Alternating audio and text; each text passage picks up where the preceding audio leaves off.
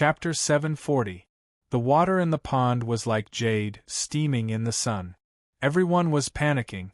Last night, the stars were sparse and the moon was bright. An order was issued to the winged cavalry to travel together. For the sake of his brothers and sisters, Zhang Xiaobao temporarily put aside other things and ordered people to carry a basket of cicadas back to make snack. He cut out the meat, soaked it in hot water, and then steamed it in a pot. After steaming for a while, he changed the pot. There were different things in the water in each pot. After steaming, he didn't put them in the sun or roasted them. He put them in a cool place and blew them with a fan. When they were half dry, he stir-fried them.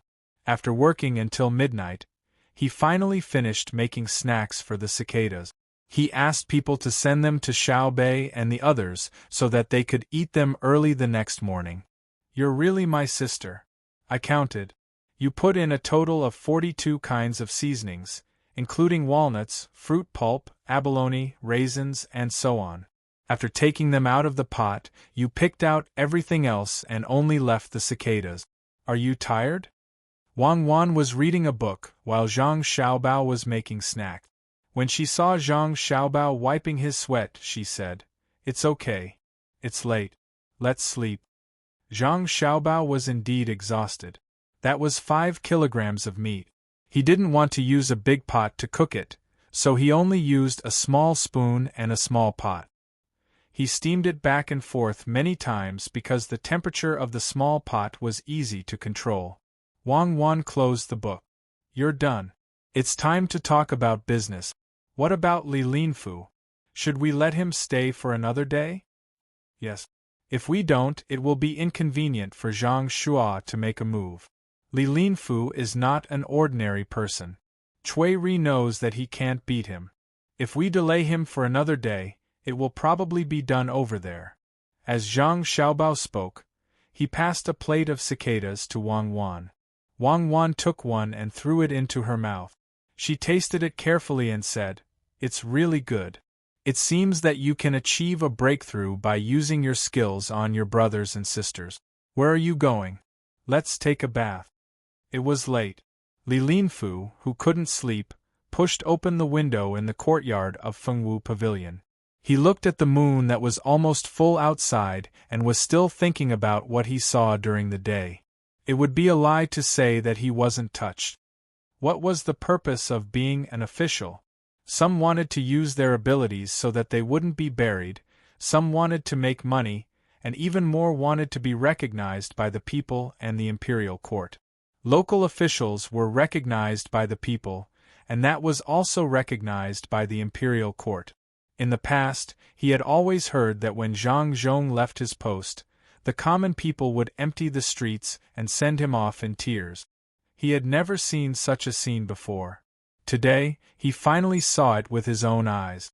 It was enough to be an official. I wonder how Feng Changgong is doing in Xin Kai County. I hope they are smart enough to not go against Cui Riji.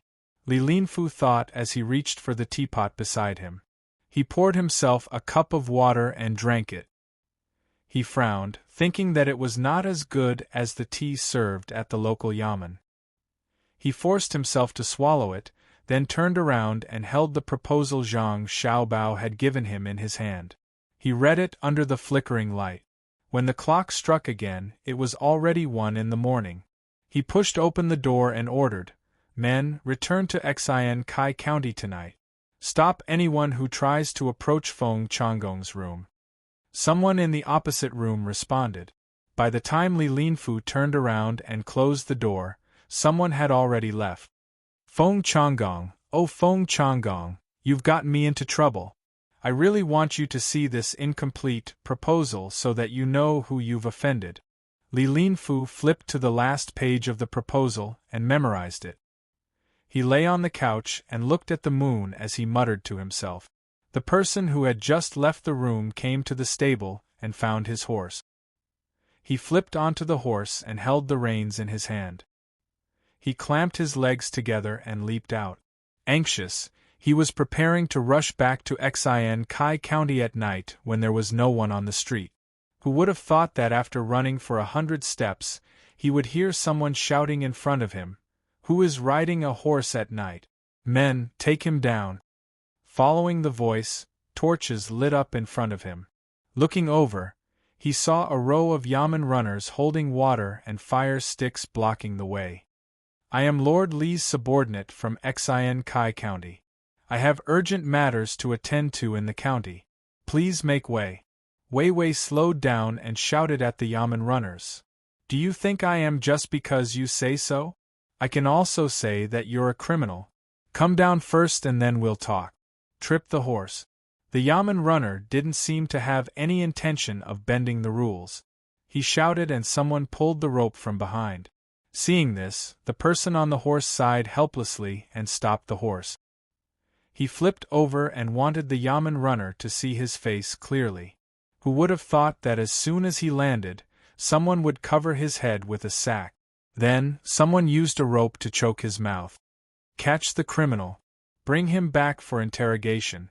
After the yamen runner said this, Li Linfu was tied up and carried away. The horse was also taken away.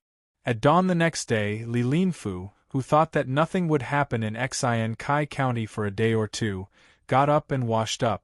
He hurriedly ate breakfast, and was about to go to the yamen to find Zhang Xiaobao when Zhang Xiaobao and Wang Wan arrived first. "Lord Li, were you comfortable in your new place last night?" Zhang Xiaobao asked with a smile as soon as he saw Li Linfu. Li Linfu also smiled. "Not bad. The Fengwu Pavilion is really good. I heard that Registrar Zhang's sister was injured and was about to visit when Registrar Zhang came personally. It was really abrupt. Children can't stay still. They only behave when they cause trouble. It's no big deal. It's just a small injury. Don't worry about it. It'll be good for them to remember." Zhang Xiaobao, who had been busy with his younger siblings until midnight last night, didn't seem to care at all. Li Linfu wanted to give him some money but suddenly remembered that he only had less than 100 copper coins on him.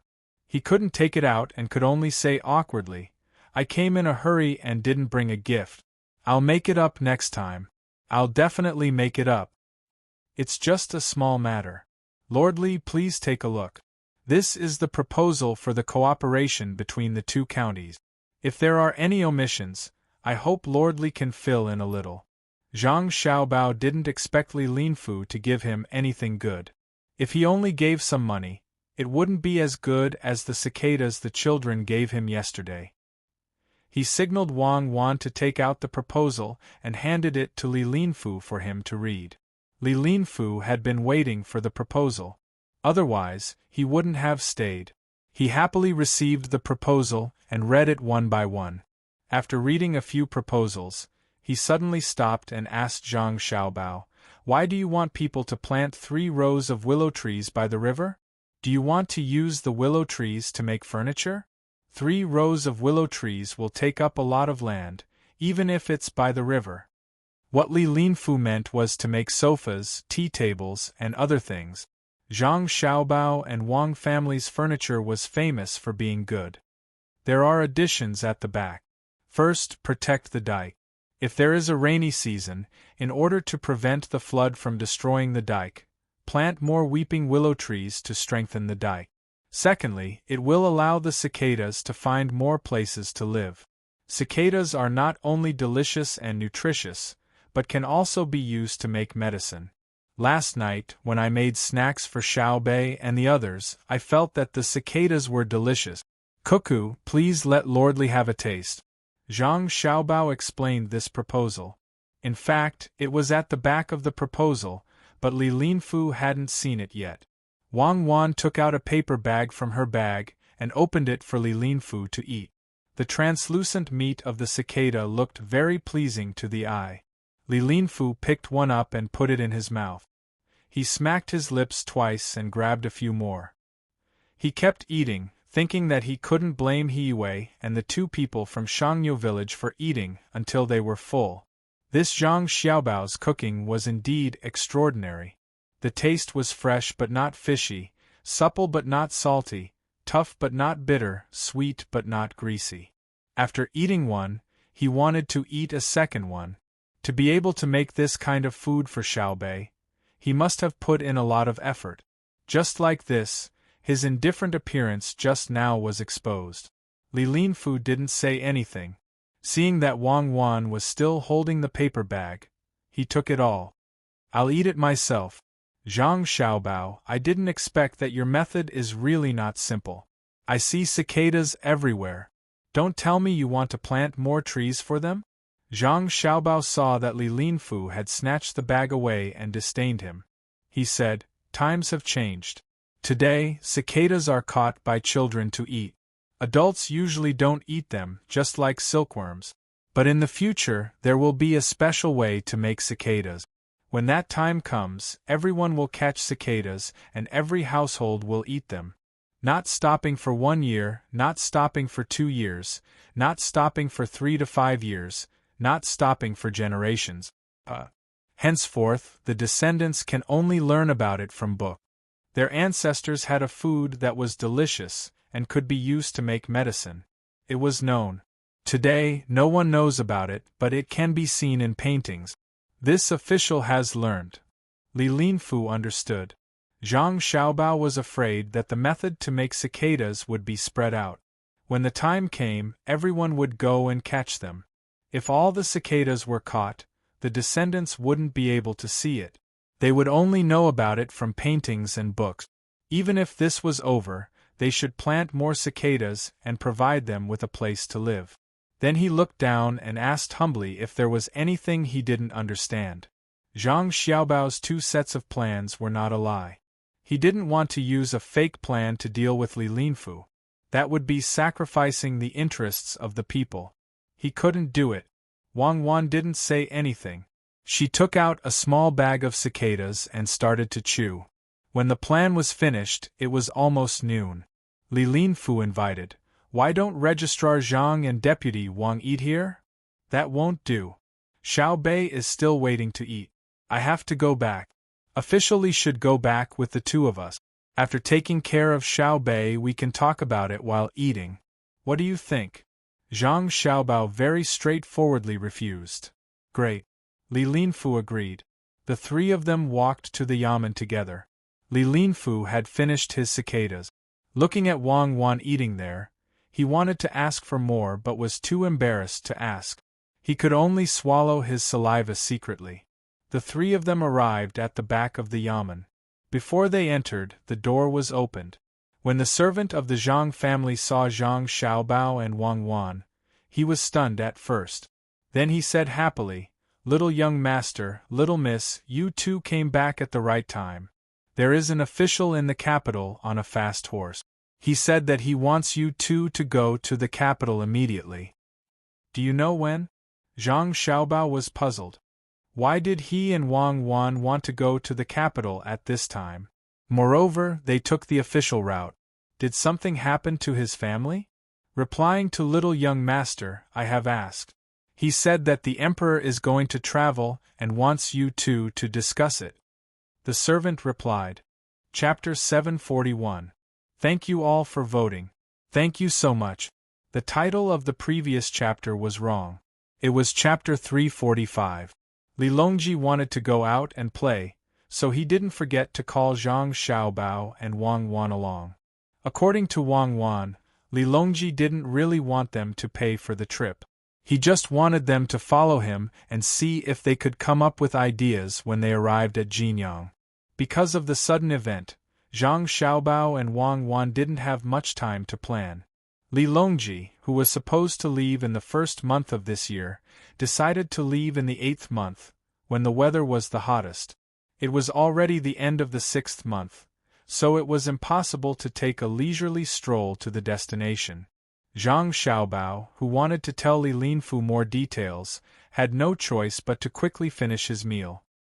He excused himself from Li Linfu and sent him out. Li Linfu was envious. Zhang Xiaobao and Wang Wan were already so far away, but the emperor still remembered them and sent someone to deliver the decree. People like this who had a place in the emperor's heart would have limitless prospects in the future. After taking the proposal, Li Linfu was about to leave Baoxin County. Just as he was about to leave, the The person he sent out last night was sent back by the county's bailiff. The bailiff explained, last night, someone rode a horse in the middle of the night. We suspected that he was a criminal. After we caught him, the criminal arrogantly said that he was Lord Lee's man. We thought that Lord Lee wouldn't have such an arrogant servant, so we didn't believe him and planned to lock him up first. We were afraid that we would disturb Lord Lee's rest in the middle of the night, so we didn't come to ask. Today we carefully asked him again and felt that he wasn't lying. There were many things that matched up, so we sent him here for Lord Lee to see. If we caught the wrong person, please forgive us. Li Linfu's heart skipped a beat when he saw that the servant, who should have returned to Shinsai County last night, was still in Baoshin County. He looked at the servant, who didn't suffer much but had a helpless expression. He sighed and said to the bailiff, "That's right. That's right, it's my subordinate. I didn't expect him to ride a horse in the middle of the night and be so arrogant. You caught him well. Let him remember this and quickly return to the team." The latter part of the sentence was directed at one of his subordinates. This person originally wanted to argue a little, but when he saw his master give him a meaningful look, he could only lower his head and enter the group. The yamen runners also went about their own business. Seeing the bailiffs leave, the person who was caught said to Li Linfu, "Sir, they are talking nonsense. Last night I know. They didn't ask you carefully at all. They just wanted to catch you. It's not your fault. Feng Changgong is finished. I don't know if I can see him when I go back today." Li Linfu didn't need his subordinates to finish speaking to know what was going on. Zhang Xiaobao and Wang Wan deliberately delayed him so that they could free up their hands to deal with Feng Changgong, who had begun to act foolishly. They could only depend on their luck. After giving the order, the team sped up, wanting to return as soon as possible to check on the situation. Feng Changgong, who was being targeted by Li Linfu, had already been arrested. His eyes were blindfolded and his mouth was gagged. He was put into a carriage and was driven to the capital. The county magistrate was also arrested at the same time. The registrar took out a token at the crucial moment and escaped the calamity. Woo. Feng Changgong, who was tied up, was lying in the carriage. When he saw that there was no one guarding the carriage, he twisted his body with all his strength and moved to the side of the county magistrate. He was making sounds from his mouth. The county magistrate was also thinking of ways to get rid of the rope. Together, the two of them finally bumped into each other. They rubbed against each other and broke the rope used to block the cloth around their mouth. After panting for a while, the two of them felt a little better. "Quick, think of a way to break the rope on our bodies. We will take the opportunity to escape. Once we are detained in the capital, we will be finished." Feng Changgong continued to twist his body and ordered the county magistrate. The county magistrate, who was supposed to cooperate with him, didn't move this time. He lay in the carriage weakly and advised Feng Changgong, "Sir, it's better to stay here. If we go back like this, we may not be killed. At most, we will be exiled. If we really break the rope and leave the carriage, we may be caught again, and they will say that we escaped because we were afraid of being punished." The county magistrate was very clear-headed at this moment. Unlike Feng Changgong, who still had a fluke mentality, since he was caught in the early morning, he understood that this time, he didn't need to count on others to help them. Surly, who was supposed to be able to protect them, went to Baoshin County and didn't come back yet. He probably couldn't help much. If he wanted to blame someone, he should blame Feng Changgong. He should have gone to Baoshin County himself, but who knew that he still didn't give up and prepared to make the last fight. Otherwise, how could Surly go there personally to ask for mercy? The more he thought about it, the more the county magistrate hated Feng Changgong. If it wasn't for him, he wouldn't have become what he was today. After saying a sentence, he closed his eyes and felt the bumpy carriage, wanting to sleep. Feng Changgong still didn't want to give up, so he said to the county magistrate, "You have to think carefully. If you don't run this time, you won't have a chance to run in the future. Now, most of the people who are escorting us are the government runners in the county. Once they meet with the people sent from the capital, they will be more strict. My Sir Feng, please don't hurt me anymore. I still have my family. Run? Where can I run? Even if the government runners in the county really listen to you, there are still people watching over us. At that time, the wanted poster will fall on my head. If I am caught again, it won't be as simple as being exiled.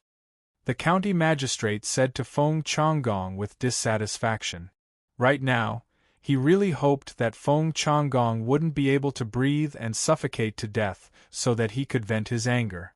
Feng Changgong sighed and turned around. Looking at the roof of the carriage, he said, "When we get to the capital, you can't betray me.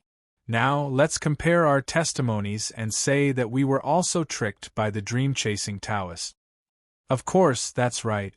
In order to not listen to Feng Changgong's nonsense, the county magistrate nodded and agreed. As for whether he could really say the same thing as Feng Changgong and not betray him, it was not clear. Outside the carriage, the people sent by Cui Riji had actually heard the movement in the carriage. When they heard that the county magistrate was against escaping, they felt a little regretful. When they came, they were instructed to create an opportunity for the two to escape and then seize it. At that time, even if they had reason, they wouldn't be able to explain themselves. In Xian Kai County, Cui Riji was holding a big banquet, chatting and laughing with a group of people. Yesterday evening, the imperial court's decree had been quickly delivered. Prime Minister Zhang Shuo had personally given the order, asking Cui Riji to find a way to bypass Li Linfu, arrest all the people who should be arrested, and send them to the capital. But who would have thought that Li Linfu would personally go to Baoxin County? When he went to capture people at night, his subordinates wanted to stop him at first. In the end, they took advantage of the moment when their guard was down at dawn to capture people. Fortunately, Li Linfu didn't come back and didn't send people here. Otherwise, the resistance would have been very fierce. This humble official congratulates you on taking over. In the future, the county matters will depend on you. This humble official will propose a toast to you. The county magistrate surnamed Yen successfully took over after the previous county magistrate was captured. Of course, the accounts would continue to be investigated. The more problems he found, the better it would be for him. After the others heard Cui Riji's imagination for the future of Xian Kai County, he flattered him. Cui Riji was in a happy mood. The 3 people in the county had been dealt with. Although the original registrar couldn't be captured, he consciously handed over the power in his hand. When Li Linfu returned, he would let Li Linfu take over. He wanted to see what Li Linfu could do. When he heard the flattering words of his subordinate, he chuckled and said, "County Magistrate Yen can't be left out of the county's matters. We must work hard together in the future." The other gentlemen and merchants who were invited also expressed their congratulations to the 2 of them. At the table, they talked back and forth. They tried their best to choose good words to say. As for the difficulties that the county might face in the future, no one brought it up.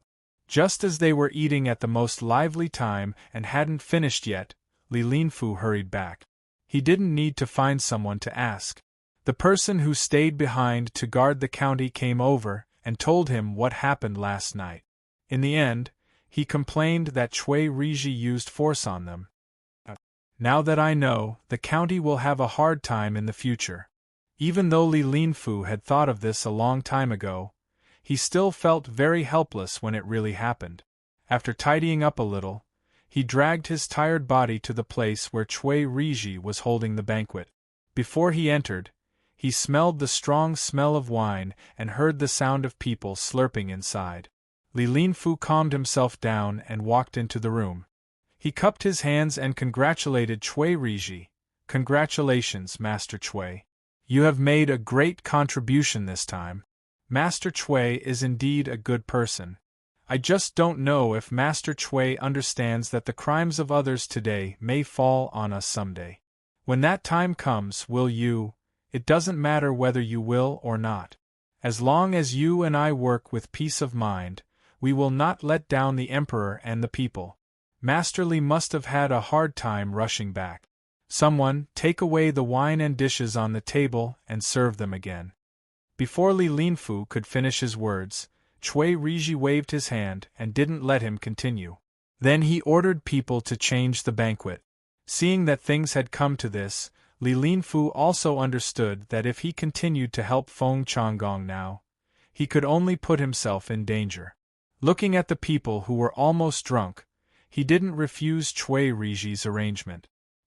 He found a place to sit down and said to Cui Riji, "Did you use your own money for this meal or the money in the account?" Cui Riji, who was very happy at first, heard Li Linfu mention money. His face darkened like Weiwei. Then he looked at the squires who were also looking at him with confused eyes. He snorted and said, "Today is the day when we take over, and it is a good day to get rid of the scourge for the people in this county. Let's not talk about other things. Master Cui is right. Then let's not talk about it. Can I also take over?"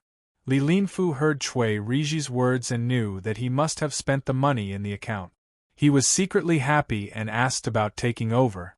Cui Riji still had to check the account. He thought that if he let Li Linfu take over now, the account would be handed to Li Linfu.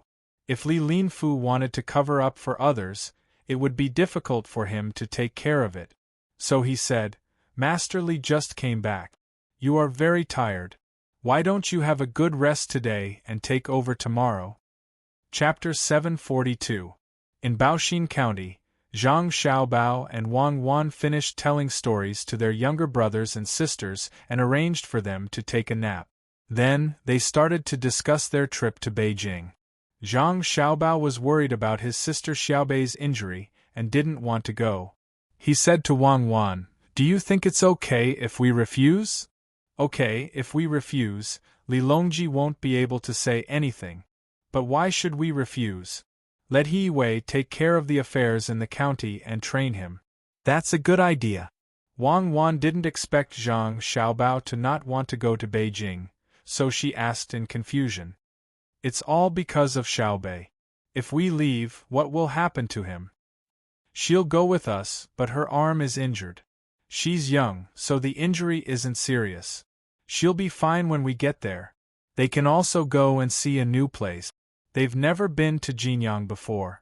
When Wang Wan heard that Zhang Xiaobao was worried about Xiaobei, she immediately said that she wanted to bring her younger brothers and sisters along. She didn't care about the number of people. She thought that even Li Longji couldn't refuse. Zhang Xiaobao didn't say anything immediately. He sat there and thought for a while. Then, he said, "Fine, I'll listen to you. Bring Xiaobei and the others along. Tell He Wei not to agree to anything from the people in Xinsai County so that he won't be cheated. This way we can leave and let them fight in Xinsai County first, so that we won't be involved. Then it's settled. I'll ask someone to arrange it right away. We'll take a boat around the county. It's less bumpy, and Xiaobei and the others are used to taking boat. They're not afraid of seasickness." Seeing that Zhang Xiaobao had changed his mind, Wang Wan got up and went out to arrange it. Zhang Xiaobao sat in his chair and didn't move. He looked at Xinsai County, smiled, and muttered, "You guys go ahead. We'll talk about it when we come back." The news that Zhang Xiaobao and Wang Wan were going to leave did not spread, so the people in the county did not know. He Wei, who knew about it, anxiously found the two of them and said to them, "If you leave, what will happen to the county?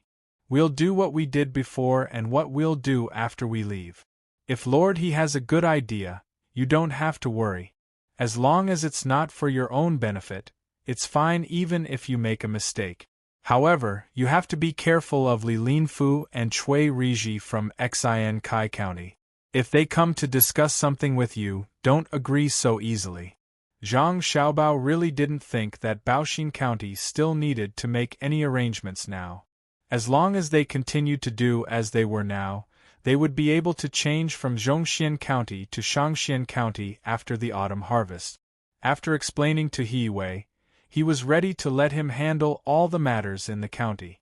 "All right, I'll try my best not to think too much about it. Let's stabilize this place first." He Wei looked at Zhang Xiaobao and Wang Wan enviously. While he was happy that they were personally invited by the emperor to accompany them, he also thought of himself. After He Wei's matter was resolved, Old Man Pai and the other two, who also knew about the news, also came over. They wanted to go with Zhang Xiaobao and Wang Wan. If Zhang Xiaobao and Wang Wan did not agree, they really couldn't go. The emperor did not ask for them. As a result, the group that wanted to leave became larger. When Xiaobei heard that they could go to another place, he happily said that he could go because his arm was fine. After waiting for 2 days, when the weather was good, when night fell, Zhang Xiaobao and the others set off. This was done to prevent the people from sending them off after they knew about it. The only person who stayed was Erniu. He still had to play games with the people from the Four Seas Academy and delay the energy of the people from the Four Seas Academy so that they could not be busy with other things. The sound of cicadas kept ringing, making people feel even more uncomfortable in the already hot weather. Li Yu, who had already drunk 3 bowls of iced sour plum soup, looked at the sunlight outside, narrowed his eyes, and ordered, "Someone, go find those people who came last time. It's time to continue the discussion today." The servant outside the door nodded and hurried to find those people. Li Yu poured himself a bowl of sour plum soup and drank a big mouthful. He let out a long breath and said to himself, "Fortunately, I went to Xinsai County and met Zhang Xiaobao. Otherwise, I would have been deceived. Each and every one of you has guts. Do you really think that I won't dare to deal with you with my identity?" Li Yu's servant quickly found the people Li Yu wanted to meet in a restaurant in Chongning County. He told them that he would go back first and ask them to hurry over. There were a total of 6 people here, and they hadn't had a good time recently. Originally, they thought that they could easily sign a contract with Li Yu and then make a lot of money. Who would have thought that just as Li Yu was about to agree to it, he would run to Xian Kai County. When they came back and discussed the matter again, the share for their side became 10%. At first, they agreed that each side would pay 50,000 strings of cash, so the total would be 100,000 strings of cash. Together with the 25,000 strings of cash, they would get 40% and the other side would get 60%. Then, they could ask for shares in technology and management. That way, they could get another 10%, turning it into a 50-50 split. However, the business channel would be controlled by their people in the end, and the other side could not immediately get shares to share the dividends. They had to mine 25,000 strings of cash first. However, when Li Yu came back, he said that the accounts could not be calculated like that. The land fee was considered as a share of 25,000 strings of cash, but the mining was considered as a resource. If they wanted to add in, they had to first ask for how long they would mine and how much iron and clay they would mine. The money that could only be earned in the future would be directly converted into shares. When they had mined enough, if they cooperated again, the shares would be distributed again. As for the employment of the people, it was a matter for both sides, not Chongning County. After all, the people provided the labor force. The model should be purely commercial, not a mixture of administrative and economic cooperation. I originally thought that the Marquis didn't know anything. Now it seems that he isn't simple. I just don't understand why he changed his mind when he was about to agree to something when he went out to find someone to invest in it. He showed us 50,000 strings of cash, but the contract isn't easy to negotiate. A person from the Millennium Chamber of Commerce said, "President, could it be that someone gave him the idea after he went out?" According to the news from the Four Seas Academy, he met with his brother by the river in Xinsai County that day. Rumor has it that he also met Zhang Xiaobao and Wang Wan from Buxin County. If they gave him the idea behind the scenes, it would not be easy to fool him. Another person said to the person who spoke earlier, emphasizing Zhang Xiaobao and Wang Wan, As long as one was observant, there was no one who did not know of their reputations. Of course, if one had not fought with the two of them, they would not be able to experience their legendary abilities. Hearing this, the other 4 people also remembered. The president said helplessly, "It's all because the news came too late. If it had come earlier, we could have asked Liu when we met last time. Today, he asked us to go over. I guess he wants to make a final decision. I don't know what he will agree to." As he spoke, the president stood up, tidied up his clothes, and walked out of the door. The other 5 people looked at each other and followed behind. However, everyone's faces were not as excited as when they first came. Instead, there was a trace of worry. Liu did not wait for too long. The 6 people from the Millennium Chamber of Commerce came to the yamen. Liu received them in a pavilion in the courtyard with a pond. After the 2 parties sat down in the pavilion, Liu asked someone to serve tea. The president of the other party spoke. "Mr. Li, what do you think about the construction of the workshop in the county? We went back and discussed it. We said that we would use the land to calculate 25,000 strings of coins, and then dig out 50,000 strings of coins. Our skills and management would only take up 25%, which is really too little. In that case, in the end, we would only take up 75% of all the shares, including our skills and management, and 50,000 strings of coins. Lord Li, can we discuss this matter further? Otherwise, the money we invested will not be worth it. How about this? Let's not take a share of the 50,000 strings of cash that we will be collecting. Our technology and management, together with the 50,000 strings of cash that we invested, will take 50% of the shares. When it's time to mine, we will set up a special mining workshop. You will use the local resources to take half, and we will use the mining technology to take the other half. This is the idea of the 2 chambers of commerce. Or rather, the 2 transactions will be separated and settled separately. The workshop we worked with before will buy from the place we came later. This way we can be considered to have a good deal. Otherwise, you will be using goods that have not appeared to exchange for our current shares. This is unfair to us." After the president finished speaking, the others nodded, indicating that this was how it should be done. Liu was happy. Although he could not agree, he could gain benefits from several negotiations. That was, the shares of the land had been determined. The other party did not object to using the occupied land to buy shares. At first, the land and mining were considered as one share. Now that it was divided, there was more profit. Seeing the 6 people looking at him, Liu nodded, shook his head, and said, "President Tian, how about this? Let's not talk about the mining of resources. Let's talk about the former. In the future, the county will set up a special resource mining chamber of commerce. When the time comes, we will directly buy from the workshop we worked with. I promise you that at the same price, you will have the priority to buy. If you think that the land will take up too much of the shares and you will lose too much, then take it out and use the workshop we worked with to rent the land from the county. We will share the cost of this." The 6 people of the Millennium Chamber of Commerce frowned at the same time and analyzed this matter. After a while, President Tian asked, "Does it mean that we will only cooperate with Tao and Tai's workshop directly, and we will have to buy and rent the land and mining separately? In this case, how much of the shares should our technology and management, plus the 50,000 strings of coins, take? You only took out 50,000 strings of coins. You can't take half, right? But I still feel that something is wrong. How about we discuss it?" Chapter 743.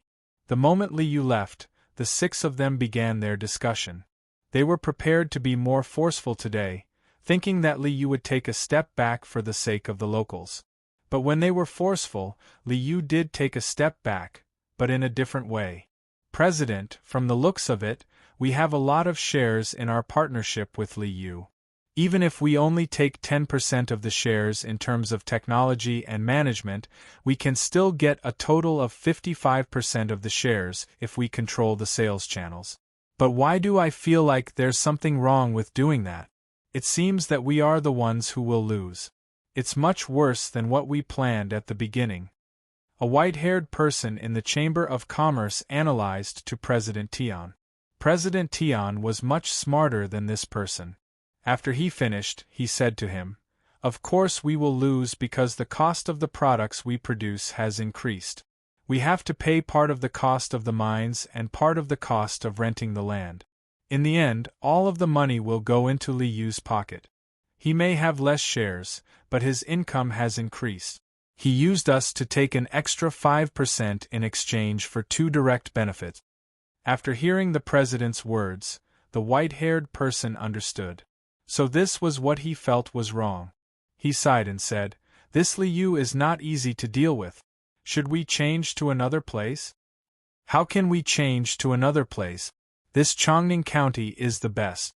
If we change to another place, other officials will dare to cooperate with us like this. Li Yu's status is different. Even if he loses in the end, he can take responsibility. Other officials won't dare to." A pockmarked face person next to the white-haired person rejected the other's suggestion.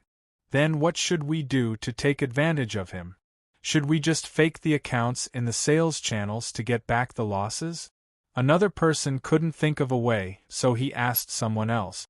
President Tian shook his head and said, "We can't fake the accounts. I think Li Yu will send people to follow us. If he really finds out, he can deal with us directly. Now we think that he is afraid of losing face and can't use force to threaten us. That's why we want to cooperate with him." This time, the 6 of them were silent again. They drank cup after cup of tea. When they felt that the tea was tasteless, President Tian said to the other 5, "Actually, it's not like there's no other way. There's another good idea. We can learn from Li Yu and separate the sales department. We will use technology and 50,000 strings of cash to exchange for 55% of the shares. Li Yu will take 45%. When the products are produced, we will sell the part that we sell. As for the dividends, we will only share the part that is produced and sold. As for how much the sales are, won't we still earn it ourselves?" As expected of the president. "Good idea. I think this method will work. Once we continue to invest the money we earn, we can squeeze Li Yu out of the market bit by bit. Or, once the contract is signed, we can transfer the money directly." Xiaobai slapped his thigh and praised President Tian. President Tian stroked the short beard under his chin and nodded with a smile. He said, "There's another important point. Once the people in Chongning County have work to do, they will rely on us. When the time comes, we will have the technology and can directly threaten the local employment situation." Yes, we have the technology. But President Tian, we don't have any good technology. The pottery is still the same. We just hang some other things outside at the end. If we put iron shavings inside, it may not be able to be burned out. Xiaobai thought of the most important point. They didn't have any technology. Otherwise, they wouldn't think of making money by cheating.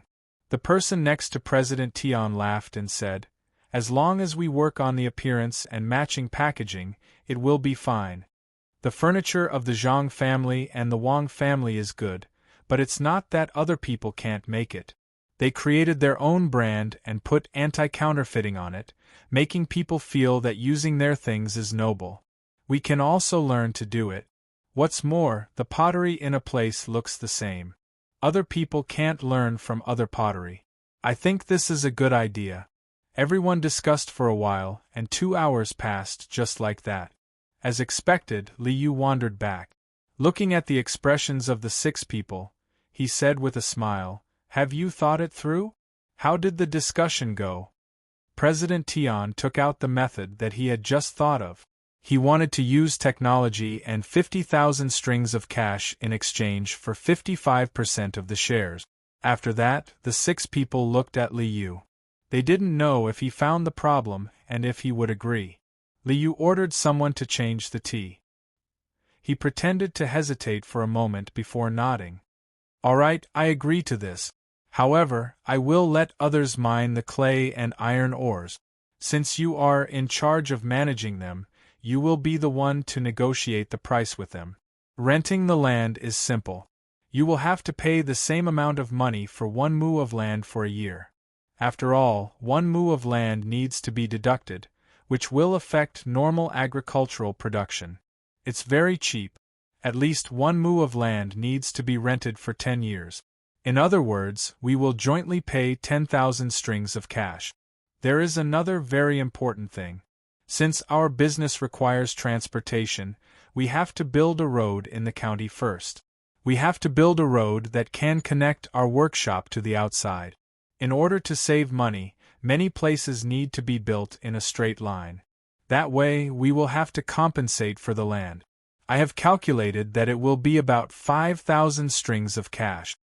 Another thing is the river. Our county doesn't have a big river, but the neighboring county has each one. The workshop can't not use water. It will cost about 25,000 strings of cash to bring the river over. We will still pay for this, but the land won't be considered as land use fees. After all, it can be used for irrigation. Let's talk about this first. If possible, I agree to only ask for 45% of the shares. The money is ready. I just need you to sign the document and I will hand it over to you. However, you have to send someone to keep an eye on the account book. What do you think? After Liu finished speaking, he leaned back in his chair and picked up the teacup to drink leisurely. He was very happy in his heart. He thought to himself, "Little guys, you come here to scheme. You don't even know who I am. If I am really tricked by you, how can I raise my head among my brothers? This is only the first step. Wait and see. There are many ways." That was Zhang Xiaobao's idea. When the people from the Millennium Chamber of Commerce heard Liu's words, they were happy. When they heard the whole story, they finally knew what Liu was planning. He wanted them to take out 20,000 strings of cash for Chongning County's local development. Liu's expression changed. Chairman Tian hurriedly waved his hand. "Lord Li, this is not good. If we do this, we will be wasting money. Although you will also take out 20,000 strings of cash, it is not a normal business to take out so much money." "Oh, that's right. Then let me ask you. You told me before that you would make a profit in 1 year, recoup your capital in 2 years, and double it in 3 years. Is that true?" Liu asked. "Of course, it is true. The main thing is that the first year needs to be used to create a brand. If we work harder and produce the products this year and create a brand, we may be able to double it by next winter. We have underestimated the ability to make money." Chairman Tian promised again. "Then it's settled. We need to pay taxes for our business. How about this? The county will exempt the production and sales of our workshop from taxes for 10 years. According to what you said, the tax exemption is quite high. However, your independent sales department also needs to pay taxes. I will find someone to mine there." "Yes, it's a good idea. But your independent sales department also needs to pay taxes. Unless you were lying to me earlier, there's no way you'll be able to earn that much money. Otherwise, you can calculate how much less tax you'll have to pay according to the development you've described earlier. Not to mention 40,000 strings of cash, you can even get 10, right?" Seeing that the other party admitted, Liu made things easier. He gave them a chance to calculate the profit and promised to exempt them from taxes. They would use 40,000 strings of cash in exchange for 10 years of tax. So this is what he was waiting for, the 6 people of the Chamber of Commerce thought at the same time. When they looked at Liu again, they felt that Liu was not an official sitting opposite them, but an old fox who was good at calculating. His calculation was too good. The one with the white hair couldn't help but ask, "Lord Li, did you meet Zhang Xiaobao and Wang Wan in Xinsai County? How did you know? We just had a meal together. My brother is building a workshop with them. Otherwise, where would I get so much money?" Liu pretended to be surprised and asked, then explained how he got the money. The 6 people understood. No wonder Liu seemed like a different person when he came back. As expected, He had received advice from Zhang Xiaobao. His opponent had changed and he couldn't act like before. Even if it was just rumors about how powerful Zhang Xiaobao was, he still had to be on guard. The 6 people looked at each other and didn't know what to say. Do you still want to discuss it a little more? Then, this official will take a look at the front. Liu put down his teacup and asked. Seeing the change in the expressions of the 6 people, Liu felt very comfortable. Now they knew who was behind this, right? Even if they don't want to do it, they can't. I raised all the money here. If they don't do it, wouldn't they be playing with me, a marquis? Hearing Liu's question, President Tian gritted his teeth and said, There is no need to discuss it. We will do as Lord Li says. We agree to the tax exemption for 10 years.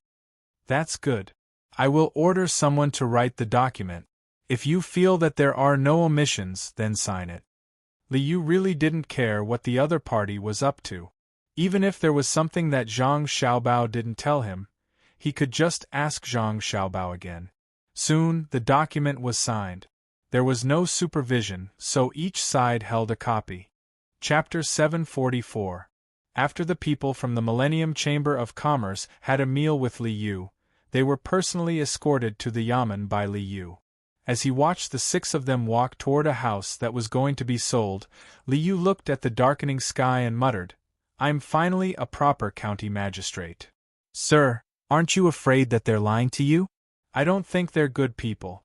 They signed the contract too quickly. One of Liu's advisors didn't know about this before. Liu had just found him from somewhere else.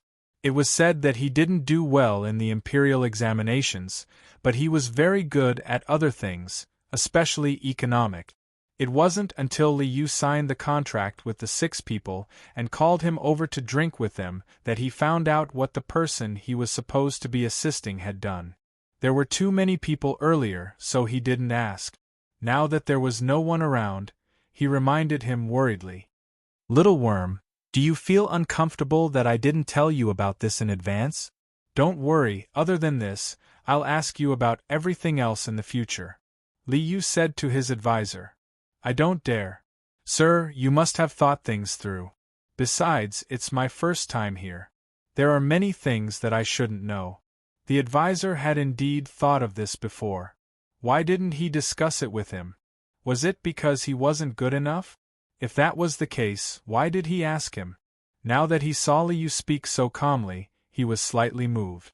He hurriedly denied it vaguely, letting Liu know that he had thought about it and giving Liu a way out. Liu didn't care about what the advisor thought and explained, I don't think you can interfere in this matter. You just want to persuade me not to cooperate with them, right? That's right, the advisor replied calmly as well. Then how will this county develop? The people who came up with the idea behind the contract were Zhang Xiaobao and Wang Wan. If it weren't for the fact that I have a good brother who's familiar with them, they wouldn't care about this matter. That's why I must cooperate with the Millennium Chamber of Commerce. Liu told his advisor about the source of the idea. When the advisor heard this, he was puzzled at first. Then, his eyes widened and he asked in disbelief, Sir, are you talking about Zhang Xiaobao from the Zhang family in Sanshui County? The one who went to Jianan Circuit? That's right. What's wrong? Are you unconvinced? Do you think you're better than him? Liu asked. No, my lord, with him around, you really don't need this lowly one. How could this lowly one dare to refuse?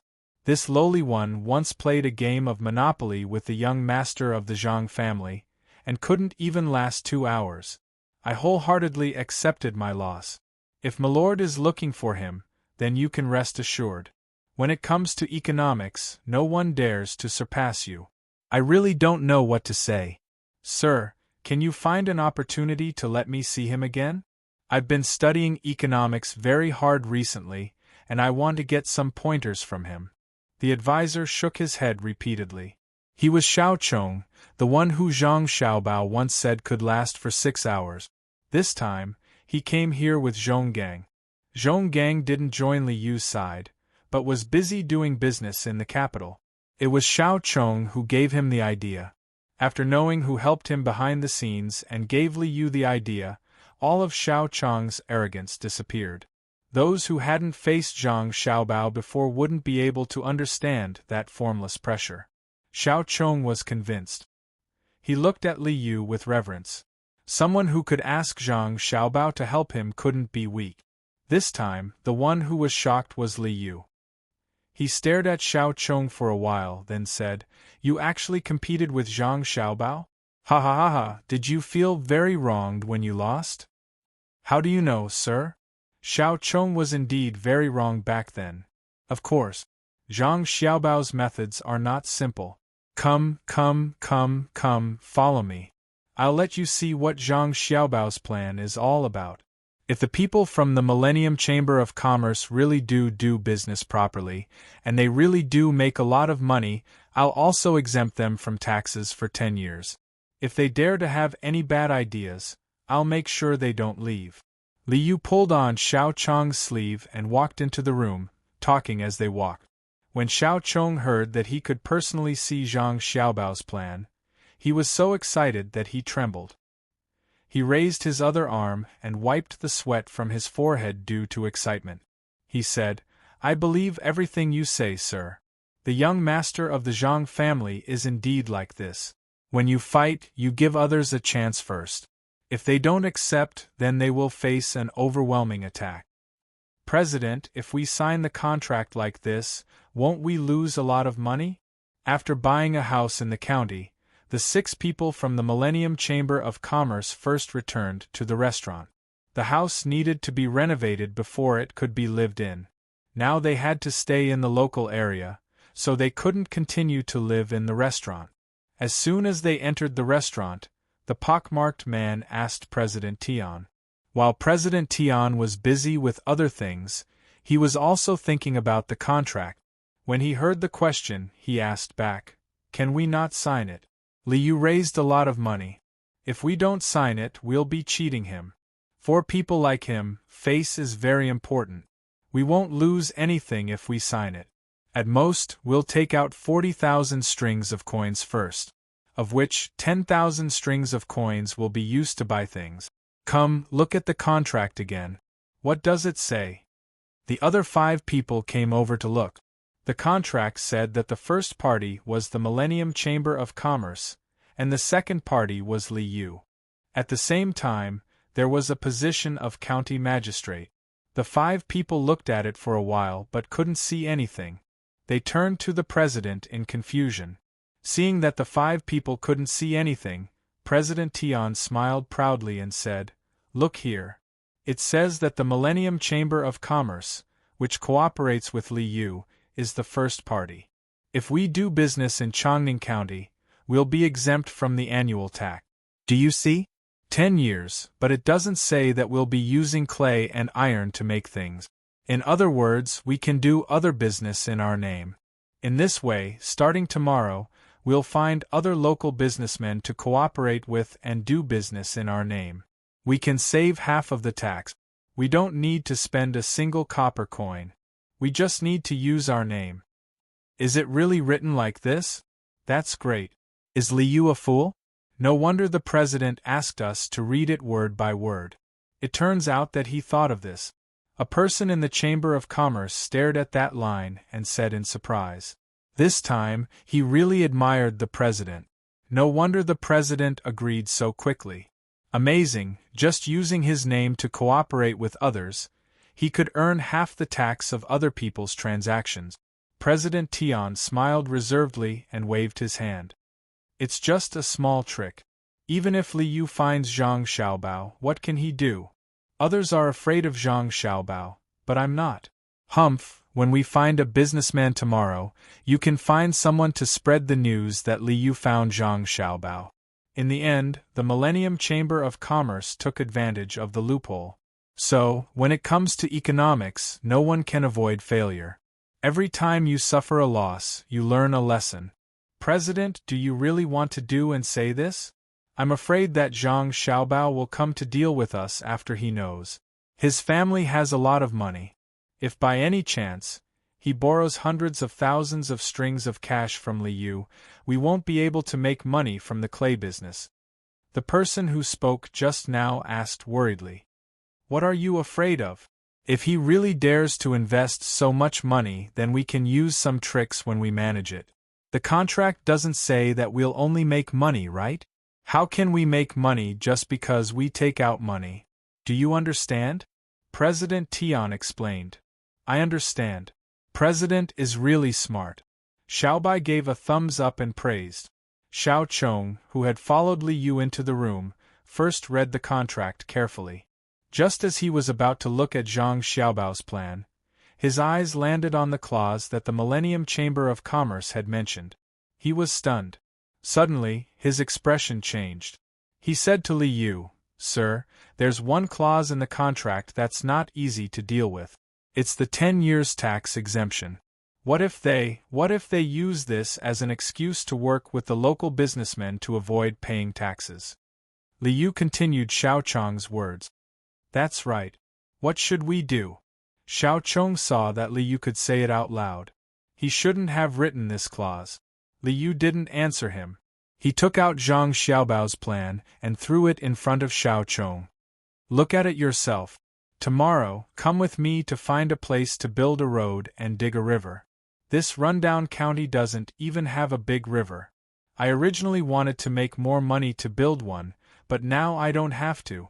Xiao Chong carefully picked up Zhang Xiaobao's plan and flipped through it. The next day, the sky was high and the clouds were light. The sun came out early and shone on the earth and the people and things on it. Liu led his men to the restaurant where the Millennium Chamber of Commerce stayed. He ordered people to invite them in to discuss the road construction. As soon as they went up, the people from the Millennium Chamber of Commerce came down. However, there were only 3 people, not 6. The other 3 were nowhere to be found. Surly woke up early. We were going to find you at the Yamen to discuss the road construction. We didn't expect you to come here personally. People always say that you're good to the people in the county. When we first came, we didn't think so. Now we believe it. Chairman Tian greeted Liu.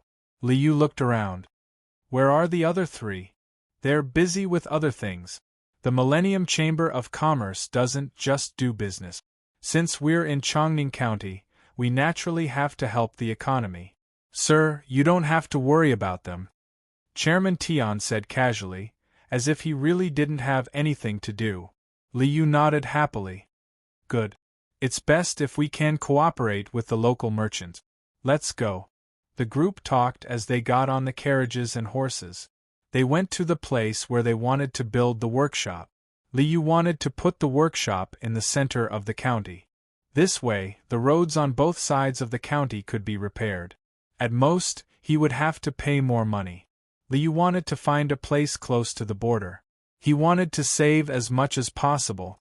Both sides gave their reasons and argued nonstop. It was almost noon when they finally chose a place that was closer to the county in the east. There was a river there, so it would be convenient for transportation. Chapter 745. Seeing that the 3 of them had returned with many contracts, Chairman Tian smiled in relief.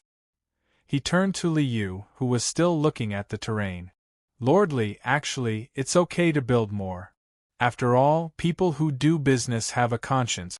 If they can do more good for the people, they should do more. Really? Liu didn't expect Chairman Tian to be so easy to talk to. He was wondering if he should add more money. For people like him, no matter how much money he had, it was better to build a good reputation. If he didn't have money, he could ask others for money. If he really couldn't do it, he still had an adopted elder brother. Seeing Chairman Tian nod with a smile, Liu said happily, Good, I like businessmen with a conscience. Making money is one thing, but you can't just think about money for the sake of making money. You should at least think about the people, like Xiao Bao and Cuckoo. Oh, let's not talk about them. They are officials. For example, between the clouds and the water, they are doing very well. Chairman Tian could earn more money now, so he naturally wouldn't refute Liu's words. Between the clouds and the water was still owned by the Zhang family and the Wang family. What was the difference? As he followed Liu forward, he gave a look to the people beside him, indicating that they should go out and take a look. He then whispered to the person closest to him. There are no more businessmen in this county. We can go to other counties to take a look. Lure them here and reduce the tax. For example, 30% or even 20% is good. The more prosperous the county, the more they earn, and the more money we will have. Chairman, I'll go arrange it now. The person who received the order agreed and found an excuse to leave. He hired a carriage and rushed to another county as fast as he could. Liu pretended not to notice their little trick. Xiao Chong also turned a blind eye. He now admired Zhang Xiaobao even more. The proposal had already mentioned this point. It could be said that he had foreseen the enemy first. While they were looking at the terrain, the Yamen of Chongning County posted a notice. Regardless of whether they could read or not, they should come closer to take a look. Those who could read would have to explain it to others. A large group of people had gathered at the spot closest to the entrance of the Yamen, which was used to post notices. A man dressed like a scholar stood at the front. The people around him gave up their spots to him as a sign of respect. No one squeezed past him and waited for him to read the words on the notice. This county has issued a new regulation. Those who are required to pay taxes and refuse to pay with any excuse will be forcibly collected by bailiff. Depending on their attitude, they will be punished by 3 to 5 times the amount. I hope that all merchants in this county will remember this. That's it, just this one. It was also a kind of honor to be respected by so many illiterate people. Of course, it depended on the place. If it was in Sanshui County, no one would need him to read it. If it was in Sanshui County, no one would need him to read it. If there were children at home who had studied in school for 2 years, they could just bring them out. The people thought that it was a big deal, but when they saw that it was only for merchants to take the initiative to pay taxes in time, they were very disappointed. They sighed and dispersed. Chairman Tian, how about we go from here to the river? There are several small rivers in front of us that can be connected. It will be convenient to use water when the time comes. It won't be troublesome to make the rivers wider. Liu led the crowd to another place. He looked around and took out the map in his hand. After carefully comparing it, he said to Chairman Tian of the Qianshi Chamber of Commerce. Chairman Tian still had a reserved smile on his face. If Lord Li says it's okay, then it's okay. The map in your hand seems to be more detailed than the one used for the game. Can I have a look? When Chairman Tian agreed, he glanced at the map in Liu's hand and found that there was something wrong with it. He also wanted a copy. Liu quickly closed the map and refused directly. No, even if I show it to you, do you really dare to look at it? This is a military map. Of course, it's detailed. After all, I'm also the military secretary of the province. That's why I have a map. Liu found an excuse for himself. In fact, he didn't have a map. In the whole Tang Empire, there were only 2 places that had a proper military map. One was the palace in the capital, and the other was the Zhang family and the Wang family. It was good enough that Zhang Xiaobao gave him a copy of Chongning's map. Even so, this map lacked note. For example, when the horses walked on a certain place, whether it was difficult to walk, or what materials could be used when climbing a mountain. These were all missing. When Chairman Tian heard that it was a military map, he really wanted a copy. However, he didn't dare to. Why would a businessman want a military map? Chairman Tian nodded regretfully and didn't mention the map again. He continued to wander around with Liu. 2 days later, where to build roads and where to open rivers were all discussed. The people of the Qianshi Chamber of Commerce immediately transferred money and hired the local people to start working. This time, the people also knew that there was a chamber of commerce called Qianshi. They worked together with the county magistrate to do good things for the county. The chamber of commerce was good, but the county magistrate was better. Without the county magistrate, the Qianshi Chamber of Commerce wouldn't have come. In order to encourage the people to be more active, the Yamen posted a notice. It said that the idea of building roads with the Chamber of Commerce was proposed by Zhang Xiaobao and Wang Wan of the Zhang family in Sanshui County. It asked people not to worry. Many people didn't know who the Zhang family in Sanshui County was, but the businessmen who had traveled the north and south knew. They bragged to others during meals. This time, the people knew that the Zhang family was very powerful, and their children were also very powerful. Wherever they went, they never did anything wrong. They were good to the people, good at making money, honest officials and rich officials. Yes, rich and honest officials. It was a magical combination of words.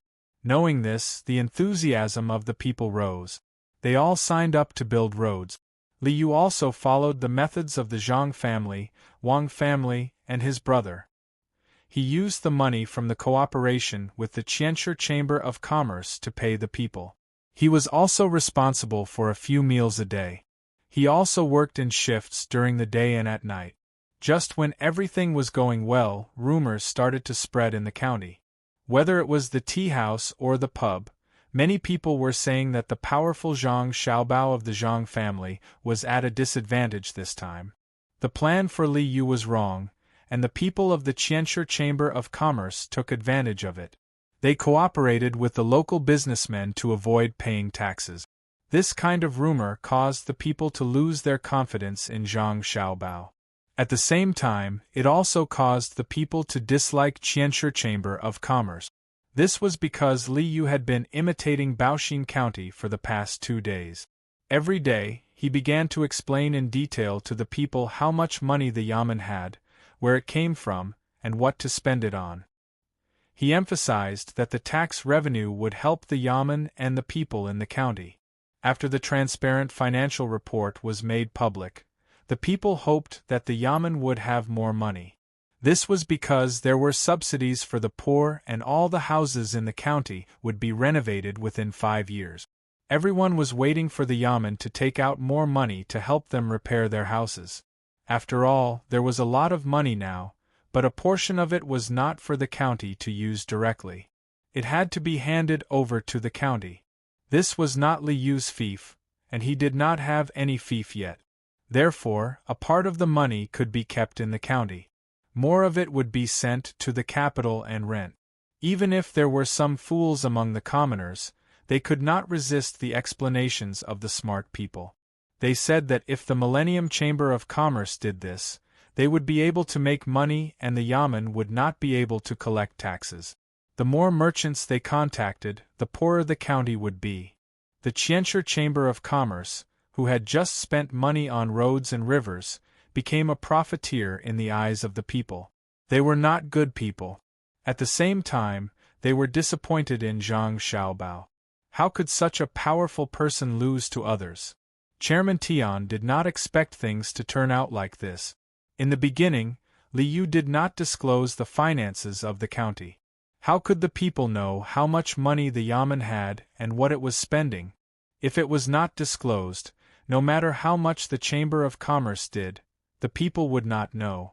Now, the good reputation that they had paid a lot of money for was gone.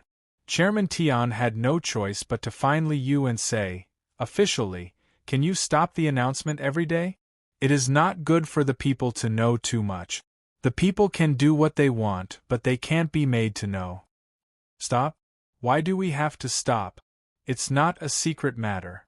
This official believes that I am honest enough as an official. There's nothing that cannot be told to others about the matters of the Yamen. Also, what you said was wrong.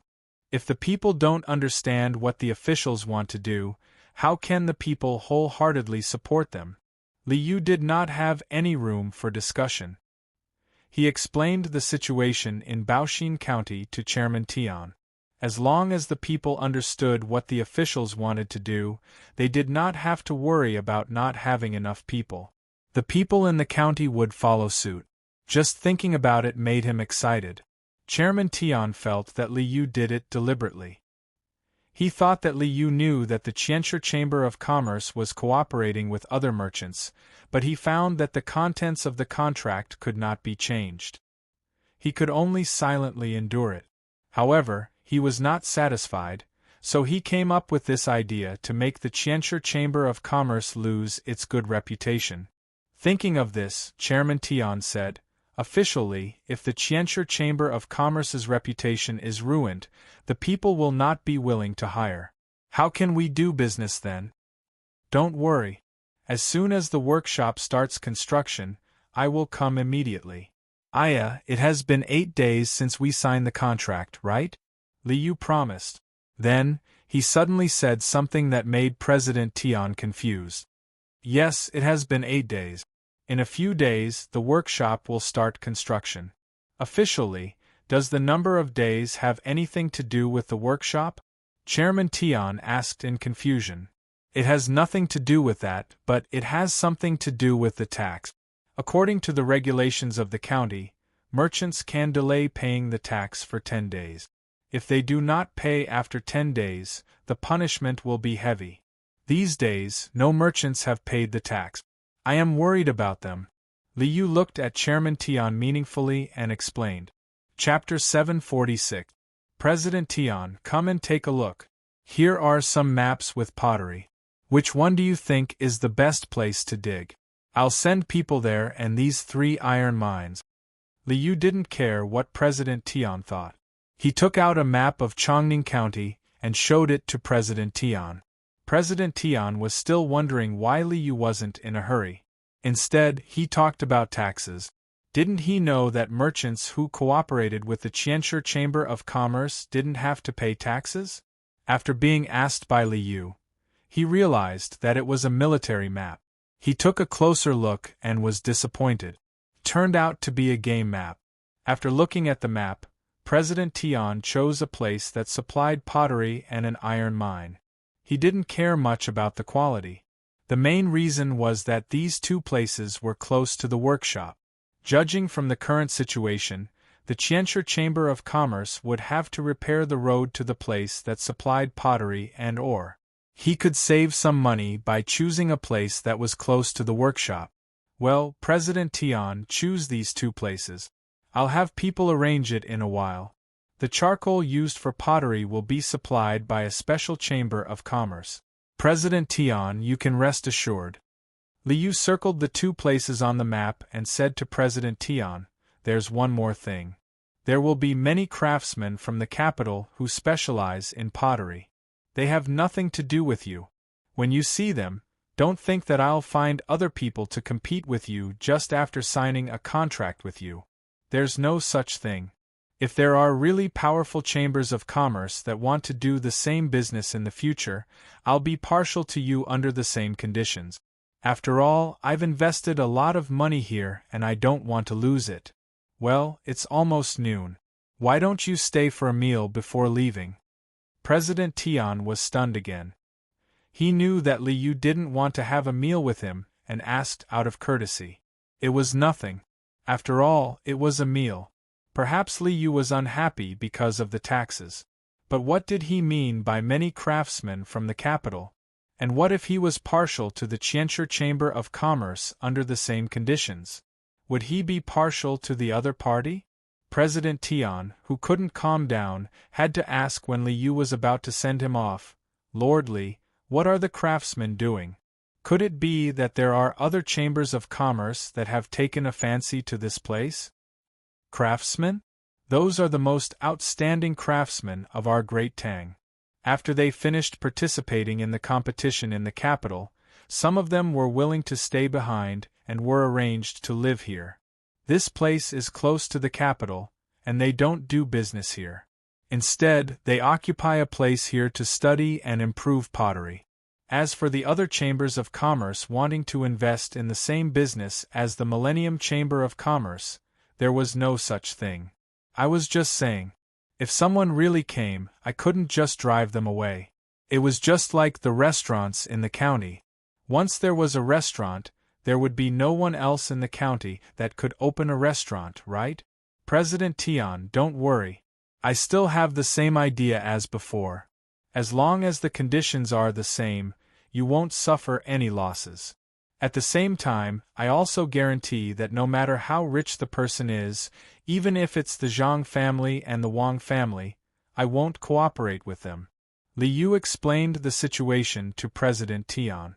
Chairman Tian couldn't figure it out for a while, so he could only reply, "Okay, then I'll go back now and finish the work of the workshop as soon as possible.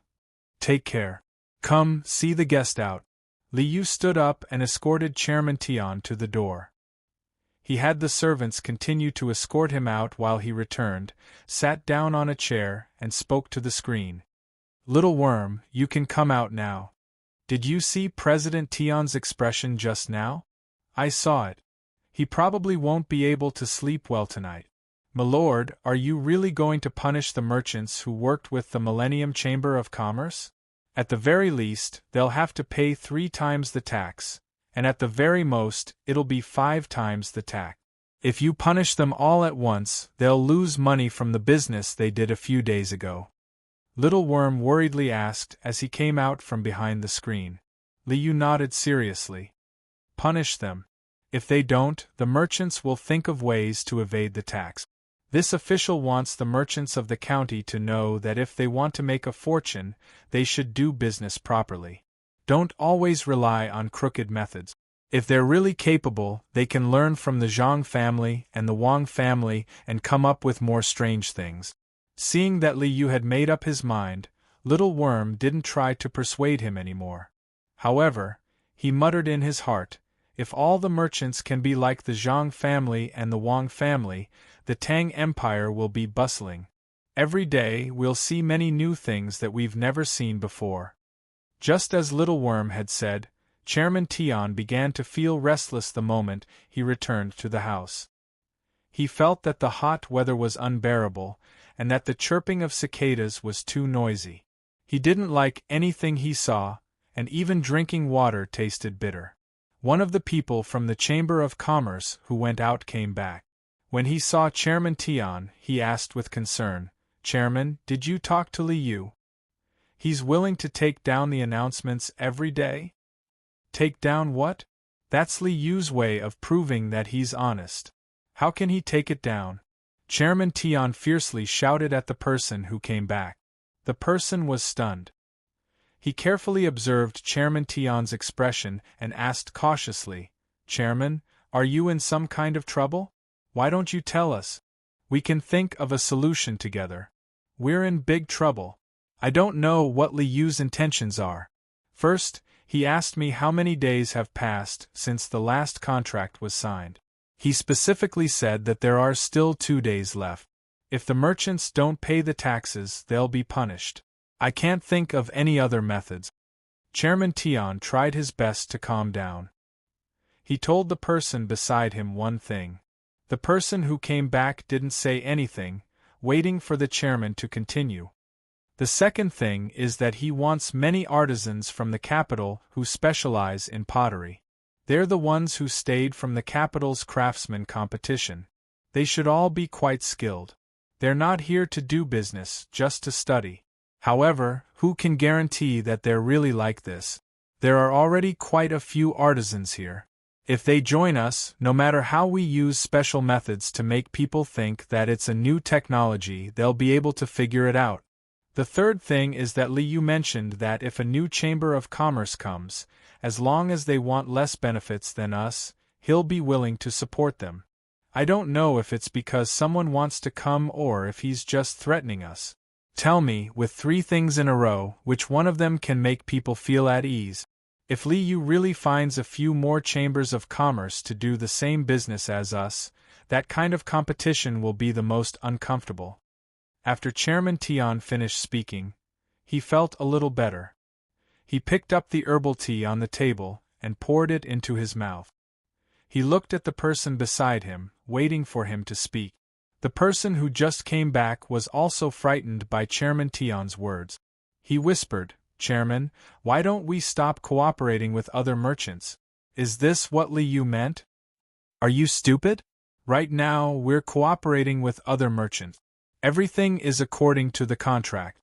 Even if Li Yu isn't happy, as long as he still wants some face, he won't use other methods to deal with us.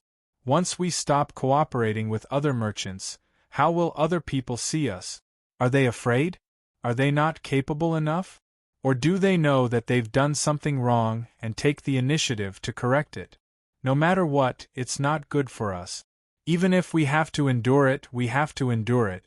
Chairman Tian considered many things, but he couldn't solve them even if he said it out loud. He could only wait. 2 days later, the weather was a little gloomy. The wind was still strong, blowing from the southwest to the northeast.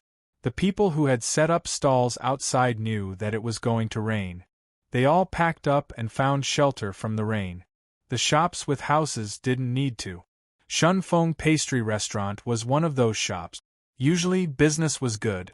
Normally, taxes were paid every half a month. It was a fixed amount, unlike some merchants who paid according to the quantity of goods. The owner of Shunfeng Pastry Restaurant was surnamed Wang. His name was Wang Sunfeng. He had named the restaurant after himself. Today was the day he was supposed to pay his taxes. Because according to the half-a-month period it was just right. He had delayed it for 10 days. But he wasn't worried at all. Even though the waiter had already warned him not to offend the yamen, Wang Sunfeng still felt that he should wait and see. Hurry up. It's going to rain soon. If the stalls outside can't sell, there will be more people coming in to eat. If anyone dares to slack off, I'll deduct their wages. Looking at the sky outside, Wang Sunfeng was very happy. There were fewer competitors now. If it could rain until nighttime, his income today would be equivalent to 2 days of good weather. Just as he was feeling happy, 2 bailiffs from the yamen came. They knew each other. One of the bailiffs sat at a table and said to Wang Sunfeng, "Brother Wang, isn't it time to pay the tax? It's been 10 days. Oh, Brother Fu, you're wrong. I've already signed a contract with the Millennium Chamber of Commerce. Even if I take money out today, it will be sent to them. They're tax-free for 10 years. Look, when we signed the contract, we copied down the relevant places. The people from the Millennium Chamber of Commerce even put their fingerprints on it. It can't be faked." Wang Sunfeng didn't want to pay at all. He could save half of the money. It wasn't a small amount. "So you're refusing to pay your taxes? Then don't blame me for not being able to do it. Arrest him." As the runner spoke, the chain went for Wang Sunfeng's neck. Wang Sunfeng could have dodged, but he didn't. If he dodged, he would be resisting arrest. "What right do you have to arrest me? I didn't do anything wrong. I want to talk to the county magistrate." Wang Sunfeng was brought to the yamen by the runners. At this time, there were many people in the yamen who had been arrested. They didn't dare to move because they knew Li Yu's identity. They just wanted an explanation. When most of the people had arrived, Li Yu came to the front with a contract in his hand. He said to the crowd, "Is there anyone who doesn't agree? Fine, I'll tell you. Look carefully. When Party A cooperates with Party B, they are tax-free. When they signed the contract with you, they didn't cooperate with me in this regard. You'll pay what you have to pay. No one can escape. Pay your taxes and pay your fines. Then you can go home. Sir, you can say whatever you want. Why do you have the final say?" A merchant rolled his eyes and said. Chapter 747. After explaining the contract to the merchants working with the Qianshi Chamber of Commerce, Li Yu really forced them to pay up and increase the fine by 3 times. The merchants did not dare to resist. They were scared out of their wits. They were not afraid of Li Yu, but of Zhang Xiaobao. The rumors were true, and Zhang Xiaobao lived up to his reputation. A few days ago, they had been saying that the undefeated Zhang Xiaobao had lost. Now, they knew what it meant to have no empty seat. "Lord Li, no, Marquis, you are familiar with the young master of the Zhang family. I accept the punishment. Not just 3 times, even 5 times is fine. I spoke ill of him a few days ago, so please speak up for me. Don't let him send people to open a pancake shop." Wang Sunfeng, who owned a Shunfeng pastry restaurant at home, walked up to Li Yu from behind the crowd of businessmen. His face was full of regret as he pleaded with Li Yu.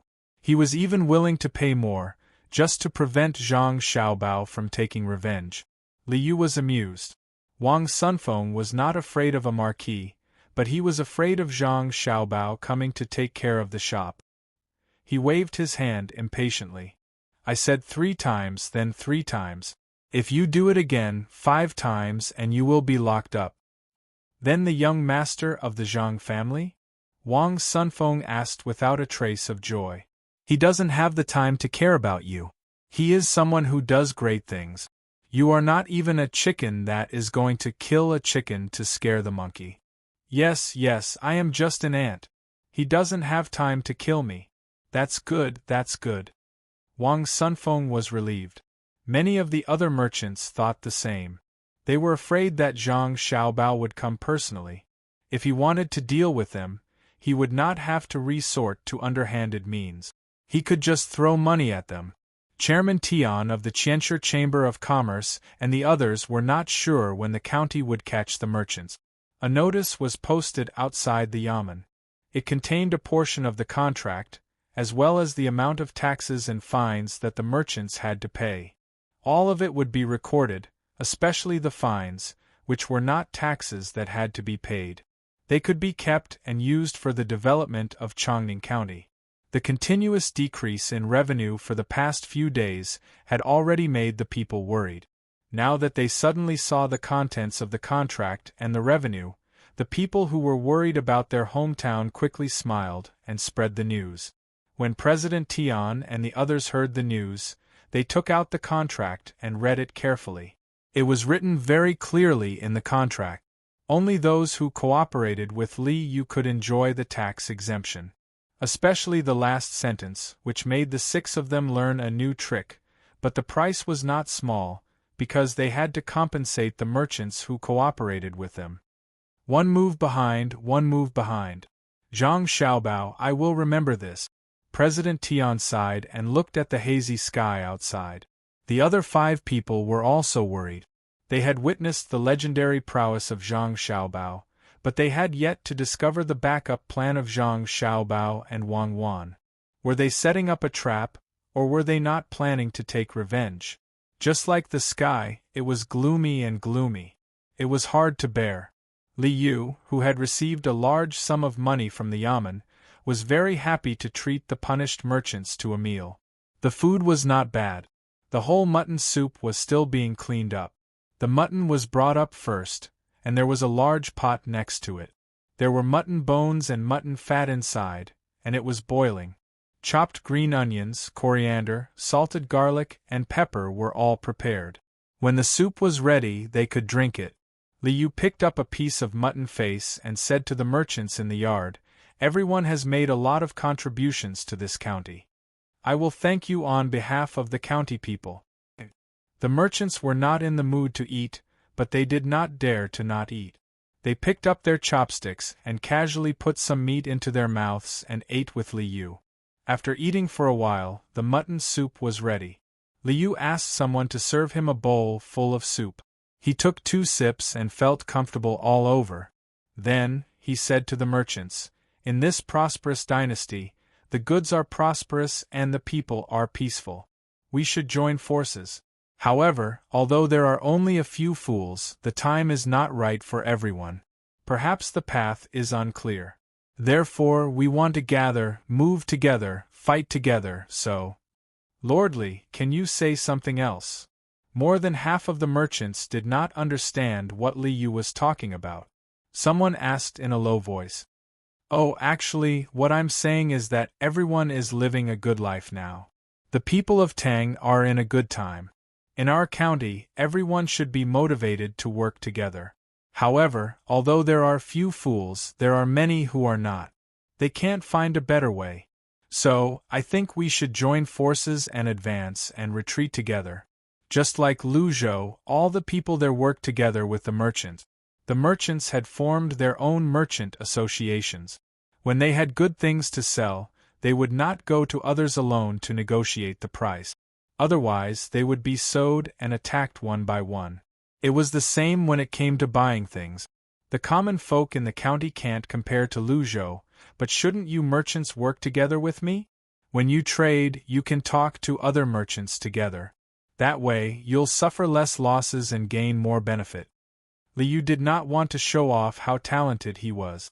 When he saw that many people did not understand, he immediately changed his way of speaking. He looked at the merchants, asking them if they wanted to join him.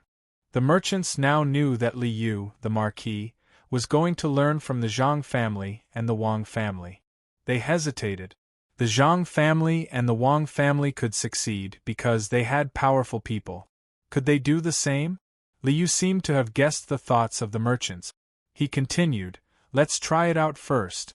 If we find it difficult, I'll ask Zhang Xiaobao. What do you think?" "We'll listen to your orders, my lord." Wang Sunfeng expressed his stance. Liu's last sentence had worked. The other merchants also agreed.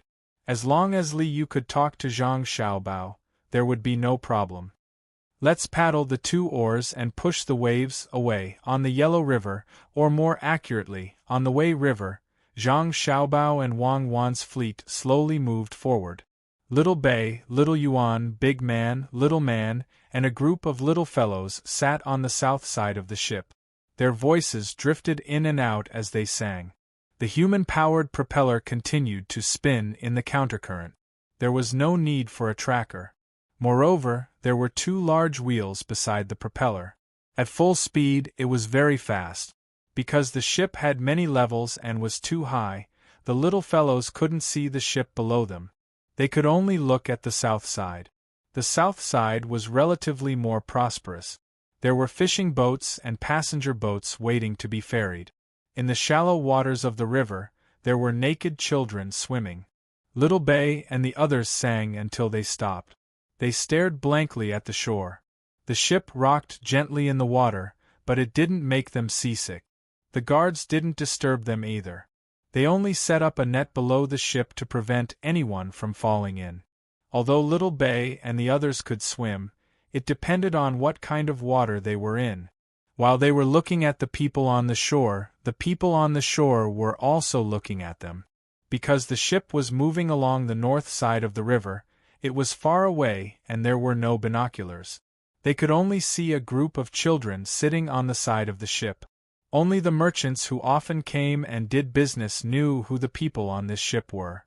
The 2 rice seedlings holding hands clearly told the people who were familiar with them that this was the young master and young lady of the Zhang and Wang families who were on the move.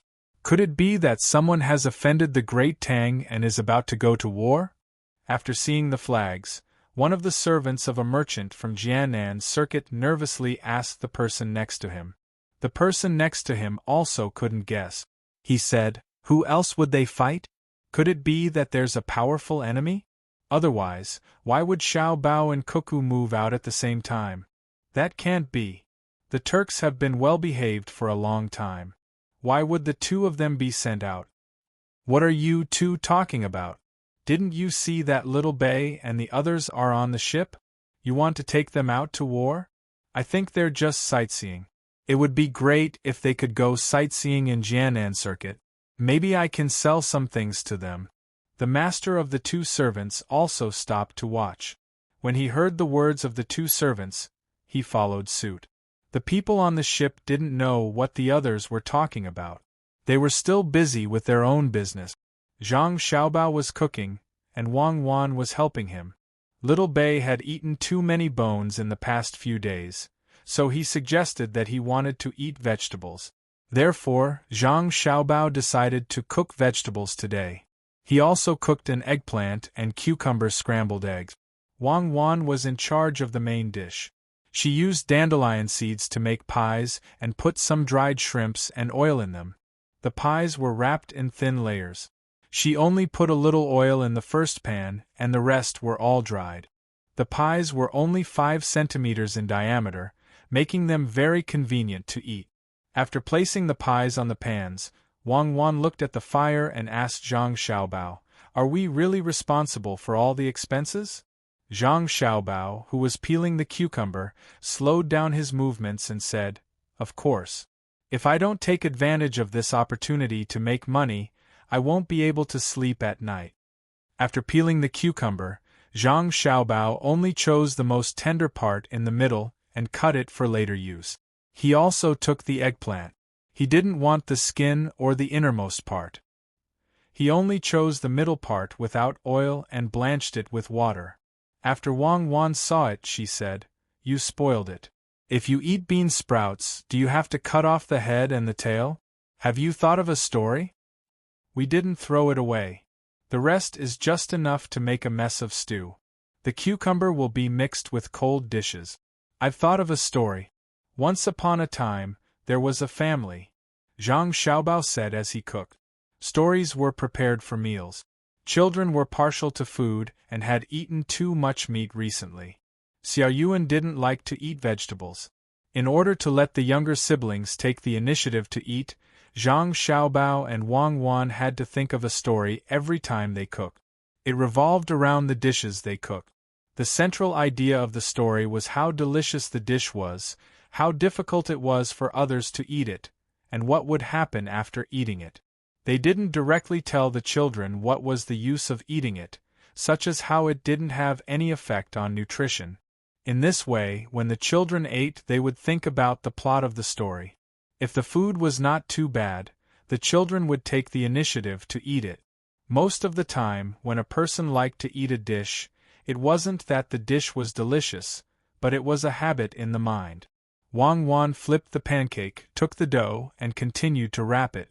She said, "Do you think Li Longji will agree with your idea?" "I think that's what he wants us to do.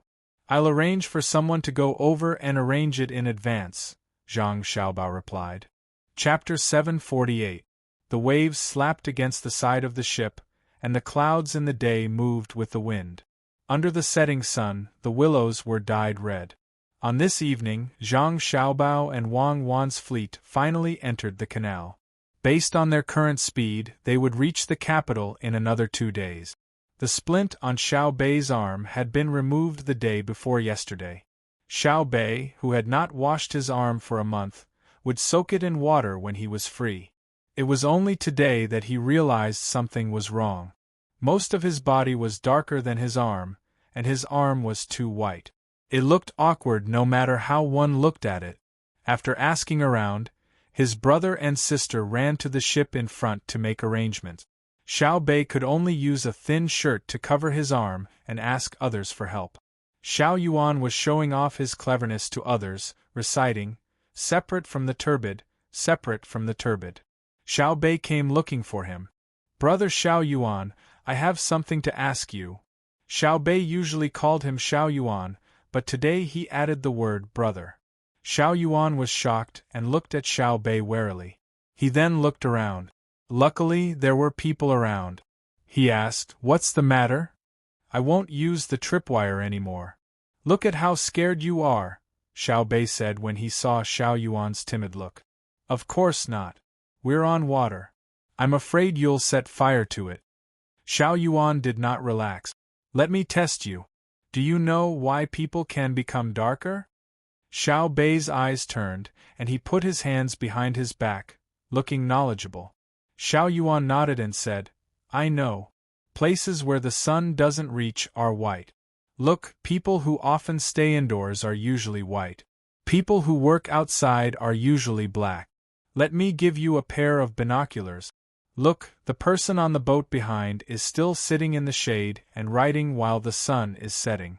He is white. Look again, that person who is struggling in the water is black. It's obvious that he fell into the water by accident. Look at his face, it's black, right? Look at the overturned boat beside him. I see it. Save him, quickly save him. Someone fell into the water. Team 0, where's Team 0? Go down." As Xiao Bei listened to Xiao Yuan, he used his binoculars to look back and forth. Suddenly, he realized that the person struggling in the water wasn't swimming. Instead, the boat had capsized. He scanned the surroundings and realized that there was a person dragging 2 people and swimming towards the shore. Xiao Bei was no longer in the mood to turn white or black. She shouted at the people around her. When she shouted, someone on the boat in front of her had already jumped into the water. As the waves churned, they quickly approached the person who had fallen into the water. Seeing that the strong number 0 seedling protection team had met someone, The nervous little ones heaved a sigh of relief and sat on the deck as if they had collapsed. You scared me to death. Xiao Yuan, you just said that it's fine to just bask in the sun, right? If the white parts are tanned, wouldn't the black parts be even darker? Seeing that it was really the members of Team Zero, Xiao Bei was no longer worried. Thinking of his own matters, he asked Xiao Yuan. Of course. The more you get under the sun, the darker you get. In the end, you'll be as black as coal. Why do you ask? Xiao Yuan replied. No, nothing. I'm just asking. My clothes aren't comfortable. I'll change. Xiao Bei left in a hurry after saying that. She entered the cabin and sat there thinking for a while. Then, she opened the door and said to the guard outside, Get someone to make me a set of clothes, the kind that doesn't have a sleeve on the right arm. The guard nodded and went to find someone to report. Xiao Bei and the others didn't have a lot of clothes. They grew quickly, so they usually had 3 sets of clothes made every season. As they grew, they would have them made at the same time. Unless the clothes were torn, they would make a set at the last minute to avoid wasting it. This set of clothes that Xiao Bei had suggested needed to be reported. In particular, Xiao Bei's request had to be made known to Zhang Xiaobao and Wang Wan. The news was quickly passed to Zhang Xiaobao and Wang Wan through flag signals. The two of them were waiting for the people from the Miao protection team to rescue them. Fortunately, they had flipped over in the canal. If it had been in the middle of the Yellow River, where the current was the most rapid and there were whirlpools, it would have been difficult to rescue them. After receiving the news, Wang Wan couldn't understand why Xiao Bei wanted a set of clothes that didn't have a right sleeve. However, Zhang Xiaobao smiled and said to Wang Wan, Xiao Bei must have felt that the color of the right arm is different from other parts of the body. I had this thought before, but I didn't get someone to make clothes at that time. Instead, I rolled up my trouser leg. At that time, I thought it was very smart, but now I know it's very stupid. Wang Wan thought about it and felt that it was more or less the case. She smiled and said, Xiao Bei must be very anxious. Think of a way. Then we won't have to make clothes. Okay. After lunch tomorrow, get someone to get some mud and stick it on them. Let them bask in the sun for a day. The color will change to about the same. Zhang Xiaobao came up with an idea. Usually, Xiao Bei and the others would also bask in the sun. Compared to the children who often stayed indoors, they were slightly darker, but healthier. In fact, the little guys had patches of black and white on their bodies. It was just that Xiao Bei's arms, which were originally black, were too white. At this time, the people who had fallen into the water had been brought back. They were a boatman and 3 passengers. They took advantage of the fact that the water transport wasn't too busy to ferry over. They didn't expect that when they were about to reach the shore, they would accidentally overturn. The boatman could only barely save 2 people, and the remaining one almost died. Zhang Xiaobao and Wang Wan didn't go to meet the rescued people. The 2 of them looked at the water below and thought about something. After a while, Zhang Xiaobao said, If we provide the local people who ferry back and forth with a bigger boat, can we avoid the danger of the boat capsizing? They can't afford a big boat even if they work for a lifetime.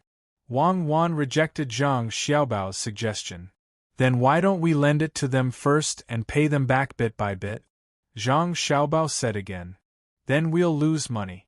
Until the big boat breaks down, we won't be able to earn back the capital.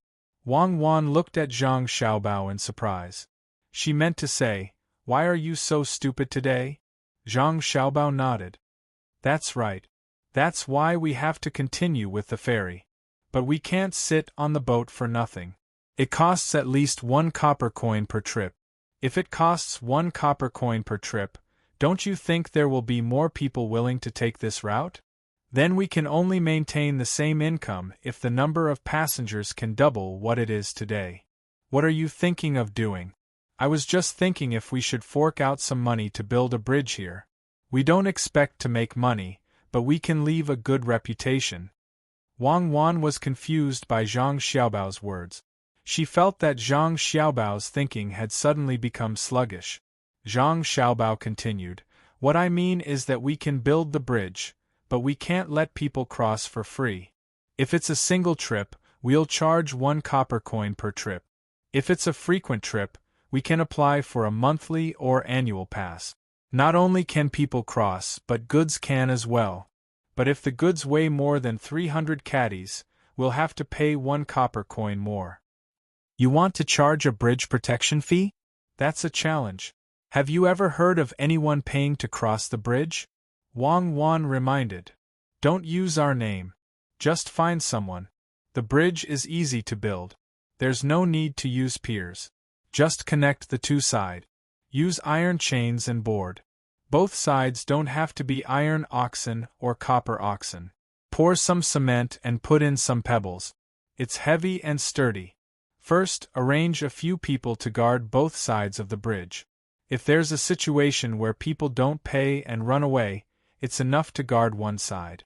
If there are children who need to run between the 2 sides to go to school in the future, this can be free, but the children can't carry too many things. This price is cheaper than the ferry, right? Moreover, it's safer. When the time comes, people can choose to walk or take the ferry. Little by little, the people will accept the fact that crossing the bridge costs money. When the time comes, the road will be the same. Actually, we can't make much money by building roads now. If we were to build roads in prosperous areas, we would be able to earn money by opening shops by the roadside. If there weren't many people, we would just be spending money. Once the commoners were used to spending money to cross the bridge, we would build more road. We would build new roads beside the old road. Every time we walked, we would have to spend money. Those who didn't want to spend money could walk on the old road. Naturally, the speed would not be as fast as the new road. Furthermore, those who walked on the new roads would be able to rest for free in the small houses built by the roadside. When the time comes, you'll have to make up for it. The most important thing in the service area is to provide hot water. As long as the people in the caravan come, they'll be provided with a pot of hot water. If they're pedestrians, they can't ask for money. Zhang Xiaobao explained his idea while Wang Wan listened at the side. When Zhang Xiaobao finished, Wang Wan asked, "What if someone crosses the old road to the new road and returns to the old road when they're almost there? What will you do?" "Let the people in the service area watch. Usually, there will be a service area set up every half a day. The hot water and rest are free, but you must have a pass to come here. However, other things are not free, such as medicine, dry food, tools needed to repair vehicles, etc., are not free. Occasionally, we'll send people to patrol on horseback. If they catch them, they'll have to pay double the money. If they don't pay, we'll take away their goods and not give them money." Zhang Xiaobao felt that he had too much money in the future and couldn't spend it all at once. He planned to use it on road repair and collect tolls. It was likely that because there were few people coming and going, there wouldn't be much money left after deducting the maintenance fees. However, it was better than having no money at all. Otherwise, he would have to build more roads in the future. It would be better if he could get some money back. Wang Wan lowered her head and thought for a moment, then asked, "Do you think it'll work?" "How do I know? Let's try it first. If it doesn't work, we'll talk about it later. What if it works? Let's build the bridge first. We'll start with the bridge and arrange for people to do it immediately." Zhang Xiaobao made up his mind and asked his people to come in and arrange it. Wang Wan said, "Why don't you try the bridge on the Changjiang River first?" "That won't work. That's not our home. Besides, there are too many people coming and going there. What if someone is dissatisfied and makes trouble? It's a deep-rooted idea to not spend money on the bridge. Even businessmen think so. They don't care how much it costs to build bridges and roads. Let's start with a place with fewer people first." Chapter 749. Zhang Xiaobao really did arrange for people to do it. Building this kind of bridge was very fast. First, people would use boats to pull the hemp rope across. When the time came, both sides would be stretched, and the hemp rope would be gradually thicker. When a certain thickness was reached, One end would be replaced with an iron chain. When the time came, both sides would be fixed, and wooden planks would be laid. It would probably take less than half a month. As long as one was willing to spend money, there was no need to worry about not being able to make the iron chain. At that time, the price would be half of the ferry price. If the ferry lowered the price for transporting goods, the bridge would also lower the price. It was necessary to let the people know that it was safer, faster, and cheaper to cross the river than to cross the bridge. Of course, at this time, Zhang Xiaobao did not forget the impact of the bridge on the ferry industry. He was prepared to wait for the people to get used to the bridge before letting the ferrymen stop what they were doing and come over to help guard the bridge. Some people were willing to change careers to fishing. After arranging everything, Zhang Xiaobao and Wang Wan returned to the boat behind Xiaobei, and the others were on. Previously, they had been discussing the details of the emperor's travel expenses with Old Man Pai and the others. As soon as they returned to the boat, Xiaobei came over angrily. "What's wrong, Xiaobei? Did someone bully our Xiaobei? Why are you unhappy?" Zhang Xiaobao crouched down and opened his arms. Xiaobei was still angry, but he did not refuse his brother's embrace. He leaned on his brother's arm and said, "It's you. I asked someone to make the clothes, but you didn't let me." "Really? There was such a thing?" Xiaobei, when you mentioned the clothes, I just remembered that my back is wider than my front. What should I do? I was worried, but in the end, your sister was the best. Guess what she thought of?" Zhang Xiaobao indeed did not agree. At this time, he pretended not to know. He changed the topic and began to talk about his own matters. As expected, Xiaobei's goal was not the clothes. Hearing his brother's words, he blinked his big eyes and asked, "Really? Really? If you don't believe me, Xiaobei, look. Is my back whiter than my front?" As Zhang Xiaobao spoke, he put the clothes in his pocket for Xiaobei to see. There were faint ink marks on his chest and dirt. Xiaobei looked around and nodded. "It's true. What idea did you come up with?" "I won't tell you for now. Let everyone guess. There will be a prize for guessing right. Go, get little Yuan and the rest here," Zhang Xiaobao said to Xiaobei. When Xiaobei happily ran over to call for help, Zhang Xiaobao slapped his body with all his might. The mud sticking to his body was too uncomfortable. Wang Wan finally couldn't help but laugh. She said to Zhang Xiaobao, "I really don't know what you're thinking. You could have just told Xiaobei what happened tomorrow. Why did you have to torment yourself like this? That won't do. To you and me, this is a small matter that can't be any smaller. But to children, this is a huge matter. Many children, when they grow up, their earliest memories stop at the age of 5 or 6. Do you know why? One reason is because there are problems with brain development when they are young. The other reason is that before the age of 5 or 6, they always live the same life. What they do every day doesn't change much. Adults who don't understand this logic want their children to be more stable and obedient in order to save trouble. Any obedient child is a good child. Many people think this way, but it's actually very selfish. Children are independent from the moment they appear in this world. They belong to themselves. Raising them isn't the same as restricting them. I can't control others, but I can control Xiaobei and the rest. I'll let them have a lively and colorful childhood. Children are the continuation of adults' hopes, but they are definitely not the inheritance of adults' personalities. Adults who want their children to realize their unrealized ideas are unqualified adults. Zhang Xiaobao said seriously to Wang Wan. This was what he thought, and it was exactly what he did. Wang Wan and Wei Wei smiled. Then let's hold a discussion for them. How can we make a white place turn black, or make a black place turn white? You're right. Children also have their own dreams. We just need to provide them with the environment to create their dreams as much as possible. They're not another Zhang Xiaobao and Wang Wan. The innocent Xiaobei didn't know how much effort his brother and sister had put in for them. He was happy to find Xiaoyuan, Xiaozhu, and Xiaohai.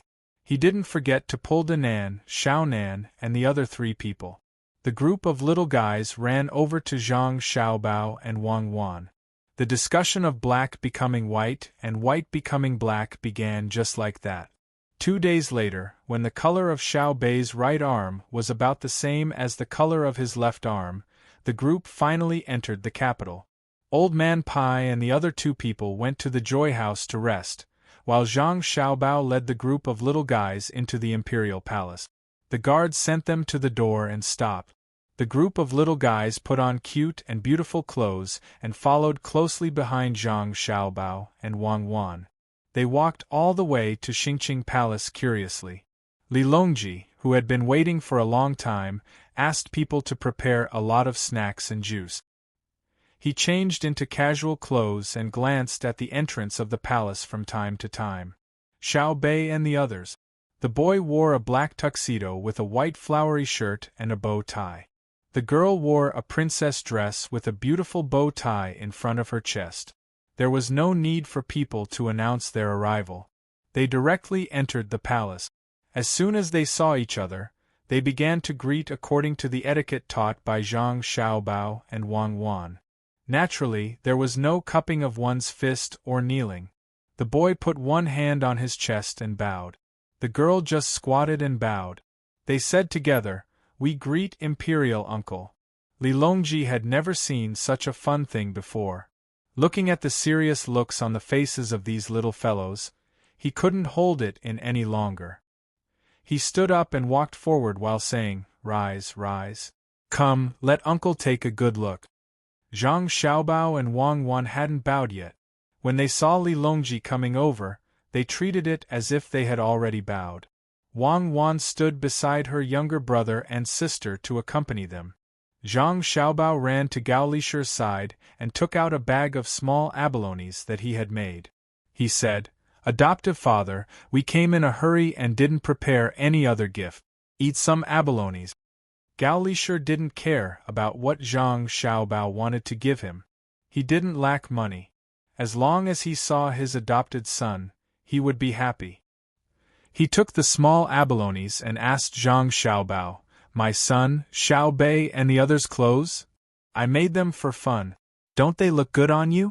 Zhang Xiaobao replied, "They look good, just like the dolls you sell." Exhilarating and the others didn't come?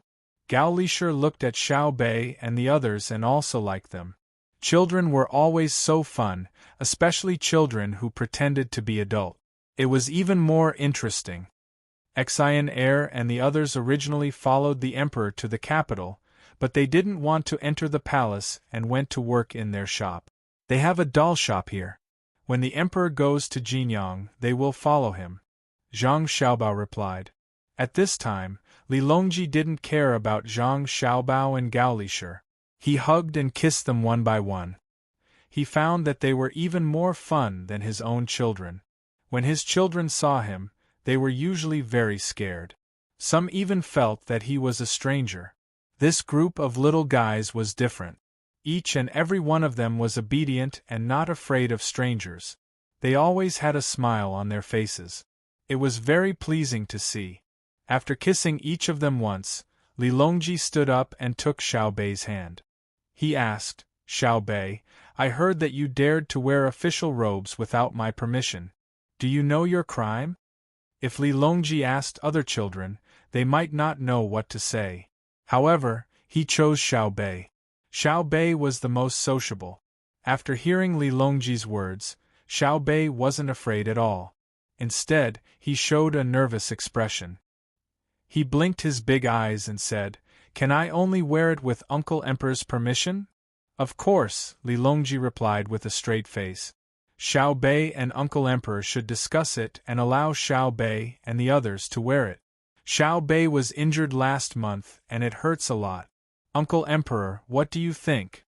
As Xiao Bei spoke, he felt so wronged that he was about to cry. His eyes were red. Li Longji just wanted to joke. When he saw that Xiao Bei was about to cry, he immediately nodded and agreed. "Okay, Xiao Bei, if you want to wear it, then wear it. I have agreed. I will let you wear it."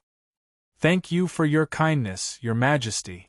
This time, there was no need for anyone to tell them. The children, who always listened to stories from their older brothers and sisters, used the words that often appeared in other dynasties and bowed to Lilongji.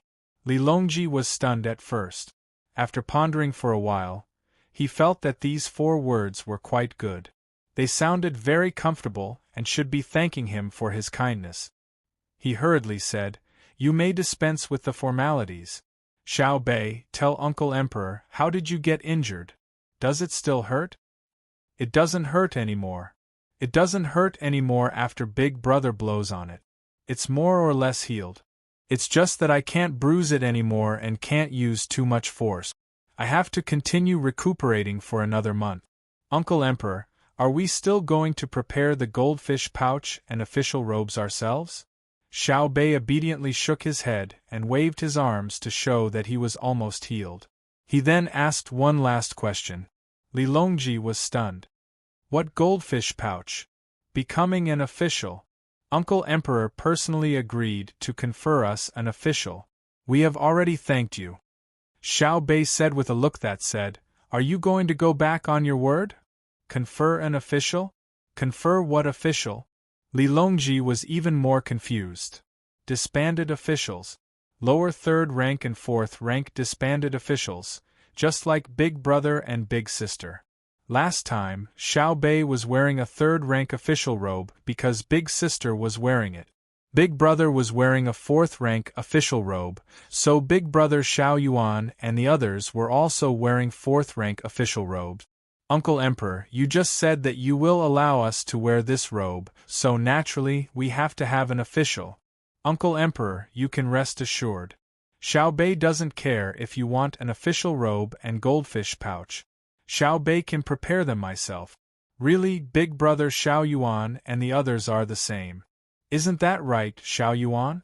Xiao Bei tried his best to fight for his own benefit. He finally caught Lilongji saying the wrong thing. A monarch's words were not to be taken lightly. The opportunity was right in front of him. Xiao Yuan and the others weren't stupid and immediately thanked him again. However, Lilongji was dumbfounded. He was just teasing his children. How could he give away a bunch of 3rd rank and 4th rank officials? If he really gave them away, that would be terrible. Chapter 750. Just when Lilongji didn't know what to say, Xiao Bao said, "Xiao Bei, why are you so insensible? Uncle Emperor is just joking with you. You didn't do anything. If he really gave you a 3rd or 4th rank official, how would the officials in the world be convinced? I'm not like a 6th or 7th rank official. It's fine no matter how many ranks you get. Is it so easy to get a 3rd or 4th rank official? Your sister and I used our lives to get those positions. Why aren't you apologizing?" Xiao Bei looked at his brother in confusion. Suddenly, he saw his brother winking at him. He remembered what his brother said and immediately said, "Uncle Emperor, Xiao Bei didn't put his life on the line. I don't want a 6th or 7th rank official position. I'll ask for one after I try. From today onwards, I won't wear an official uniform anymore, even if it looks good." Lilongji really couldn't give Xiao Bei and the others such a high-rank official. Just as he was thinking of a way to change the topic, Zhang Xiaobao's words settled the matter. It didn't seem to be a good idea whether he was given a rank or not. When he wanted to turn around and give Gao Lishir a look, Xiao Yuan in the crowd also cooperated and said to Gao Lishir, "Brother Xiao Hai, actually, I think it's okay to have a 7th rank official. At most, when no one is looking, you can still wear purple clothes. When you meet an official, you can change into a 7th rank uniform." When the little guys heard Xiao Yuan's words, they all looked at Lilongji with yearning. Xiao Bei also said, as if he was talking to himself, "Can a 7th rank official be given? Your Majesty, on the way here, I discussed with County Deputy Wang. We're going to use some money to build a few bridges between the Yellow River and the Tsaotsiu Canal. We hope Your Majesty will agree." At this time, Zhang Xiaobao spoke again. When Lilongji heard Zhang Xiaobao's words and looked at County Deputy Wang standing there with a smile, he finally knew what to do. "I didn't expect Minister Zhang to have such a plan. Okay, I agree. I hope Minister Zhang and Minister Wang can build the bridges firmly. Xiao Bei, if a third or fourth rank official is really not enough, I have a seventh rank official. How about I give you the title of Zhigua Commandant? He is a 7th grade Wu San official. Li Longji originally didn't want to give Xiao Bei and the others any official positions, but when Zhang Xiaobao said that he wanted to build a few more bridges, it played a key role. After weighing the money needed to build the bridges and then considering the salary of a 7th rank official, he had no choice but to agree to it. Thank you, Uncle Emperor. Xiaobei knows that Uncle Emperor doesn't have much money. Xiaobei doesn't care about what Uncle Emperor wants. I'll go back and do it myself. Uncle Emperor, we're both 7th rank. How can Xiaobei care about others? This time, Xiaobei didn't follow her brother's instructions. She said whatever came to her mind. Of course. Not to mention a rank 7 official, even a rank 1 official, as long as he makes a mistake, Xiaobei, you just have to take care of him. Uncle will help you, so there's no need to be afraid. Li Longji said in his heart, if you encounter an official who bullies you, you don't need to be an official. Your brother and sister will take care of them. Who dares to bully you? I almost lost a rank 3 or rank 4 official as soon as I met him. Xiaobei nodded happily. Suddenly, she put on a straight face and said, I impeach the county magistrate of Yongla County. I don't know what his name is, but he asked the refugees to come over and help with farming. He said that he would give the refugees farmland, but after the spring plowing, he began to drive them away. When I passed by Yongla County on the boat, I gave some of the refugees food. I impeach him. When Xiaobei said this, Zhang Xiaobao and Wang Wan were stunned. The two of them really didn't know about this matter. During those few days, the two of them had been discussing the details of the Emperor's travels with Old Man Pai and the others. They only heard the servants report that Xiaobei gave people food when they were resting at the docks. This was very normal. There were many poor people, and Xiaobei liked to give people things.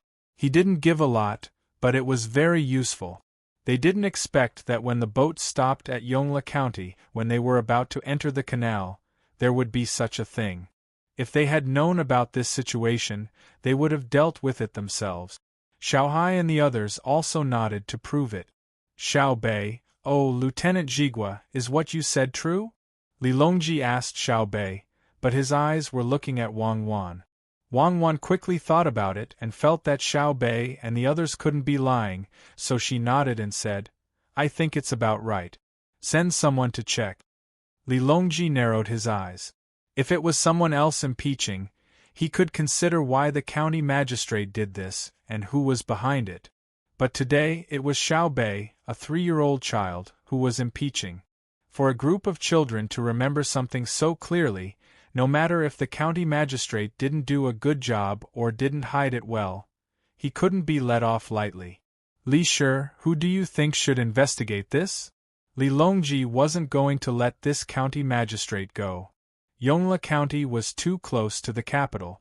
Today, the cute little fellows had joined hands to impeach the county magistrate as soon as he became an official. How big of a matter was it to make these sensible and well-behaved little fellows hate it so much? Hearing this, Gao Lishir thought for a moment and replied, I think it's better for the Crown Prince to personally handle this matter. With this, Li Longji understood which side the county magistrate of Yongla County stood on. He looked at Gao Lishir with praise and said, Lishir, you go arrange this matter. I understand. Gao Lishir replied. Zhang Xiaobao also felt sad for the county magistrate of Yongla County. The county magistrate of Yongla County probably didn't know what happened until he died, let alone that he fell at the hands of a group of 3-year-old children. Xiaobei and the others were happy. Xiaobei waved her little fist and said to Li Longji, Uncle Emperor is really a good emperor. That county magistrate is really bad. Oh, when I gave the refugees food to eat, it was such a big steamed bun that one person could eat 3 of them. Uncle Emperor, how hungry do you think they are? Li Shi, tell the Crown Prince to handle this matter strictly. Li Longji's face darkened. What kind of lie could a 3-year-old child say? Seeing Xiao Bei gesturing at the big steamed bun, he added another order to Gao Lisher. Gao Lisher nodded and immediately went to find the crown prince. He didn't forget to look at Xiao Bei and the other little fellows. He thought to himself that the people from the Zhang family and Wang family were all killers of officials. They already knew how to impeach at such a young age. If they grew up in a few years, they probably wouldn't have a good time with any corrupt officials they met. Xiao Bei, you have contributed to the impeachment. What reward do you want? Li Longji pulled Xiao Bei in front of him and kissed her. Xiao Bei blinked her eyes. For a moment, she didn't know what to say. She wanted more benefits, but she felt that it was impossible. When her brother came, he said that she couldn't casually ask for anything else. After thinking for a while, just as Li Longji was about to help her out, Xiao Bei finally spoke. Xiao Bei doesn't want any reward. I just want Uncle Emperor to let the people of Great Tang live good lives. This was what Xiao Bei often said when she played with the children in the county. At this moment, she was using it. If it were an adult, Zhang Xiaobao or Wang Wan who said this, Li Longji would praise them and then say some official words. After all, it was too difficult to let the people of Great Tang live good lives. It involved more than just money. But when these words came out of Xiao Bei's mouth, Li Longji was moved. Children were always the most innocent. Whatever the adults said, the children would listen. For her to say such words meant that the adults in her family had taught her a lot.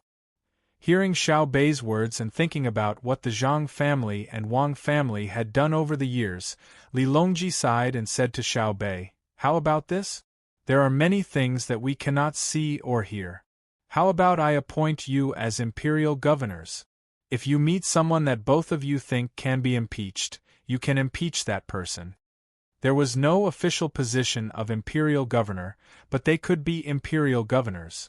This could be said to have a rank, but there were no normal rank.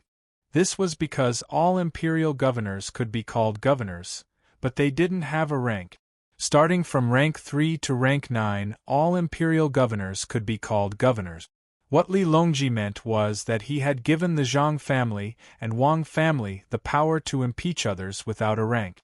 When an imperial governor impeached someone, it didn't matter even if the impeachment was wrong.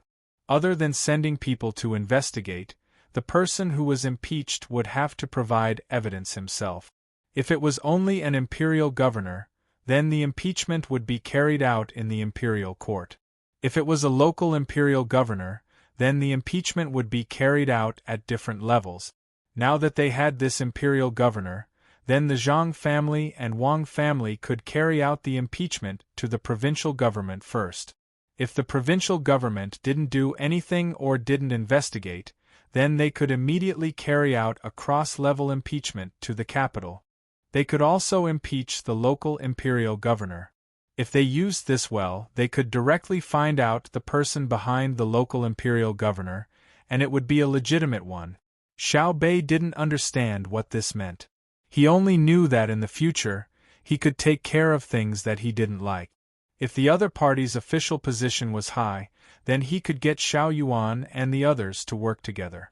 Even if it was the title of imperial governor, they could impeach the high-ranking official. Uncle Emperor, Xiao Bei will definitely take good care of others. As long as I see someone bullying the common people, I will deal with him. If he dares to fight back, I will let Big Brother and Big Sister beat him up. Xiao Bei took the initiative to kiss Li Longji, making a promise to Li Longji. That's right. If anyone dares to bully Xiao Bei, we will let Xiao Bei's Big Brother and Big Sister beat him up. Ha ha. Li Longji picked Xiao Bei up and spun him around, then laughed loudly and put him down. Li Longji was really too happy today. It wasn't because of the official, but because of Xiao Bei's words that would let the common people of Tang live a good life. Since the Zhang family and Wang family could teach Xiao Bei like this, it was reassuring. The most frightening thing was that the Zhang family and Wang family betrayed him. If other people betrayed him, he could send troops to suppress them, and there wouldn't be many losses. However, if the Zhang family and Wang family betrayed him, Then the consequences would be unimaginable. The surrounding palace maids and eunuchs also heard this conversation. Some were impressed, some felt that Xiao Bei and the others were cute, and some felt that Zhang family and Wang family were good. However, all of them had the same thought, and that was that in the future, unless the emperor personally gave the order, no one would dare to provoke the Zhang family and Wang family. Chapter 751. Li Longji happily ate a meal with Zhang Xiaobao and his younger siblings. The meal was not bad. The little ones were not like the others who were reserved and did not dare to eat. They ate enthusiastically, causing Li Longji to eat a lot as well. At night, Zhang Xiaobao and the others naturally had to go back. Xiao Bei and the others all received a set of 7th-ranked robes and an additional goldfish bag. This was given to them because Xiao Bei said that it looked good. Li Longji was finally generous for once. It was not easy. During the meal, Zhang Xiaobao kept talking about where to build the bridge. Compared to the price of the bridge, this temporary set of official robes was much cheaper. The guards guarding the door had not been changed yet. When they saw that the group of people who went in was a group of officials when they came back, they were all dumbfounded. The 7th-ranked official robes were worn by a group of children. If they were not in the palace, they would definitely think that someone was wearing them blindly. How many people might not be able to reach the 7th-ranked in their entire lives? There were many 8th-ranked and 9th-ranked officials. Some of them even passed the imperial examinations and were still 8th-ranked officials in their old age. Were the Zhang Xiaobao and Wang family so powerful that they could become officials just by coming in and coming out? Of course, these guards did not know that as soon as Xiao Bei became an official, he had already impeached the Yongla County magistrate. He had already sent people over and was waiting for the county magistrate to provide evidence himself. This time, there was really an official, not the kind who wore clothes to pretend. Xiao Bei was so happy that he did not want to take the carriage and insisted on walking to the savant's restaurant. The official robes were really beautiful on him. Zhang Xiaobao thought about it and did not object. It was a good opportunity to let the people in the capital know how powerful the Zhang Xiaobao and Wang family were. Now, both families were officials, even Denan and the others. After walking for more than 2 hours, when they were about to reach the savant's restaurant, Xiao Bei and the others were still so excited that they did not feel tired at all. They ran up and down the street, causing the officials who occasionally passed by to give way. Even the 4th-ranked and 5th-ranked officials did not dare to compete with Xiao Bei and the others. That had nothing to do with the rank of the official. Even though Xiao Bei and the others were 7th-rank officials, their goldfish bags and age had already explained the problem. A 3-year-old 7th-rank official versus a 40-year-old 5th-rank official, who was more powerful? When they arrived at Savant's restaurant, Old Man Pai and the other two were stunned when they saw Xiao Bei's official robes. "Grandpa Bai, have you eaten? Today, Big Brother said that he was going to cook a table full of dishes for us," Xiao Bei said as he skipped in front of Old Man Pai and opened his arms to let him hug him. Old Man Pai picked Xiao Bei up and carefully looked at his clothes and goldfish bag. He asked, "Xiao Bei, when did you change your clothes?" "I changed them after I saw Uncle Emperor. I am now a 7th-rank official, the kind that is scattered. Together with them, we are the Imperial Censor Governor. When we came back, Big Brother said that we can impeach from the bottom up. If the people below us make a mistake, as long as the people above us don't immediately take care of it, we can impeach the people above us all the way to the capital. Isn't that awesome?" Xiao Huai hugged Old Man Pai's neck and said with a smile. Old Man Pai was stunned for a moment. He looked at the clothes of the other little guys and nodded numbly. "Awesome, really awesome. Did His Majesty give you all scattered officials? A 7th-rank official, and he gave you the title of Imperial Censor Governor?" "Yes, Uncle Emperor is awesome. I personally impeached the Yongla County Magistrate. I don't even know his surname yet, but Uncle Emperor asked Uncle Gao to find that crown prince to investigate." Humph, that day, I gave out more than 1,000 steamed buns and many salted vegetables. That Yongle County magistrate deserved to die. Xiao Bei nodded in response. He even said the question that Old Man Bai didn't ask.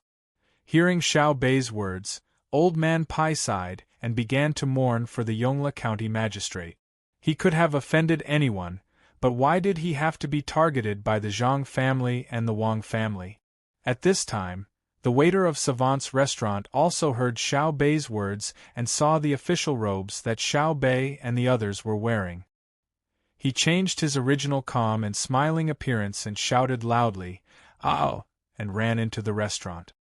Miss Xiao Bei and the others are officials now. Shopkeeper, Miss Xiao Bei and the others have come back from the palace wearing the 7th rank official robes. Quickly get someone to prepare delicious food. Miss Xiao Bei likes to eat garlic and cucumbers. There were still many customers eating in the restaurant. When they heard the waiter shouting like this, they were first surprised because the waiter of Savant's restaurant had always been very steady. Then they were angry. Did a 7th rank official have to be like this? In a place like the capital, was a 7th rank official considered an official? However, when Xiao Bei and the others came in wearing official robes, the customers who were dissatisfied with the waiter who shouted and shouted just now all shut their mouth.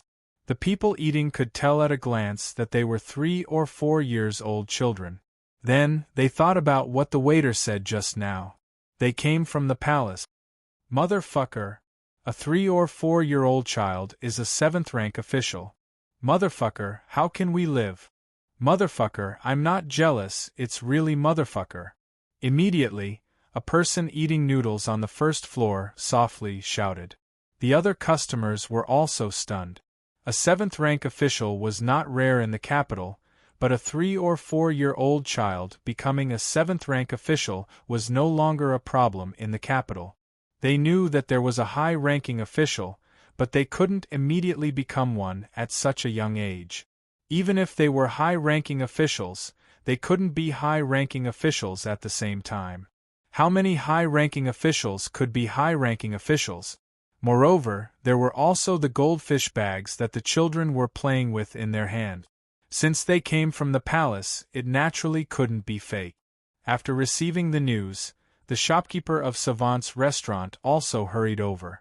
When he saw the 7th rank official robes and goldfish bags on Xiao Bei and the others, he suddenly cried. With a plop, he knelt in front of Xiao Bei and sobbed, "The heavens have eyes. My Zhang family and Wang family don't have to worry anymore. Xiao Bei, what do you want to eat?" "Uncle Zhang, don't be like this. Quickly get up. I'll eat whatever Uncle Zhang makes." The happy Xiao Bei was shocked. He stretched out his arm and tried to help the kneeling shopkeeper up. The shopkeeper, who didn't want to get up, suddenly remembered that Xiao Bei's arm had just been injured some time ago. He was afraid that it would be damaged again, so he immediately stood up and wiped his tears. He asked Xiao Bei, "Your official is?" The people around them who were eating also craned their necks to listen. "Uncle Emperor gave it to me. Originally, I wanted a 3rd rank or 4th rank official, but Big Brother said that the official position was too high. First, I asked for a lower rank, and now I have a 7th rank official. A disbanded official who doesn't keep his word. If it was Big Brother and Big Sister who impeached him, there wouldn't even be a need to investigate." When Xiao Bei was supporting the shopkeeper, she was hugged by the shopkeeper who stood up. She pouted and explained to the shopkeeper regretfully. The shopkeeper used his other hand to pinch himself hard. After he woke up, he nodded and said to Xiao Bei, "That's right. Xiao Bei, you can't be arrogant. It's really unreasonable for someone to investigate a mere county magistrate. Who is going to investigate? Do we need Savant's restaurant to help us inform them?" The shopkeeper thought that the little young master and Xiao Bei were using Xiao Bei to impeach him, so when he asked Xiao Bei, he was asking Zhang Xiaobao if he should help. Savant's restaurant was not small now. When Zhang Xiaobao saw the shopkeeper looking over, he shook his head and said, "There's no need. Cuckoo and I don't know about this matter." His Majesty has already asked the Crown Prince to investigate. Xiao Bei's dish will be braised beef marrow today. Go and arrange it. Yes. The shopkeeper put Xiao Bei down and turned to greet them. However, there was a storm in his heart.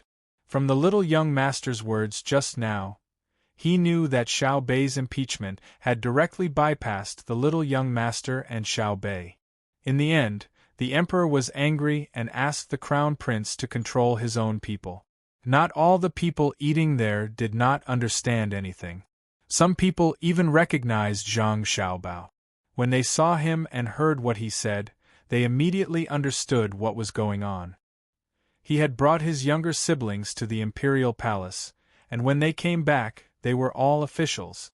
The people eating on the first floor finally learned something. It was the first time they had heard of a 3 to 4-year-old 7th-ranked official. Of course, they did not know that Xiao Bei was actually not 3 years old.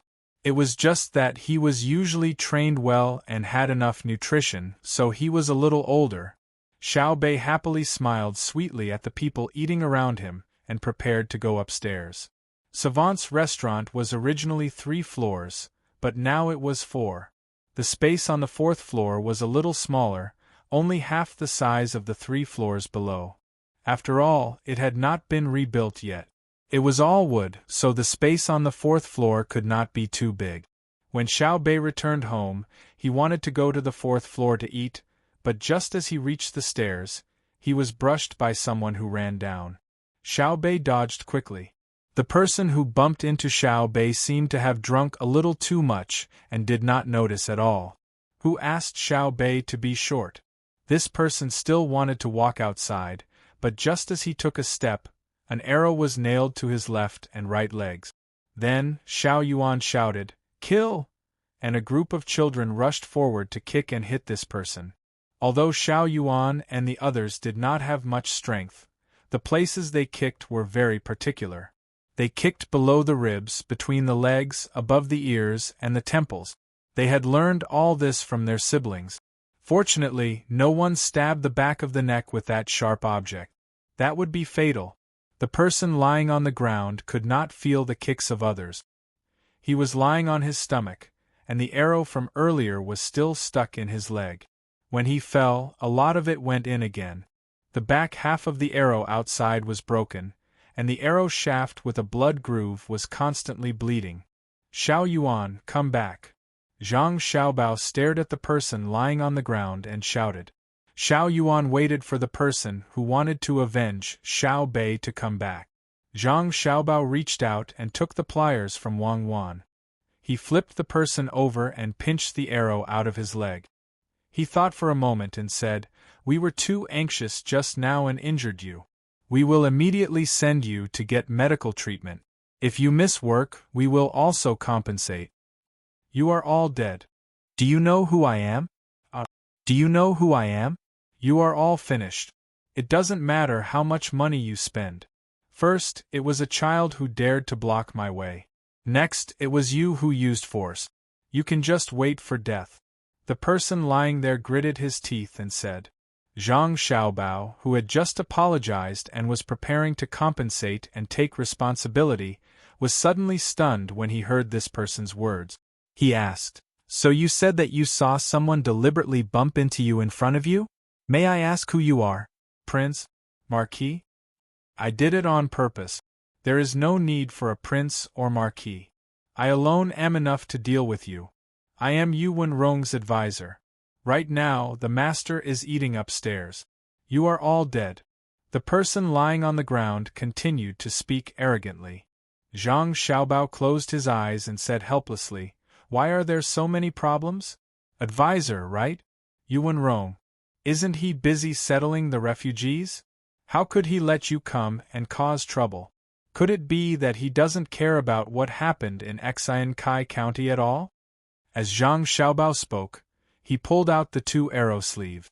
Following the person's scream, he reached out and took the medicine from Wang Wan.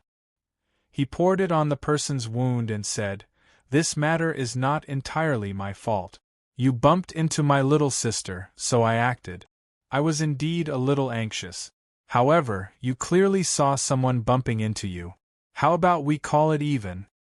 Are you dreaming? You hurt me, so I will let you know my power. The person lying on the ground endured the pain and continued to shout. Then I can only offend one more person. Yuan Rong, right? Good. Men, invite him down. Also, this person tried to murder an official of the imperial court, but was accidentally seen through by the official. He wanted to frame Yuan Rong. Drag him to the backyard and interrogate him. Zhang Xiaobao didn't expect things to turn out like this. However, since he bumped into his little sister and still spoke like this, then he couldn't be blamed for being ruthless. While Zhang Xiaobao was making his decision, Huayuan County was very lively. Many chefs had gathered here, and all of them wanted to show off their skills. As long as they could gain a reputation, then their value would increase in the future. Of course, the restaurants that wanted to invite them to work would have to fork out more money. Although only the chefs from around Gyeonggi province had come, there were still a lot of people. In order to let the chefs in their county win more glory, many counties insisted that several chefs be tied for first place in the regional competition. In this way, the first place could go, and there would be a lot of people in a short time. Empress Wang had been living more comfortably these days. The recuperation place on Yaowang Mountain was even better than the Four Seasons workshop below. Today was the day of the competition. In order to help the Zhang family and the Wang family, Empress Wang also came out to take a look.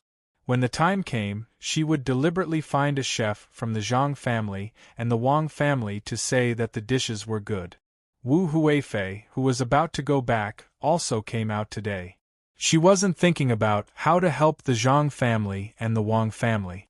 Instead, she was thinking about how to find fault with the Zhang family and the Wang family. It might be difficult to find fault with the craftsmen, but it was easy to find fault with the chef's dishes. If you added just enough salt, I could say that it was bland or salty. If you added too much salt, I could say that it was bitter. If you added too little salt, I could say that it was bland and tasteless. For others, more salt would be refreshing, and less salt would be refreshing. Anyway, she could pick whatever she wanted. How could she, an imperial concubine, not be able to do this? It was nothing more than a competition with Empress Wang. Thinking of Empress Wang, Wu Huifei asked the person beside her, "Have you done what I asked you to do?" In reply to Your Highness, it has been arranged. As long as Empress Wang says something, someone will naturally carry out our plan. Your Highness, you can rest assured. Wu Huifei nodded with satisfaction. That's good. Let's go over there and have a look. When Wu Huifei arrived at the competition venue, Empress Wang followed her. Similarly, Empress Wang was also guarding against Wu Huifei. She asked the person beside her, "Xiao Zhu, do you think we really don't need to arrange for others to help?" Your Highness, I don't think so. Miss Wang Wan has already sent someone to send us a letter. She asked us to just take a look. Of course, we shouldn't be biased towards the chefs of the Zhang family and the Wang family. We should also evaluate the truly good chef. The Zhang family and the Wang family don't need this competition to make a name for themselves. What they value is talent, Xiao Zhu said to Xiao Zhu. In fact, she was also a little nervous. After all, what they were going to face today was different from before. When it came to food, no one could say that good was good. It was just that the taste was different. Empress Wang picked up the honey water beside her, took a small sip, and said, "If that's the case, then make the arrangements. Let our people help out when the time comes." While the two sides were competing, the commoners didn't know that the commoners who came all wanted to see how good the chefs were. Of course, it would be even better if they could have a taste. However, many of the commoners knew that it wasn't their turn to have a taste. Originally, there wouldn't be many chefs competing. This was because each county planned to win with fewer chefs. The number of chefs from the surrounding counties had actually reached 400. Some of them were indeed very capable, while some were slightly weaker. This was because during the selection by the county, they would compete on the front content, such as seafood, meat, vegetables, noodles, and so on. Each category required points. Therefore, when the chefs with specialties competed, even if their points were slightly lower, they would still be recognized by the county. Seeing that all the chefs were present, the person in charge of hosting held a loudspeaker made of iron sheets in his hand and shouted to the people around him, "Everyone, please be quiet. Don't make any more noise. Listen to me, please be quiet." After shouting continuously, the commoners who were excitedly talking about what they wanted to say finally shut up. Even so, there were still people whispering to others. The host couldn't make everyone stop talking. Seeing that the voices were not as loud as before, he continued, "Everyone, today is the day of the chef's competition in Gyeonggi Province and the surrounding counties. We are lucky to have invited the current Tang Empire's Empress Wang and Wu Huifei. Now let's welcome them." If these words were said in a place where the Zhang family and the Wang family had not been, the commoners really didn't know how to express themselves. However, the commoners in Huayuan County understood. As soon as they heard the host's words, they immediately clapped hard and didn't stop for a long time. At this time, the host hesitated but still said boldly, "Let's invite Wu Huifei to say a few words." Wu Huifei was stunned at first. She didn't expect the host here to be so bold. After thinking about it, she stood up and took the loudspeaker from the host. She said to the people around her, "I'm here to take a look, to see the good chef of Tang Dynasty. I'll try it when the time comes. Work hard." Wu Huifei, who really didn't know what to say at this time, said a few words casually at this time. In fact, she also knew that the others didn't care what she said, as long as she said something. Sure enough, after she said such useless words, there was a burst of applause. Perhaps even the people who clapped didn't know why they were clapping. After Wu Huifei finished speaking, the host wanted to immediately start the competition, but suddenly remembered that there was a more powerful person.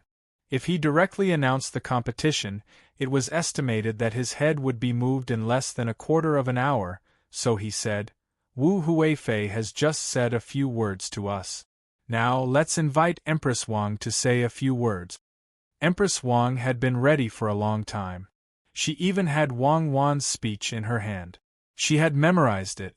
She was afraid that she would forget the words in her hand, so she could read it when the time came. After standing up, she took the speaker and said to the surrounding people, "First of all, I would like to congratulate the emergence of this chef's competition. You know, from the beginning of Tang Empire until now, there has been no special chef's competition. This is a pioneering thing in the chef's industry, a magnificent feat that can let the majority of people taste the essence of delicacies." At the same time, it was not easy for Empress Wang to memorize Wang Wan's speech of 15,000 words. Although it was just a chef's competition, it included politics, military affairs, literature, art, and national relations. The people who were watching the fun were dumbfounded. If it were people like Zhang Xiaobao and Wang Wan, they would definitely fall asleep. But the people here had never heard so much nonsense. At this time, when they heard Empress Wang's comments on various aspects and the prospects of the chef's industry, they admired Empress Wang from the outside. They all felt that if Empress Wang didn't say it, they would definitely not know that cooking could be related to childbirth and could be used to defend against foreign enemies. The simple people listened patiently and even felt that it was better than a direct competition. Of course, they also secretly admired the Empress. She was indeed the Empress. She knew so many things, much better than Wu Huifei. Not only were the people stunned, but Wu Huifei was also the same. She had never thought that Empress Wang, who she had always thought was very bad, could say such a thing today. It sounded very reasonable, and it was so long. What was going on? A few days ago, she just found that Empress Wang was different from before. If it was possible to compete with Empress Wang and win at that time, it would not be easy for her to compete with Empress Wang today. Once the words of Empress Wang here spread to the capital and to the Emperor's ears, it would not be easy to compete with her again. Thinking of this, Wu Huifei became anxious and winked at the people around her. The people around her immediately understood what she meant and hurriedly left to gather their people. While listening to Empress Wang, they suddenly shouted, "We just want to watch the competition. What's the use of talking so much? It's better to watch the competition right now." Empress Wang was stunned for a moment, then she said with a smile, "Since there are people who don't want to listen, then I won't say any more. The people in this world are the most important. I announce that the competition officially begins." As soon as these words were said, there were cheers from below. The people didn't know much, but they knew who was good and who was bad. Look at Empress Wang. As long as someone below shouted, she would immediately stop talking. This was what an empress should be like. The host also began to talk about the rules of the competition. First, the venue would provide materials that were commonly seen, as well as firewood. Second, if anyone wanted to use their unique materials to make something, they had to tell everyone what it was first. Otherwise, they couldn't use it. In terms of whether it was poisonous or not, it was even stricter, so as to avoid poisoning people. For example, if someone wanted to make a puffer fish, this was absolutely not allowed. No matter how good one was at making a puffer fish, they were not allowed to use it in the competition. This was considered a self-selected dish, and there were also a few dishes that had to be prepared. This time, not only did the competition have to determine who had the most points and who was first, they also had to determine who was first in a certain aspect. Only then could they proceed to the next competition. In other words, it didn't matter if a chef lost in total points. As long as they won in a certain aspect, it was fine. At first, Empress Wang really didn't understand why such an arrangement was made. She asked Xiao Zhu, and Xiao Zhu went over to ask again. When Xiao Zhu returned, she said, "Empress, they said that if a person wants to be the overall champion, then in theory, as long as he is second in every competition, he has a great chance. However, in many competitions, he isn't first. So if a restaurant finds those who are first in various aspects, then naturally, they will cook better things than the person who is first in total points. But who can afford to hire so many first places? Oh, I know. The Zhang family and the Wang family want to find a chef for themselves." Empress Wang understood now. Wu Huifei was also thinking about it. She was indeed smarter than Empress Wang. After hearing the rules of the competition, she immediately said to the people around her, "No matter what price we have to pay, we must invite the person who is first in all aspects. It will be better if we can invite the person who is first in total points as well." While the two sides were calculating, the competition officially began. The reason why the Tang Empire could hold a chef's competition was that the country's tax had increased, and the people's lives were gradually getting better. Even if there were still some people who were worse off than others, the overall situation was really good. However, in some places, not to mention a chef's competition, it was not easy to even have a full meal every day. Han Xuanfeng's body was completely recovered now. He didn't need to take any medicine anymore. It was unknown whether it was because his body's resistance had become stronger, or because he was supported by many good things. With his participation, the other people's work became easier. Jiu Meiling was still in charge of her lottery. Every time she won a lottery, she could earn between 1,600 and 2,300 strings of coins. Although it was less than the big deals of tens of thousands of strings of coins, the cycle of big deals was also longer. It wasn't something that could be done casually. The lottery was opened once every 3 days, and the winning rate was very high, reaching 60%. Once, Jiu Meiling only earned a little more than 100 strings of coins, and a lot of money was won by others. It was also because of that more and more people were willing to come and buy lottery tickets. The winners were happy, while the losers were naturally not convinced. Jiu Meiling didn't care about what others thought. Every 3 days, she would earn money from the Tubo royal family, nobles, and slave owners who had risked their lives to earn money. The Tubo people were originally quite wild. After encountering the lottery, they couldn't resist at all. Some people bought more in order to increase the winning rate. The rich people spent their own money directly, while the poor people had to think of other ways. Some people borrowed from others, some pawned things in pawnshops, and some went to gambling places to gamble. In the first half of a month, there was a person who only had 1 copper coin left. He went to the casino that Mi Fan was in charge of and earned 20 strings of coins. He bought a lottery ticket every 4 strings of coins. He bought 5 tickets in total, and all of them were from the same number. In the end, he really won and earned more than 3,000 strings of coins. If he used this money to live a normal life, he wouldn't have to worry about money for the rest of his life if he didn't go to a remote place. Unfortunately, after this person made money, he went to the casino. In the end, he was left with less than 100 strings of coins.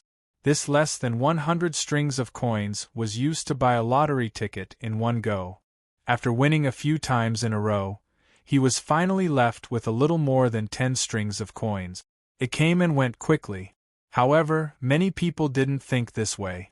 They only saw how others won the lottery and earned money from gambling, but they never thought or were unwilling to think about how much others lost. Some people even said that even though that person lost money in the end, he had played it once and enjoyed it once. It was better than someone who had never enjoyed it once. If he only cared about stability, he wouldn't have won money at the casino that time, and he wouldn't have had the courage to buy lottery tickets. When others heard this, they also thought about it.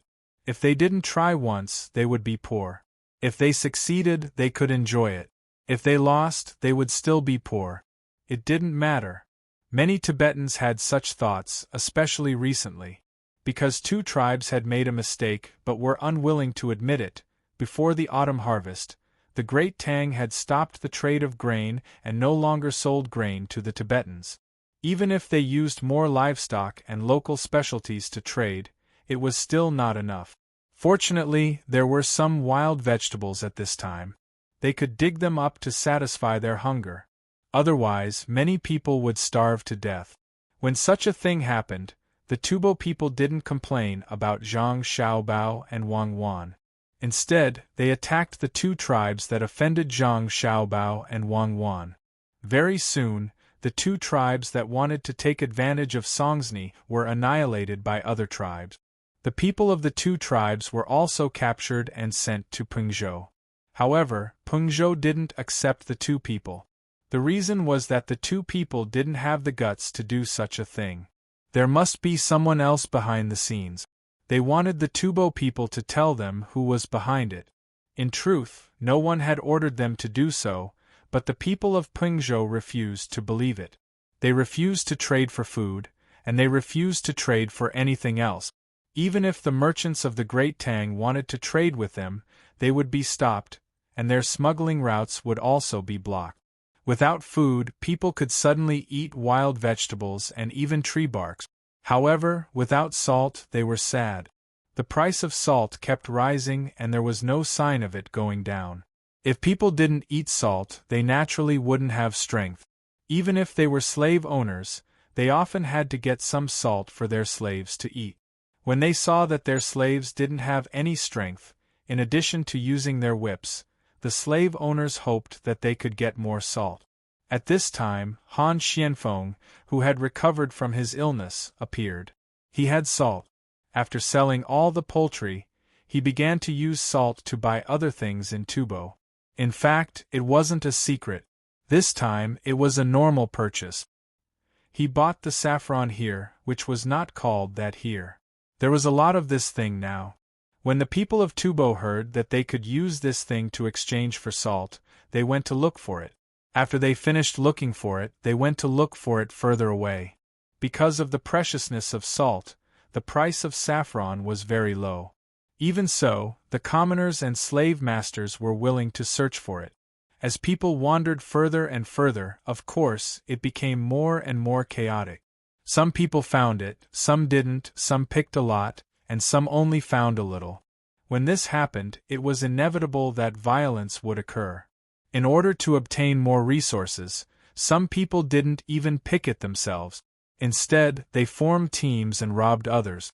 This kind of chaos could be tolerated in Tubo, but after summer, the number of locusts in Tubo gradually increased. Not everyone could be like Yao Chong, who really commanded the people to exterminate the locusts. Many times, the people of a certain area faced the same resistance as Yao Chong when he was the first to exterminate the locusts. Not only did the people not help, they even worshipped the locusts and organized others to exterminate them. Tubo encountered such a situation. Seeing more and more locusts, the people could only pray to their gods. No one went to deal with the locusts. Even the poultry had to stop them when they went to eat the locusts. Seeing that the locusts were increasing and the saffron was almost finished, Han Xianfeng called Zhu Meiling and Mi Fan together. He said to the two, "Should we go back? Once this place becomes chaotic, I think we will be affected too." Mi Fan thought for a moment and nodded in agreement. "Okay, I will sell the casino tomorrow, and let someone else take over. Let's leave. My lottery ticket is still making money. I've made a lot of money. During this time, I've probably made 20% of Tubo's money. Can we wait a few more days?" Zhu Meiling was the one who made the most money. When he heard the two discussing leaving, he was a little reluctant. Han Xianfeng looked at Zhu Meiling helplessly.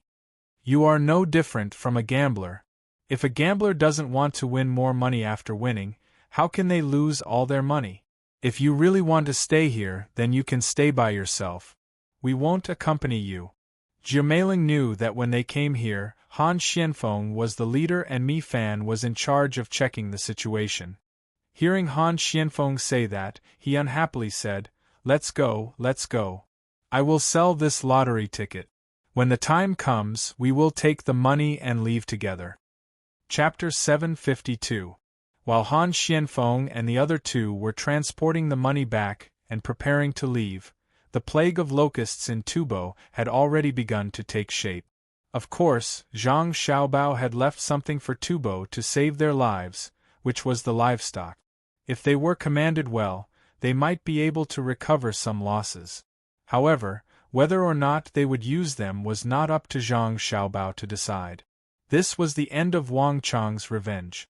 What was left was to take advantage of the fact that Tubo did not have enough food after the autumn harvest to trade with them. That was another matter. After all, this place should have belonged to Great Tang. Because of its geographical relationship with other countries, Zhang Xiaobao did not want to drag things out too much.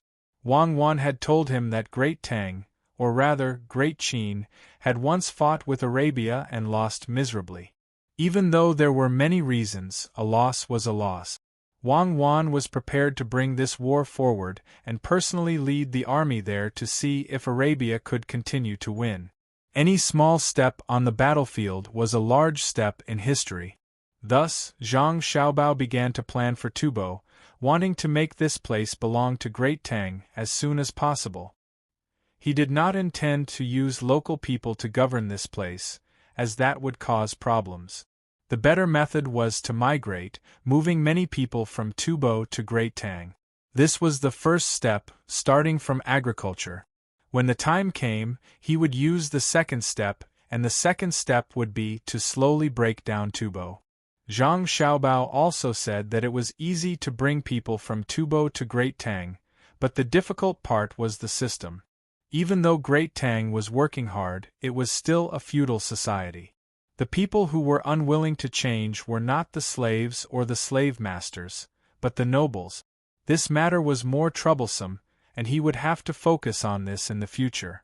Han Xianfeng and the other two did not know about Zhang Xiaobao's plan.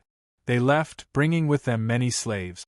Some were bought from nobles at large sums of money, some were exchanged with lottery tickets, and some were won from gambling. In total, there were more than 7,000 slaves. The army marched toward the Great Tang. In order to prevent others from sending soldiers to attack them, Han Xianfeng raised the flag of the seedlings after 2 days of marching. Furthermore, he had already arranged for someone to report to the Great Tang so that they could send reinforcements. This move was indeed effective. Originally, there were 4 Tubo nobles who wanted to target this group. However, when they saw the flag, 3 of them immediately backed out. They were cowardly and didn't dare to touch Han Xuanfeng's troops. However, there was one noble who didn't believe that the flag was real. He thought that someone had made a fake flag to trick him. So, when he saw that the other 3 had left, he didn't withdraw his troops. Instead, he increased the number of troops. Now, there were 6 cavalrymen and 400 infantrymen. Han Xianfeng wasn't an ordinary person. He immediately knew that someone was plotting against him. It wasn't easy for 1,000 people to deal with 7,000 people. He understood that the other party knew that the slaves on his side had just been gathered and weren't very united yet. Therefore, when Mi Fan kept saying that she hadn't been feeling well recently, Han Xianfeng, who was the leader, showed his ability. His family was a family of officials. He knew very well how to win people's hearts. Otherwise, he wouldn't have been sent here. On this day, when Mi Fan found him and said that she was having trouble breathing, Han Xianfeng stopped the army. The 7,000 slaves formed a large circle. Han Xianfeng stood in the middle of the circle and shouted at the slaves, "Do you know who I am?" The slaves didn't know who Han Xianfeng was.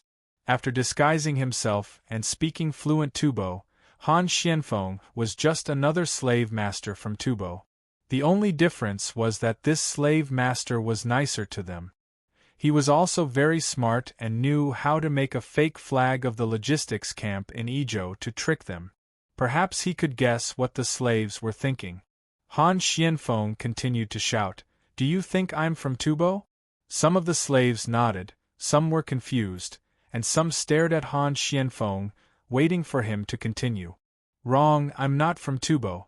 Don't think that I can speak Tubo. Do you see that flag? That's the flag of the logistics camp in Ezhou, but that flag isn't mine."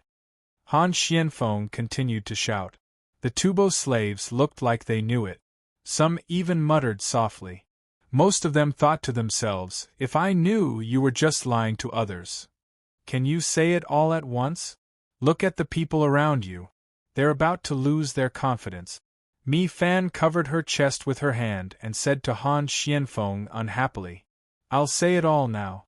Han Xianfeng observed Mi Fan's expression and knew that there was going to be big trouble. Mi Fan was like this. She was very sensitive to danger. According to the young master and young lady, it was her 6th sense. It was an existence that was beyond the 5 senses. It was very magical. Han Xianfeng nodded to Mi Fan and took out another flag. He opened it and said to the slaves, "This is my flag. Do you see Dao Miao wearing black clothes and a black hat? I am the person in charge of spying for the Zhang family and the Wang family in Sanshui County of Tang Dynasty. My code name is Dark Knight." The slaves' eyes suddenly widened. They thought that Han Xianfeng would say which noble he was. They didn't expect him to take out another flag and say that he was from the Zhang family and the Wang family in Sanshui County. Hearing that, they didn't think he was lying. But even if the slaves were willing to accept Han Xuanfeng's identity, they were still worried that he would lie. They looked at Mi Fan and Zhou Meiling. Zhou Meiling spoke first. "Don't look at me. I joined later. I'm not from the Zhang family and the Wang family. Look at him. Mi Fan is from Sanshui County's Zhang family and the Wang family in Sky Team. He's in charge of special situations." While Zhou Meiling was speaking, Mi Fan took out her own flag and put on her own unique symbol. She was the captain of Sky Team. She had people who raised eagles and dogs. "What are you doing here?" One of the bolder slaves asked the 3 of them. "Why are we here?" "Of course we're here to take revenge on Zhang Xiaobao's order. Tubo sent people to make trouble there. How can our young master let Tubo go just because they attacked him once? This time, we're here to take revenge. But our young master doesn't want to hurt too many Tubo people. That's why he wants us to buy as many slaves as possible. When you get to the Tang Empire, you won't be slaves anymore. You'll be farmers. Although farmers have to listen to their masters, there's a difference between farmers and slaves. As long as a farmer has enough money, he can leave the master's family. It's just that Zhang family and the Wang family don't want to leave even if they have more money. In the Tang Empire, your lives will be 100 times better than now. You won't have to worry about food or clothes. You won't have to rest for less than 6 hours a day. When you have your own children, you can even send them to school to study. Right now, the opportunity is right in front of you. Someone wants to keep us in Tubo. Are you prepared to fight for a better life in the Tang Empire or continue to suffer in Tubo? Make your choice. Han Xianfeng shouted at the slaves. At the same time, he stared at a few spots in the crowd. After he finished shouting, the slaves still didn't know how to choose. They didn't trust Han Xianfeng. If they chose to fight back, they might die. At this moment, someone in the crowd shouted, "Master, now that you mention it, I remember that I've heard your name before. You're really from the Zhang family and the Wang family of Sanshui County. You're Zhang Xiaobao and Wang Wan. I don't know what kind of economic war Zhang Xiaobao won, but I remember Demon Fiend Cuckoo. I'm willing to follow you back to the Tang Empire. I've heard that the people of the Tang Empire are living well, especially the Zhang family and the Wang family. I've decided that from now on, if anyone wants me to return to Tubo, I'll fight with my life on the line." As soon as this person finished shouting, another person started to shout.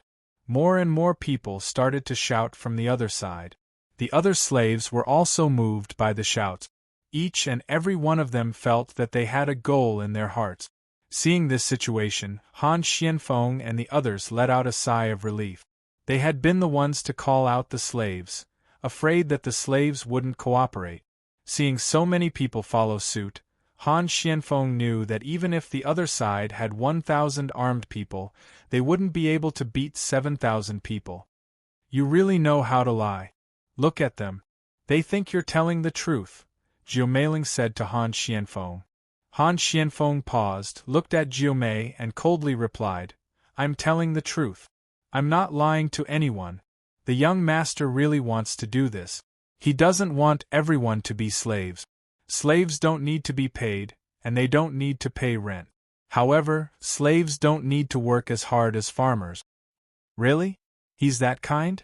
Slaves, you just need to feed them." Jiumeiling hadn't met Zhang Xiaobao before. Her impression of Zhang Xiaobao and Wang family came from other sources. She was especially upset that she didn't get admitted to the hospital during the exam. "Of course it's true. Why would I lie to you?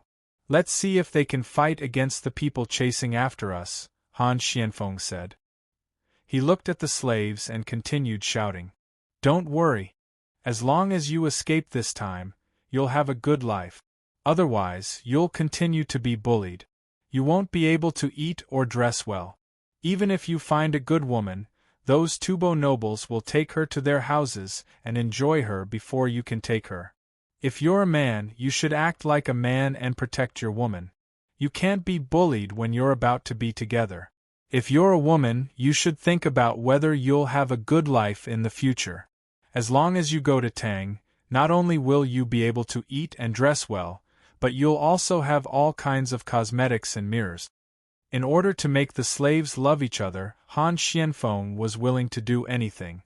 He even talked about cosmetics and used women to inspire men's courage. At this time, Mi Fan suddenly said to Han Xianfeng, "Let's go. I'm fine. I feel very comfortable now. I think there will be a change soon." "What change?" Jiumeiling asked. "How would I know? Anyway, there will be a change." Mi Fan didn't say anything else after replying. He indeed didn't feel as uncomfortable as before. He even felt that his breathing was more comfortable than usual. Hearing Mi Fan's words, Han Xianfeng could only choose to believe him. He gave some orders and continued to lead the 7,000 slaves. There weren't many tents. Only the 3 of them had 2 tents. They didn't have much luggage either. When they left, they let the slaves carry the rations themselves. The slaves were used to sleeping and resting in the wild. They didn't care about tents at all. Therefore, the group moved faster. They were still 3 days away from Jinchuan, and the 1,000 people behind them also sped up. Before they could catch up, 100 cavalrymen appeared in front of Han Xianfeng and the others. There were also a few eagles flying in the sky. Although there weren't many of them, after seeing the riders, Han Xianfeng finally collapsed. He said to Zhou Meiling, "Help me up. I can't take it anymore. If you want to die, die far away. Don't die in front of me," Zhou Meiling said coldly, but she still helped Han Xianfeng up. The riders didn't stop. They rushed to the back of the slave group. Seeing the flags of the riders, the slaves believed Han Xianfeng's words. The flags belonged to the Chamber of Commerce. There were also seedlings on them. "Let's go. Let's go back." Han Xianfeng waved his hand and rode forward. The slaves, who were originally running out of strength, did not know where they found the strength to run again. Their faces were full of yearning for the future, and they ran quickly. After half an hour, the 100 cavalrymen also encountered the 1,000 people who were chasing after the group of slaves. The 100 cavalrymen stopped their horses and stayed where they were without saying a word, nor did they show their weapons. But even so, the people on the other side all stopped in their track. When the 1,000 people were in position, the captain of the 100 cavalrymen shouted to the other side, "The 7,000 slaves in front of us are the people that our young master and young lady want." After saying this, the 100 cavalrymen turned their horses around and chased after the group of slaves. The 1,000 people sent by the other nobles looked at each other. They didn't know what to do. They thought about the 2 tribes that had been destroyed by the other nobles. In the end, they didn't dare to chase. While Han Xianfeng met a benefactor and saved the group from danger, Heng Yiwei also met a benefactor in Baoxin County. At least, that was what he said. He was the county magistrate of Xian Kai County, the one with the surname Yin. After he took over the position in the county, he read the proposal brought back by Li Linfu. He had originally decided to live a peaceful life, but in the end, he couldn't control the thoughts in his heart. He took a leave of absence from the county and ran to Baoxin County. He Wei was currently in the Yamen receiving County Magistrate Yin, who claimed to be a benefactor. He Wei didn't receive him in his study, nor the signing room. Instead, he received him in the room where he usually received commoners. Here, he could speak freely and wouldn't arouse suspicion. "County Magistrate Yin, you came all the way from Xian Kai County. I'm very touched. Have you eaten lunch? Why don't we eat together?" He Wei didn't believe in benefactors. If there really was one, it definitely wasn't County Magistrate Yin. It was Zhang Xiaobao and Wang Wan. He asked County Magistrate Yin if he had eaten on purpose. He came all the way here and it wasn't even noon yet. How could he have eaten lunch? County Magistrate Yin also heard the sense of distance in He Wei's words, but he didn't care. It wasn't like he hadn't encountered such a person before. In the end, he still dealt with him. Thus, he nodded and followed He Wei's words. "Then I'll have to trouble you, County Magistrate He. I really haven't eaten." "Good. Someone, bring up the food used to receive guests. It's the kind that is usually served to commoners." County Magistrate He didn't lack a meal. Since the other party wanted to stay and eat, then let him eat. He ordered the people standing outside the door. The reason why he said the food was for commoners was because he was afraid that there weren't enough commoners today, and they wouldn't be able to finish it. Whether it was throwing it away or letting others eat more, it wasn't worth it. County Magistrate Yin didn't know. When he heard He Wei's words, he was puzzled. Why was there a provision for commoners to eat? Since when did the Yamen have such a rule? Then, he understood. It must be because He Wei didn't want to treat him well, so he gave such an order. Every county magistrate would always give a secret signal to his subordinates when he gave an order. It was estimated that this meal would not taste good. Thinking about this in his heart, County Magistrate Yin, who had been treated coldly before, didn't care. It was just a bad meal. As long as He Wei could eat it, then he could eat it too.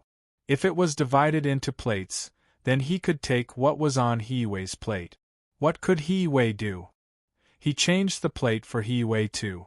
May I know why County Lieutenant Yen is here this time? He Wei didn't ask about the important person.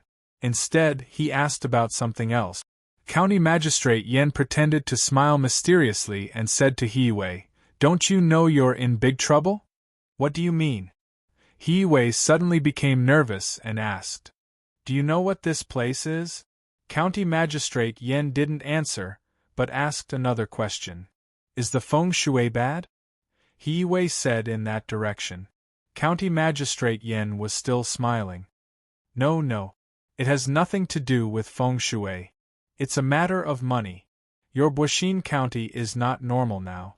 Think about it, how much money can you make now? How much was it before? You're the county magistrate of such a good place. Are the others convinced? You're not convinced? He Wei asked. Of course I'm convinced. What am I? But if someone's ability is great, will they also be convinced? If it's just a little money, it's fine. The main thing is that many officials here are studying here. You're taking advantage of this. Do you think others won't make trouble for you? Plus, you told the people how much money the county has. If you do this, won't the other counties learn from you? If they learn, then they won't be able to keep their greedy share. If they don't learn, then what's the point of being an official? Do you understand? County Magistrate Yen analyzed to He Wei like an expert. He Wei's face finally changed and became very ugly. County Magistrate Yen thought his words had moved He Wei. When he was about to continue, He Wei waved his hand and said to County Magistrate Yen, "Thank you for your concern, County Magistrate Yen. Like you said, I won't be here for long. I'll leave after the autumn harvest and let someone else take over." "Do you know where I'm going?" "Where?" County Magistrate Yen asked, puzzled. "I don't know. Come, the food is here. Eat first." He Wei originally wanted to tell County Lieutenant Yen not to think that his side was bad and that his future was smooth, but when he was about to say it, he hesitated. Coincidentally, the servants brought the food over and invited him to eat. County Magistrate Yen still wanted to ask more questions, but when he saw someone bring the food over, he had to shut his mouth and stared at the food. He wanted to see what He Wei was going to use to trick him. But when he saw the food, County Magistrate Yen was stunned. There were 2 dishes and a soup. The dishes were scrambled eggs with chives and bean sprouts with meat. The soup was spinach soup with a layer of oil on top. There were also 2 pieces of fermented bean curd and 2 pieces of stinky tofu. There was also a plate of radish strips and pickles. The main dish was a cake made of rice flour and rice flour. Before County Magistrate Yen could ask, He Wei said, "This place is used to entertain the people.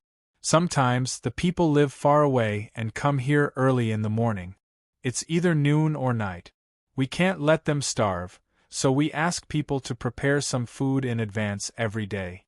It's a pity to leave it here. Why don't we eat it? We don't prepare much every day.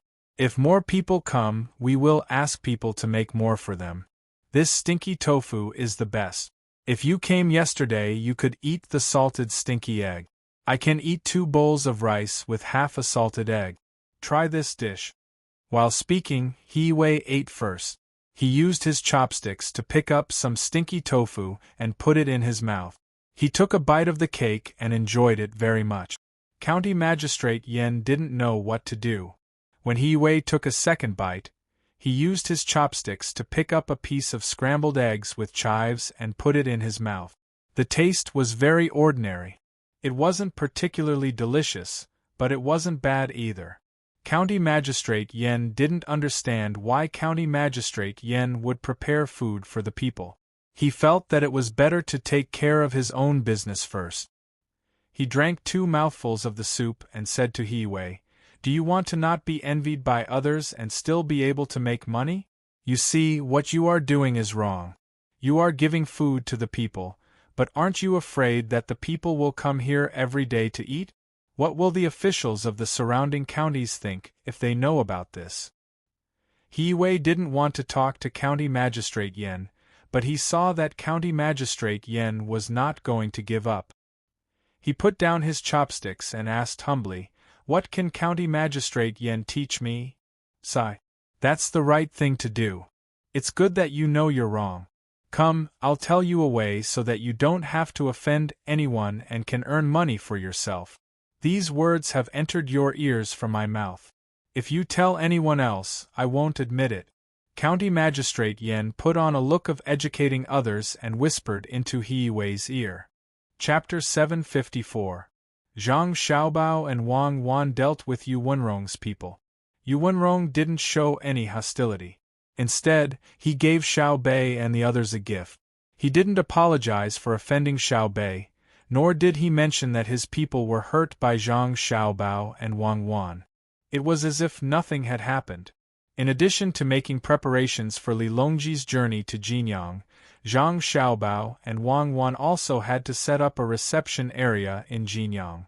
Usually, after the reception area was built, it would be put aside. Even if the emperor left, no one else could use it. Zhang Xiaobao also thought the same, so he needed to make arrangements there. This trip would cost about 200,000 to 300,000 string of coins. It wasn't a small amount. If they couldn't earn it back, they would lose money. We've already sent people out. We won't take the land route. There's a Fun River that connects to the capital, so we can save a lot of money on the road. However, we need to build temporary rest areas every once in a while. I'm going to build the rest areas in the big garden. In order to earn back the money he spent, Zhang Xiaobao drew a picture on a piece of paper. It was the garden he was talking about. Wang Wan came over to take a look. No matter how she looked at it, she couldn't tell that it was a garden. It looked more like a big market. She looked at Zhang Xiaobao in confusion. "How long do you think it will take to earn back the money you spent?" "Very soon. Look, when Li Longji comes, we'll plant more flowers. When he leaves, we'll remove the flowers and turn it into a market. In every place like this, we'll use iron chains to pull up a bridge. It's convenient for people on both sides to trade with each other. We'll collect a bridge fee. When others trade, we won't collect any fees. We won't even collect the market management fee. The price will be decided by the buyers and sellers. However, there's one thing. All the goods that come over must be seen by us before they're sold. We can buy them all directly." Zhang Xiaobao drew on the picture. He also drew a few flower pots and a hole on the ground. He meant to bury the pots and flowers in the ground. It would be convenient for them to go back and forth. Wang Wan thought for a moment and understood what Zhang Xiaobao meant. Although it was said that the market price would not be affected, once they had the right to buy first, as long as they controlled it a little, they could make the price of various items in the market fluctuate. They could control the quantity of goods and make a lot of money. She nodded and said, "This is feasible. What about the iron chain bridge? I estimate that 300,000 strings of coins won't be enough to repair the bridge fee. It's a long-term thing. It's better than nothing. At that time, there will be more merchants coming and going, and transportation will be convenient. At most, we can find someone to cooperate with. Our family can't take out too much money. When Li Longji goes to Jinyang for a tour, that's where the real money is. We'll protect the place where he stays, but in the name of letting him cultivate, we'll buy a larger area around it and build an artificial lake. We'll let people go there and see if there's a good place and lake there. We'll arrange the place where Li Longji stays. We won't let others stay in the courtyard where he stayed. No one will care about the other places. Even the emperor is willing to stay in a place where he stays. How many people will want to rest and play there? We'll build more inns and restaurants, and that place will gradually become prosperous. The main thing is that we can let people do business there with a little management fee. If they're willing to rent out the place, they can earn back the money they spent in less than 2 years. In the future, that place will become more and more profitable." Zhang Xiaobao told Wang Wan his idea, and then said, We still have to think of a way to let Li Longji write a title or something, such as the world's #1 lake. Well, I don't think that's possible. That small lake can't be the world's #1. Let's not talk about this for now. We'll think about it when the time comes. You're using Li Longji's name to get benefits for yourself. Wang Wan admitted that this celebrity effect would be good. People nowadays liked things like being attached to others. For example, if someone wrote a good poem in a certain place, as the poem spread, that place would become famous, and many people would come because of it.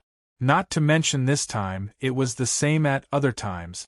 Lu Sun wrote Kong Iji, and as a result, the Fennel Beans and Xianfeng Tavern became famous. Originally, it was something that could be eaten anywhere and didn't taste good, but it was sold at a high price. When the time came, Zhang Xiaobao would also specially cook a few side dishes in Jinyang, and then have someone make a story about it.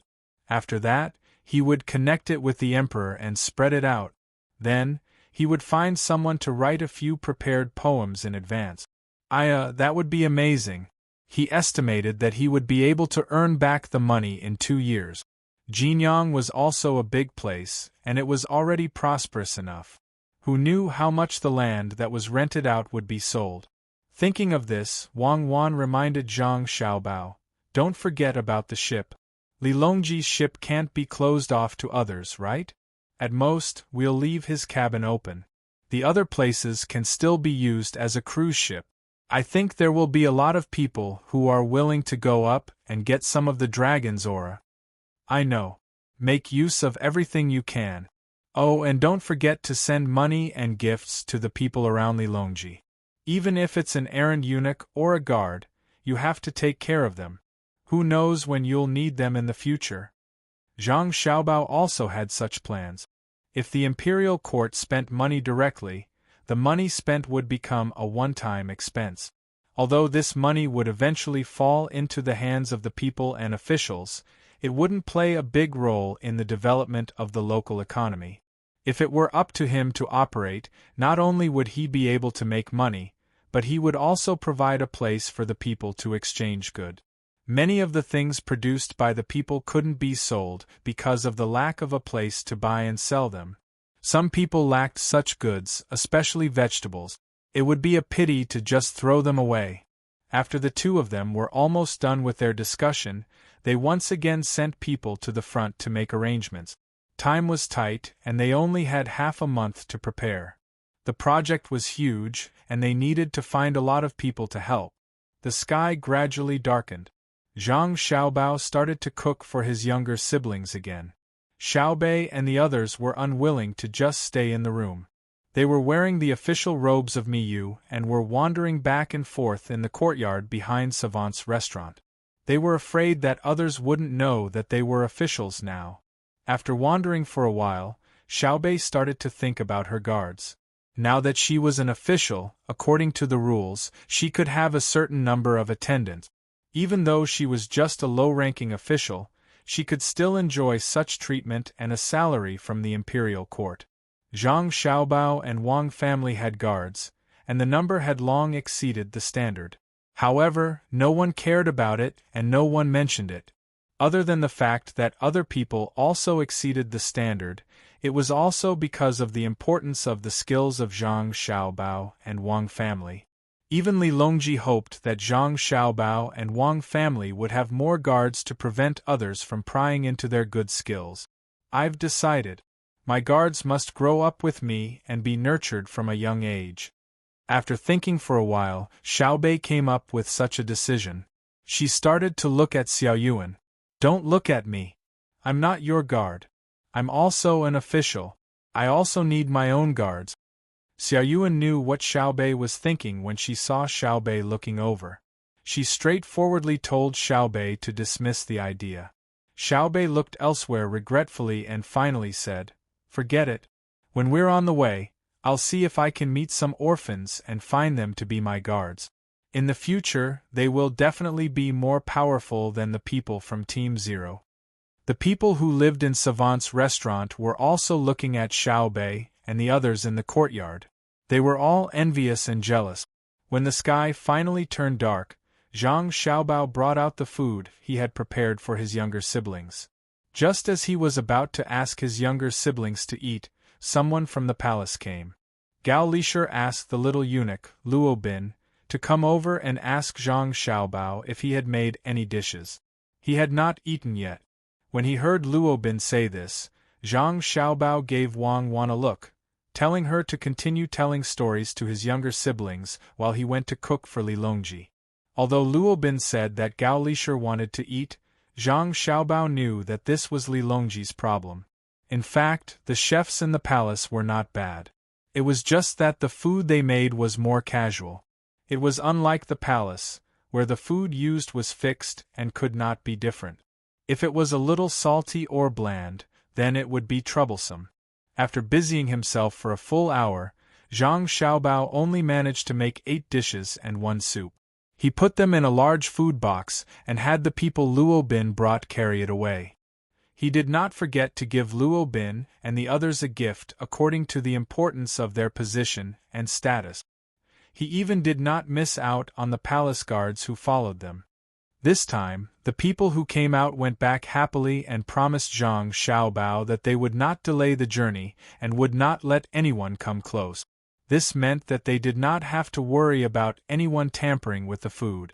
After watching Luo Bin and the others leave, Zhang Xiaobao rubbed his starving stomach and looked for something to eat. He muttered, "This journey is so tiring. I reckon that Li Longji wants me to cook for him, so he transferred me over from Baoxin County. What kind of person is he?" Zhang Xiaobao did not know whether Li Longji really thought this way or not. When Luo Bin hurried back to the palace, the food was still warm. There was no need to reheat it. There was a charcoal fire under the food box to keep it warm. In addition, it was currently summer, so it was impossible for it to become cold.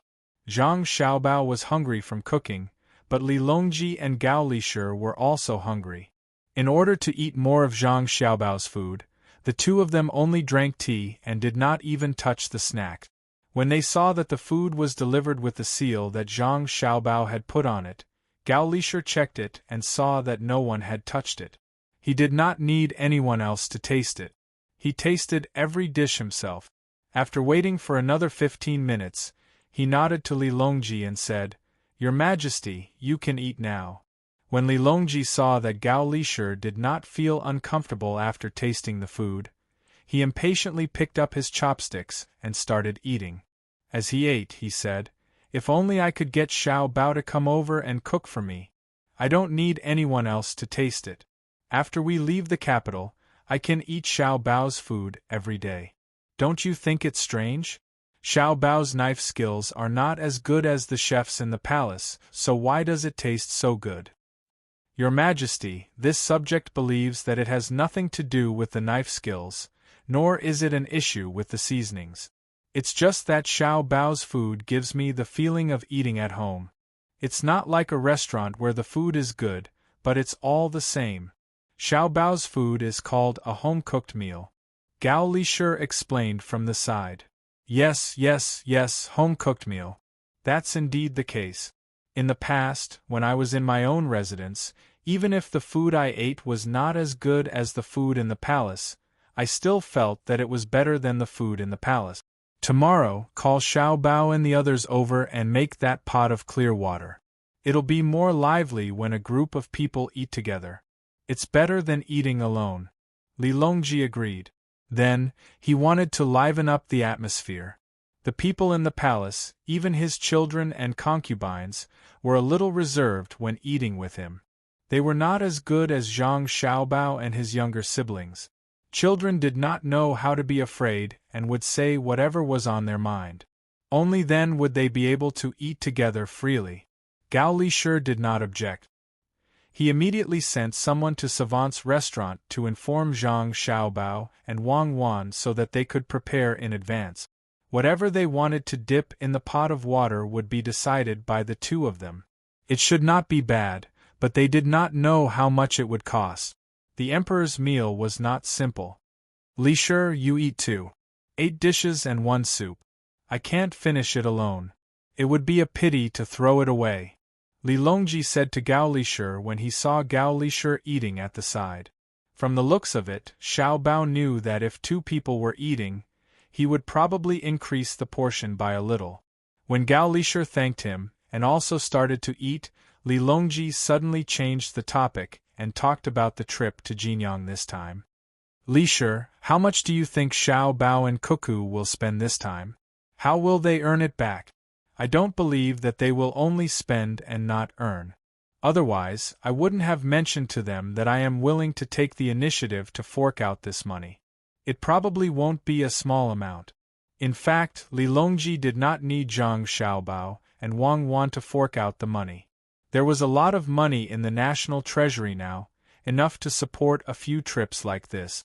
The reason why he agreed was that it was better to save as much as possible and use it in other aspects. The people in the imperial court had already calculated that if they were to fork out money from the national treasury this time, they would need at least 200,000 strings of coins. This was not including the money that would be taken out when they arrived at Jinyang. It was better to save money and leave it to Zhang Xiaobao and Wang Wan. Another reason was that he wanted to see if the 2 of them could earn money from this kind of thing. He wanted to learn. How could Gao Lisher know how much Zhang Xiaobao and Wang Wan would fork out? He estimated that it would not be less. After thinking for a while, he replied, Your Majesty, this subject feels that if Xiao Bao and Cuckoo were to fork out the money, they would not be able to spend 300,000 strings of coins. It might even be 500,000 strings of coins. Why do you say so? Li Longji asked. Replying to Your Majesty, since Xiao Bao and Cuckoo have accepted this job, they naturally will not be fooling around. They will definitely arrange it well so that Your Majesty will be happy along the way and feel comfortable when you arrive at your destination. This is a sum of money. According to the calculations of the officials in the imperial court, the amount of money that was prepared to be used in the national treasury was 200,000 strings of coins. Moreover, when you arrive at Jinyang, you will also need to spend a lot of money there. There are construction banks, roads, and arrangements for Your Majesty's sightseeing. 100,000 strings of coins is still the minimum. It is estimated that it will only be more and not less. Since this is the case, Xiao Bao and Cuckoo will have to fork out 300,000 strings of coins. In addition, they will have to think of ways to earn money, so they will need to use more money to take advantage of the opportunity to build.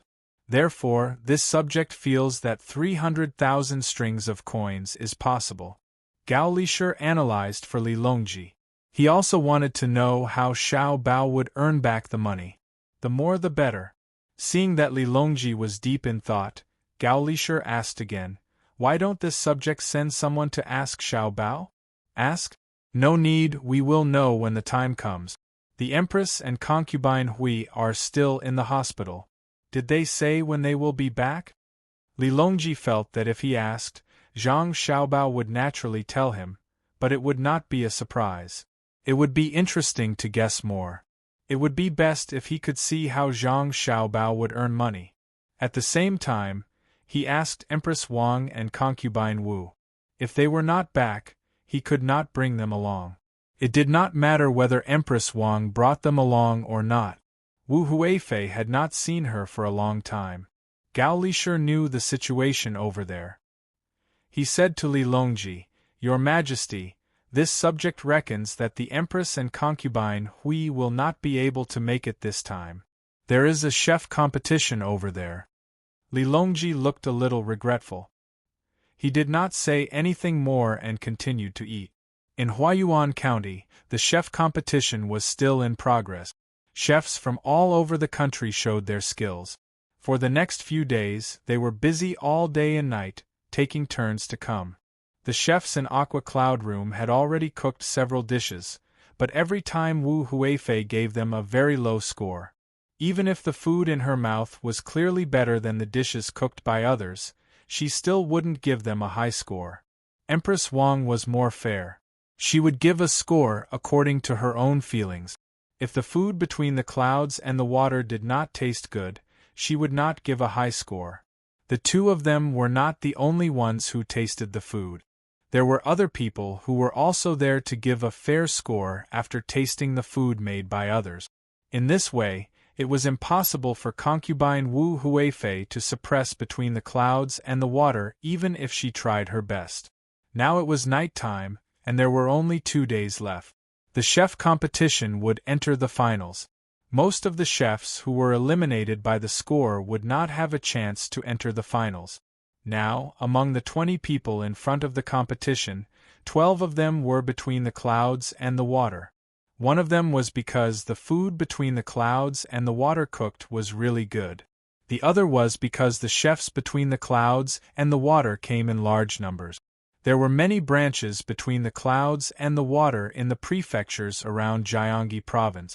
Even if there was only one chef from each branch, there would be more than 100 chefs coming here. Under such competition, it was hard not to be sent to the front. In order to suppress between the clouds and the water, concubine Wu Huifei could not sit still. Tonight's competition was to make a soup and 2 optional dishes. Once the dishes were done, dinner would be finished after tasting them. Concubine Wu Huifei sat there and thought for a while. Then she gave an order to the person next to her. That person immediately came to the stage where the competition was going to be held and shouted to the crowd, "Concubine Wu has ordered that in today's competition, we will not follow the previous rules. Instead, we will divide the dishes made by the 20 people in front of us and let each judge be responsible for 2 people's dishes. As for the chefs after the 20th place, they will be counted according to the normal rules. In this way, we can increase the difficulty of the chefs and make the competition more interesting." The onlookers understood as soon as they heard that. Concubine Wu Huifei wanted to change the rules. If it were someone else who said this, the onlookers would definitely not support it. However, she was an imperial concubine. Even if some people were not satisfied with it, they could not say anything. At this time, many people looked at Empress Wang, wondering if she would agree. How could Empress Wang not know what concubine Wu Huifei was thinking? If she did this, then as long as concubine Wu Huifei ate the dishes made by the chefs between the clouds and the water, no matter how good or bad they would be given a very low score. This would cause the chefs between the clouds and the water to drop from the top 20. 1 less person was 1 less person. 2 less people were 2 less people. In this way, between the clouds and the water might lose in the finals because of the lack of chef. Empress Wang wanted to stop it, but when she saw the person in charge of the competition, who looked indifferent, she finally swallowed the words she wanted to say. Wei Wei nodded, agreeing to this rule. Seeing that Empress Wang did not object, concubine Wu Huifei was happy. She looked at the place where the lots were being drawn, hoping that she could draw 2 chefs between the clouds and the water. That way, she could take revenge on Wang Wan first. After all, she had brought Empress Wang here and taught her a lot of skills. Perhaps she was really lucky. When the lots were drawn, concubine Wu Huifei indeed drew 2 chefs between the clouds and the water. Wu Huifei looked at the 2 chefs who were indifferent and thought about how to find fault with them later. With the order, the competition started. Concubine Wu Huifei stared at the 2 chefs she was in charge of. When it came time to score, she had to have an excuse. The 2 chefs between the clouds and the water did not make shark fin and abalone. It was a very normal dish. First, they prepared the ingredients for 2 soup. One prepared to make a soup with cucumber and egg, while the other prepared to make a soup with shredded radish. After preparing the ingredients for the soup, one of the chefs began to beat the eggs. He used shredded radish to make the soup. Because there were eggs in the main dish, it was not good to put eggs in the soup. Otherwise, it would be repeated. The oil in the pot was first heated. Then, he beat the eggs one by one into the bowl. Then, he used chopsticks to break the adhering parts. The chopsticks flew up and down, and the eggs rose and fell with the movements of the chopstick. In the end, the eggs did not look like eggs. They looked like yellowish cloth. After the oil in the wok was boiling, the cook added some salt to the eggs. He didn't add anything else and directly put the cloth into the wok with his chopstick. With a sizzling sound, the eggs in the wok suddenly swelled up. When the last piece of egg was beaten into the pot, the chef used his chopsticks to pull the egg pancake in the pot and turned it around. Immediately, with the force of the turn, the egg pancake was picked up along the side of the pot and landed on the empty plate at the side. The whole process was very fast. It was so fast that the onlookers below exclaimed. They had never seen anyone make fried eggs like this. It looked very comfortable, but the requirements for heat control and the chef's proficiency were very high. This dish was actually very common. However, when placed in between the clouds and the water, it was a dish that every chef who wanted to be promoted to a special chef. The simpler the dish, the more one could see the chef's ability. Then, the chef began to stir-fry the wood ears and shredded meat. At the same time, it was a very simple dish. At this time, the other chef had also finished the first dish. It was stir-fried tofu with some starch on top. That was it. The other dish was eggplant with minced meat. Except for the wood ears, which were very rare, the commoners had eaten all the other dishes. They were the most commonly seen dishes. However, none of the commoners felt that this dish was not good. They were all waiting for the final score. At this moment, the soup was also being served. The entire process, which consisted of 2 dishes and 1 soup, took less than half an hour before they were placed on the table in front of Wu Huifei. Before they even touched their chopsticks, Wu Huifei spoke first. She evaluated the 4 dishes one by one. I don't know what the chef is thinking about this fried egg. You made such a big piece. How do you expect others to eat it? Don't you know how to break it? When did Between the Clouds and the Water have such a chef? At the very least, it should be divided into 4 pieces. Even if you used a knife to divide it later, it would be fine.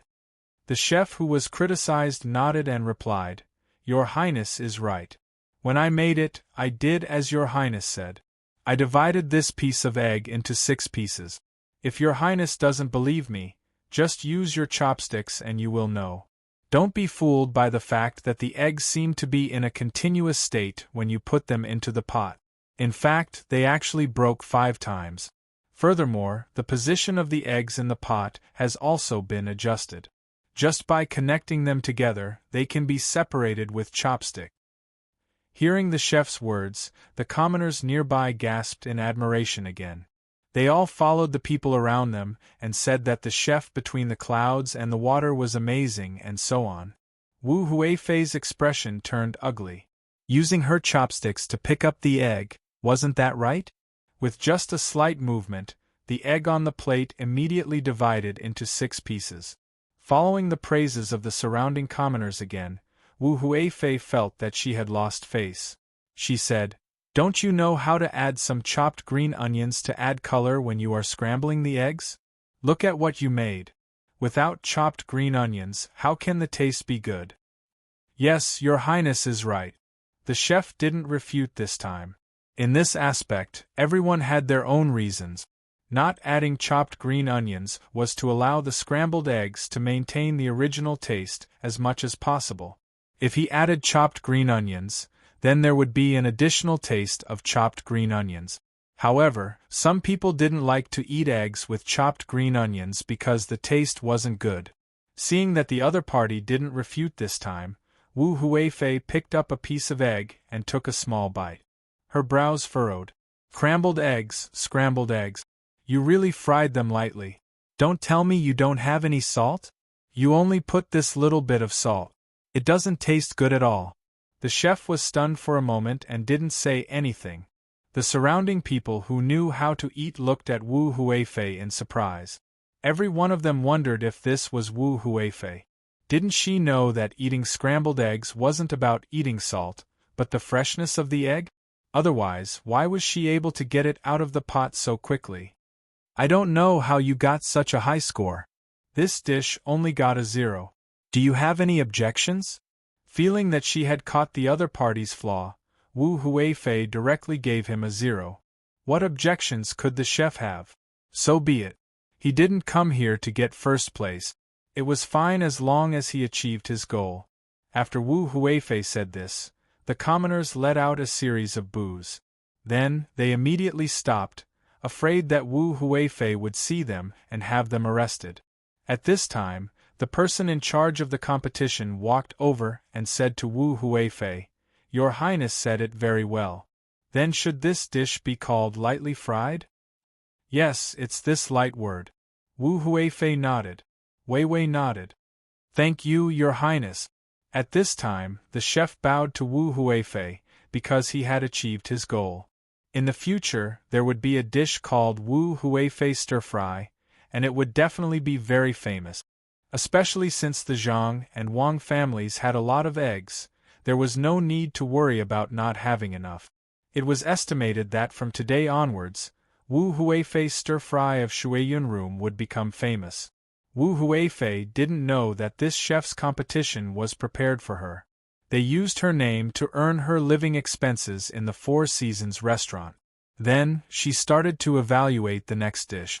How could one not be able to pick a bone in an egg? The 4 dishes and 2 soups of the 2 chefs all got 0 points. These 6 dishes also got their own names. The method of making minced meat and eggplant was to cut open the eggplant and put minced meat inside. It was not the other method of making minced meat on the outside.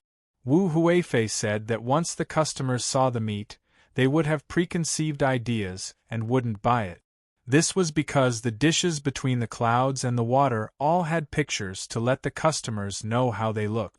Therefore, Wu Huifei gave a bad evaluation of this dish, saying that it only knew how to hide the meat inside.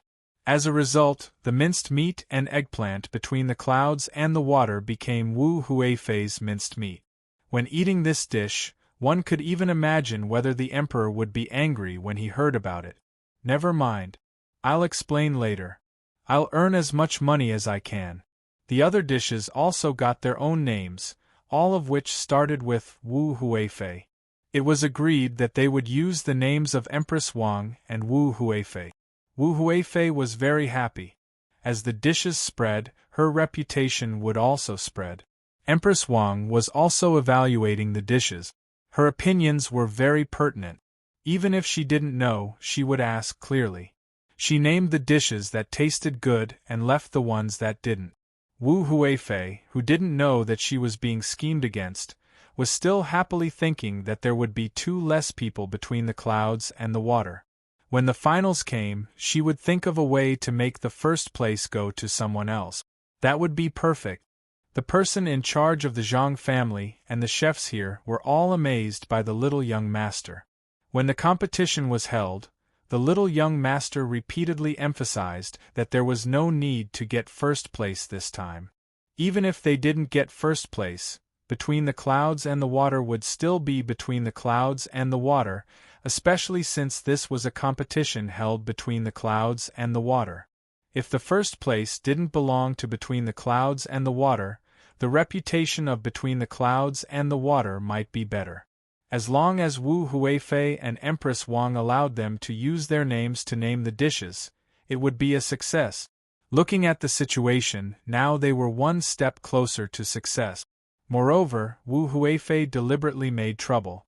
The people were not stupid, especially when they were talking about the scrambled eggs. They said it was light. It was estimated that it would soon spread and become a joke. Moreover, people who went to between the clouds and the water to eat would be willing to order this dish, which was not expensive.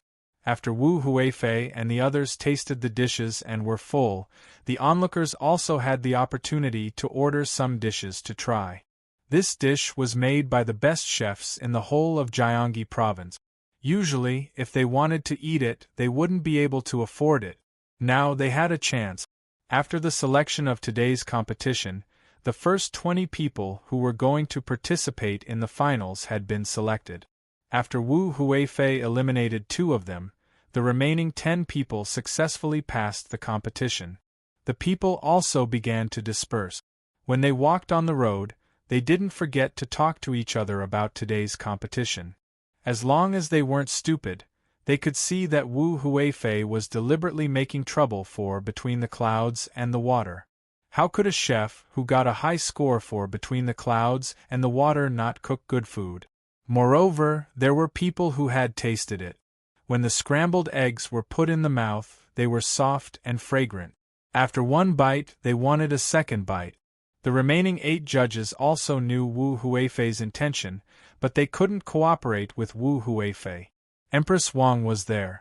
If they really cooperated with Wu Huifei, not to mention whether Empress Wang would agree or not, Between the Clouds and the Water would also have ideas about them. In particular, the 8 of them also wanted to maintain their reputation. Wu Huifei might not care about what she did, but if the 8 of them followed suit and made trouble, who would invite them to taste dishes in the future? Who didn't know how high the standards for choosing a chef from Between the Clouds and the Water were? Moreover, Between the Clouds and the Water could always produce new dishes. If none of them made it to the finals, people wouldn't doubt the ability of Between the Clouds and the Water, but whether there was something wrong with the person who tasted the dishes. Wu Huifei, who thought that she had won by a small margin, looked at the 8 judges in dissatisfaction. She smiled and greeted Empress Wang, then returned to Four Seasons Workshop, 70% full. Empress Wang smiled and didn't say anything. Beside her, Xiao Zhu pouted on the way back and said, "Empress, why did you just watch Wu Huifei make trouble there? Look at how she picked on the dishes. I really suspect that there's something wrong with the palace chef who cooked for her. It's all because of me. Cuckoo sent me here."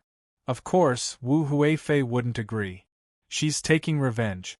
It's a pity that she chose the wrong person. Zhang family and Wang family won't suffer for nothing. This time, Wu Huifei's name will be known, but it won't be a good reputation. Empress Wang wasn't worried that Zhang family and Wang family couldn't handle such a small matter. Thinking of Wang Wan in her heart, a smile appeared on her face. Xiao Zhu nodded. Anyway, I can't see what Zhang family and Wang family will do. At this moment, the maid from Yaowang Mountain who was in charge of serving Empress Wang said to Xiao Zhu, "Little sister Xiao Zhu, you haven't eaten yet, right? Then when we go back later, I'll make Huifei stir-fry for you." Hearing this name, Xiao Zhu finally reacted. She opened her eyes wide in surprise and suddenly burst out laughing. "You're so bad." "I know. In the future, Huifei stir-fry Between the Clouds and the Water will be a famous dish. Then tomorrow, shouldn't we let Wu Huifei continue to make trouble?" Empress Wang also smiled. She knew that this was Wang Wan helping her again. It wouldn't be long before the people around Gongji province knew about what happened today. Wu Huifei's reputation would plummet. At least, she wouldn't be able to run away from the fact that she didn't know how to taste dishes. If she deliberately made trouble Between the Clouds and the Water, after going back, the people in the court would hesitate when choosing a side. Who didn't know that Zhang family and Wang family were vengeful people? Good plan, this plan was well used. It was all for her and made things difficult for Cuckoo. The next day, when the final competition was held, Wu Huifei didn't let go of the chef Between the Clouds and the Water. This time, she thought of a new rule.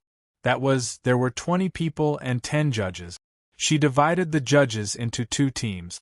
One team would follow Empress Wang, and the other team would follow her. First, the judges would report their scores to her, and then she would make the final decision. Under normal circumstances, she could take down at least 5 people from Aqua Cloud Room. If she was lucky, she could even take down 10 people from Aqua Cloud Room. At that time, if she met someone who wasn't Between the Clouds and the Water, she would deliberately give full marks. She didn't believe that Empress Wang would do the same. If Empress Wang had a person Between the Clouds and the Water who got full marks, and she also had a person from another place who got full marks, they would compete again. Then, both sides would jointly give their scores. She would lead 4 people to give the person Between the Clouds and the Water a lower score. Wasn't Empress Wang fair? That was good. No matter how bad her side was, the fair Empress Wang wouldn't give a 0. Then, after calculating the average score of both sides, Between the Clouds and the Water would at most get second place. That night, Wu Huifei, who had figured this out, had a good dream.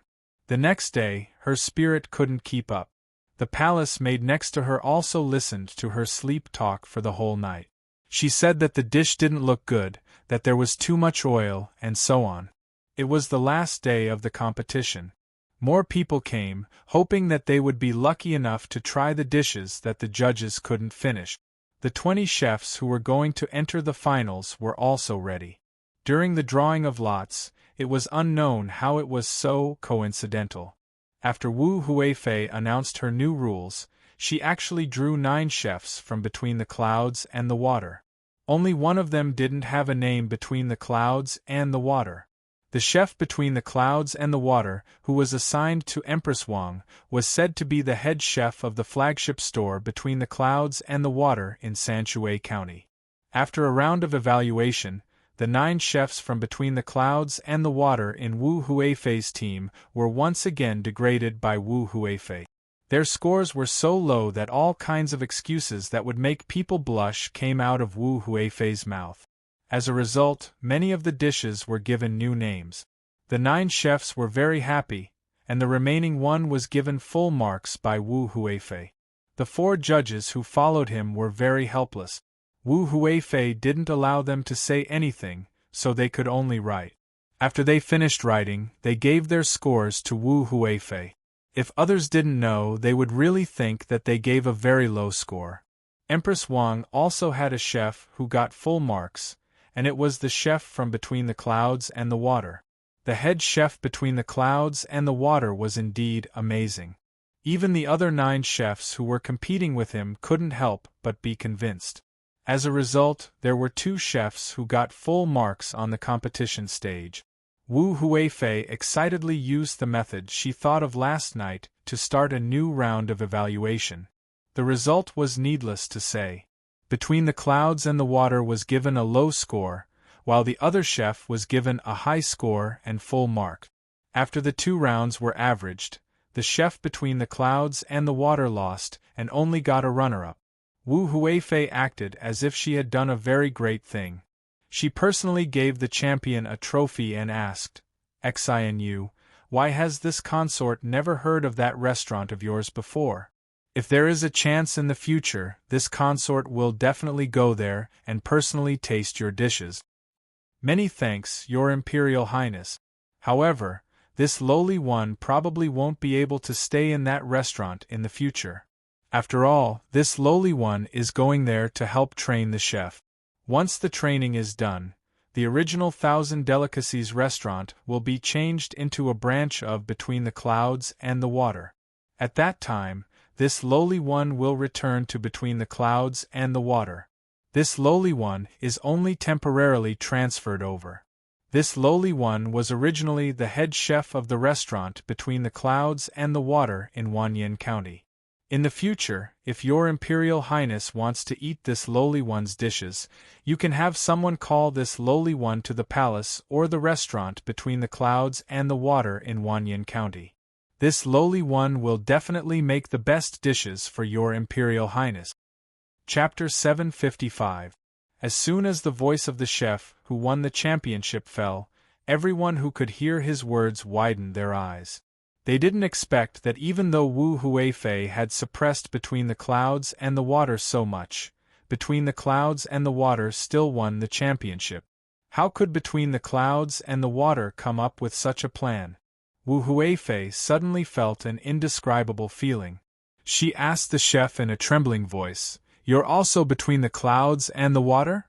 "Yes, Your Highness. However, I'm not representing Between the Clouds and the Water in the competition. I'm representing 1000 Cuisine Restaurant.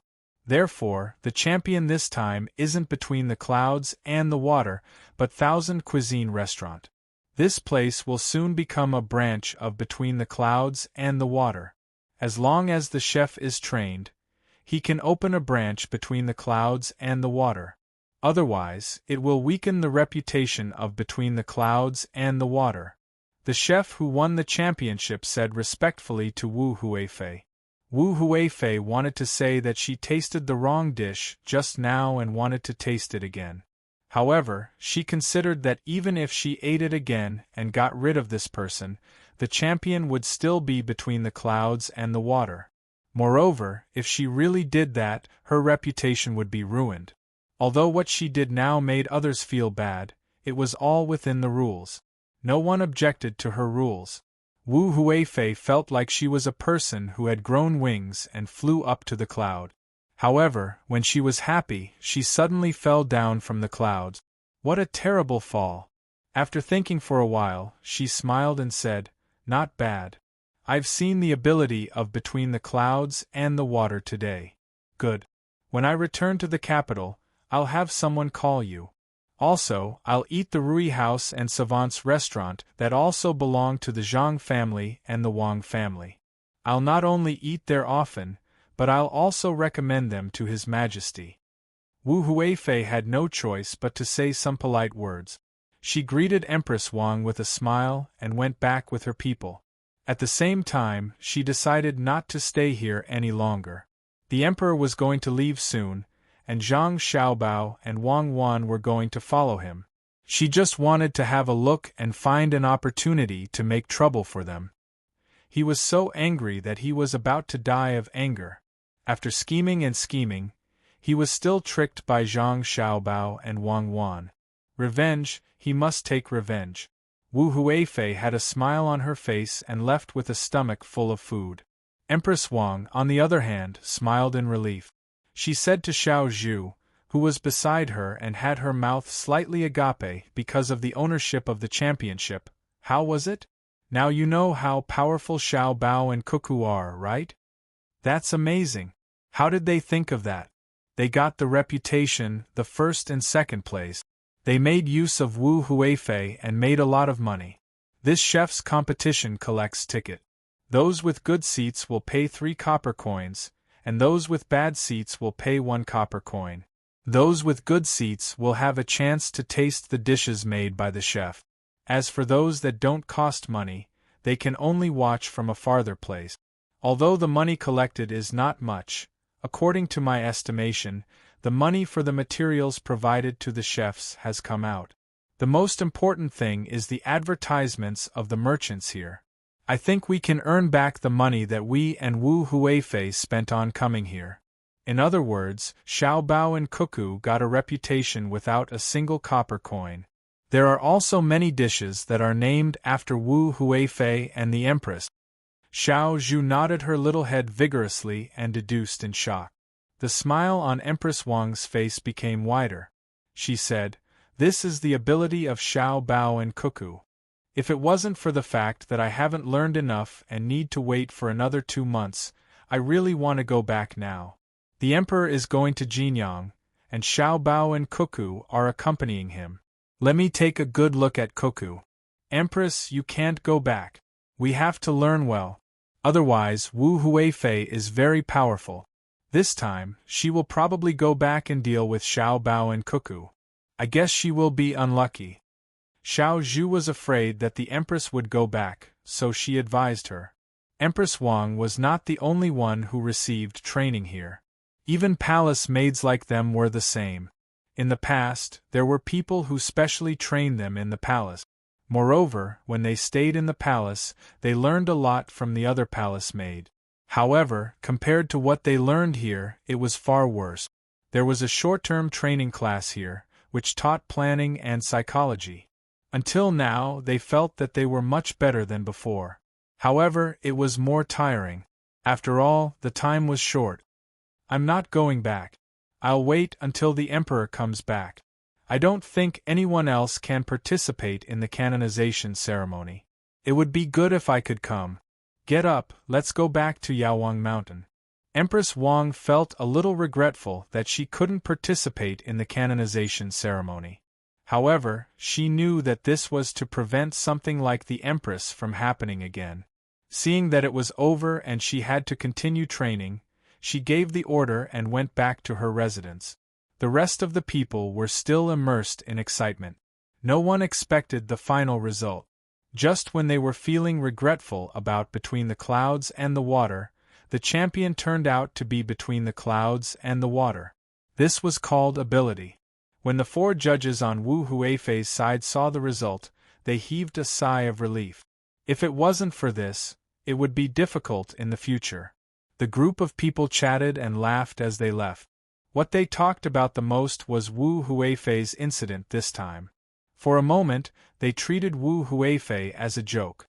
After all, this was Huayuan County, where Zhang Zhong used to be the county magistrate. The people were all on the side of Zhang Zhong and Wang family. Zhang Xiaobao and Wang Wan also received the news of Huayuan County very quickly. It wasn't far to begin with. Moreover, there were carrier pigeons. Xiaobao, good plan. This time, won't Wu Huifei be angry to death? However, she is coming back. I think she will participate in Li Longji's trip. I think she will make trouble for us. We have to prepare first. We can't fight a battle that we don't have confidence in. After receiving the news, Wang Wan laughed for a while. Then, she told Zhang Xiaobao that Wu Huifei was coming back. Zhang Xiaobao didn't care about what Wu Huifei would do to him. He didn't have any weakness in other people's hands. At most, they would pick on him. If that was really the case, Li Longji would be annoyed. Therefore, he didn't have to worry. The only thing he was worried about was that Wu Huifei wouldn't make trouble for them. Instead, she would get close to them. I'm most afraid that Wu Huifei will want to help us. For example, if we spend a lot of money, she will help us earn it back. She also has some private money. If she invests it in the bridge or the market, she will blindly give orders and increase the bridge toll by 10 times. She will collect management fees from the market and send people to monitor the tax collection. That will be troublesome. That's right, it's really possible. That market is originally an agricultural market, so it doesn't collect taxes. It provides a channel for ordinary people to sell their products so that the products won't rot. If it were to collect high taxes like normal businesses, then the products sold would probably be the same as the taxes. Then, who will sell their products? We have to think about it. It's best if we don't let Wu Huifei know how we are going to make money. We have to find something for her to do. Let's think about what we can do to distract Wu Huifei from our business. Wang Wan also thought about this. If it was another concubine, perhaps after losing in Huayuan County, they would immediately come back to take revenge. However, Wu Huifei definitely couldn't be taken lightly. She was a really powerful person. She believed that after losing in Huayuan County for a while, she would definitely change her method. Most of the time, it wasn't necessary to stab someone in the back. Okay, let's think about what can divert Wu Huifei's attention. Instead of waiting for her to take action, why don't we give her a reason to do it? We can protect the good business. Let me think about what business we should give her. It can't be a profitable one, but it can't be a loss-making one. Zhang Xiaobao started to think. Wang Wan also thought about it. She understood what Zhang Xiaobao meant. If they really gave her a profitable business, it would be helping the enemy. However, if they lost money, what would Li Longji think? Who would believe that Zhang Xiaobao's idea would lose money? Wouldn't it be a trap specially set for Wu Huifei? Now, Li Longji had been thinking of ways to get rid of the Empress. Wu Huifei was about to succeed, but she was ruined by herself. This left Li Longji without an excuse. It was a pity that Wu Huifei was destined to not be the Empress. She was powerful because her surname was Wu. However, it was also because of her surname that people were afraid of another Wu Zetian. Sigh. Wu Zetian, if she was born in our time, she would have gone further than now. Actually, she did a good job, but the men couldn't tolerate her. At that time, we had many foreign women as leaders. In terms of scheming, I don't think they could compare to Wu Mainyang. Wang Wan sighed. Even if she was prepared to stand on Empress Wang's side, she did not deliberately belittle Wu Huifei. A person was a person. Whether it was recognized or not, this kind of person could not be treated lightly. Li Linfu was like this. He had not even ascended to a high position, but he had already shown his ability. Zhang Xiaobao disagreed with Wang Wan's words. You mean to say that all the women in our time couldn't compare to Wu Zetian? The more information flowed in an era, the less chance Wu Zetian had. That was because many men still couldn't bear to let a woman be the empress. What about foreign countries? Wang Wan asked. How would I know about foreign countries? Forget it, let's not talk about such impossible things. I thought of a business that could be given to Wu Huifei, and let her invest her money. However, the annual income would not be much. It would take at least 10 years for her to earn back her investment. Help me think about it. Seeing that they were talking about other things, Zhang Xiaobao immediately stopped and changed the topic. He pulled Wang Wan to a nearby table and began to discuss there. Before the autumn harvest in Boxin County, the commoners were busy digging trenches. This time, they were not digging small trenches. They needed to be able to pass through the middle. Even if large ships could not pass through, small cargo ships had to be able to pass through. Holding the tools given by the yamen and eating the food provided by the yamen, the commoners were topless as they worked hard in the trenches. At this time, many sections of the trenches had been dug to the depth of 2 people. However, it was still not enough. They continued to dig. The deeper they went, the harder it was to dig. This was because the trenches were already wide enough. If they continued to dig, they would need people to use baskets to lift the soil. The amount of soil produced was not small. At this time, they were only digging. Once they were done, they would need to strengthen the trenches before they could bring the water over. They would also need to leave an outlet that could lead the water to the side. This way, they would not need to spend so much effort to water the land next year. At the same time, they could also continue to plant rice. It was estimated that they would be able to plant rice early next year. It would be like wheat, sorghum, and highland barley, which could be harvested twice a year. In the past, because of the lack of water, there were not many people who planted rice. He Wei was still doing his job. Every day, he would tell the commoners about the county's financial situation. Then, he would wander around the model tourist area, selling information that others needed. He would guide the people who came to cooperate with him to advertise and so on. He had also opened his own shop. Of the 500 strings of coins that he had invested, he had already earned back 300 strings of coins. After a while, he would be able to earn back his investment. When it became more prosperous in the future, he would be able to earn at least 3,000 to 4,000 strings of coins a year. This was much more than corruption and bribery. He did not need to take any risk. In addition, he would be able to get a piece of land in the next place he was going to. His family would not have to worry about their lives anymore. The place where the tortoises were raised was still raising them. The tortoises that were poisoned had been frozen and sent to Fengzhou.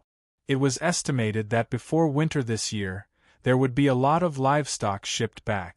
Even if he was no longer the county magistrate in the future, the commoners would still remember him.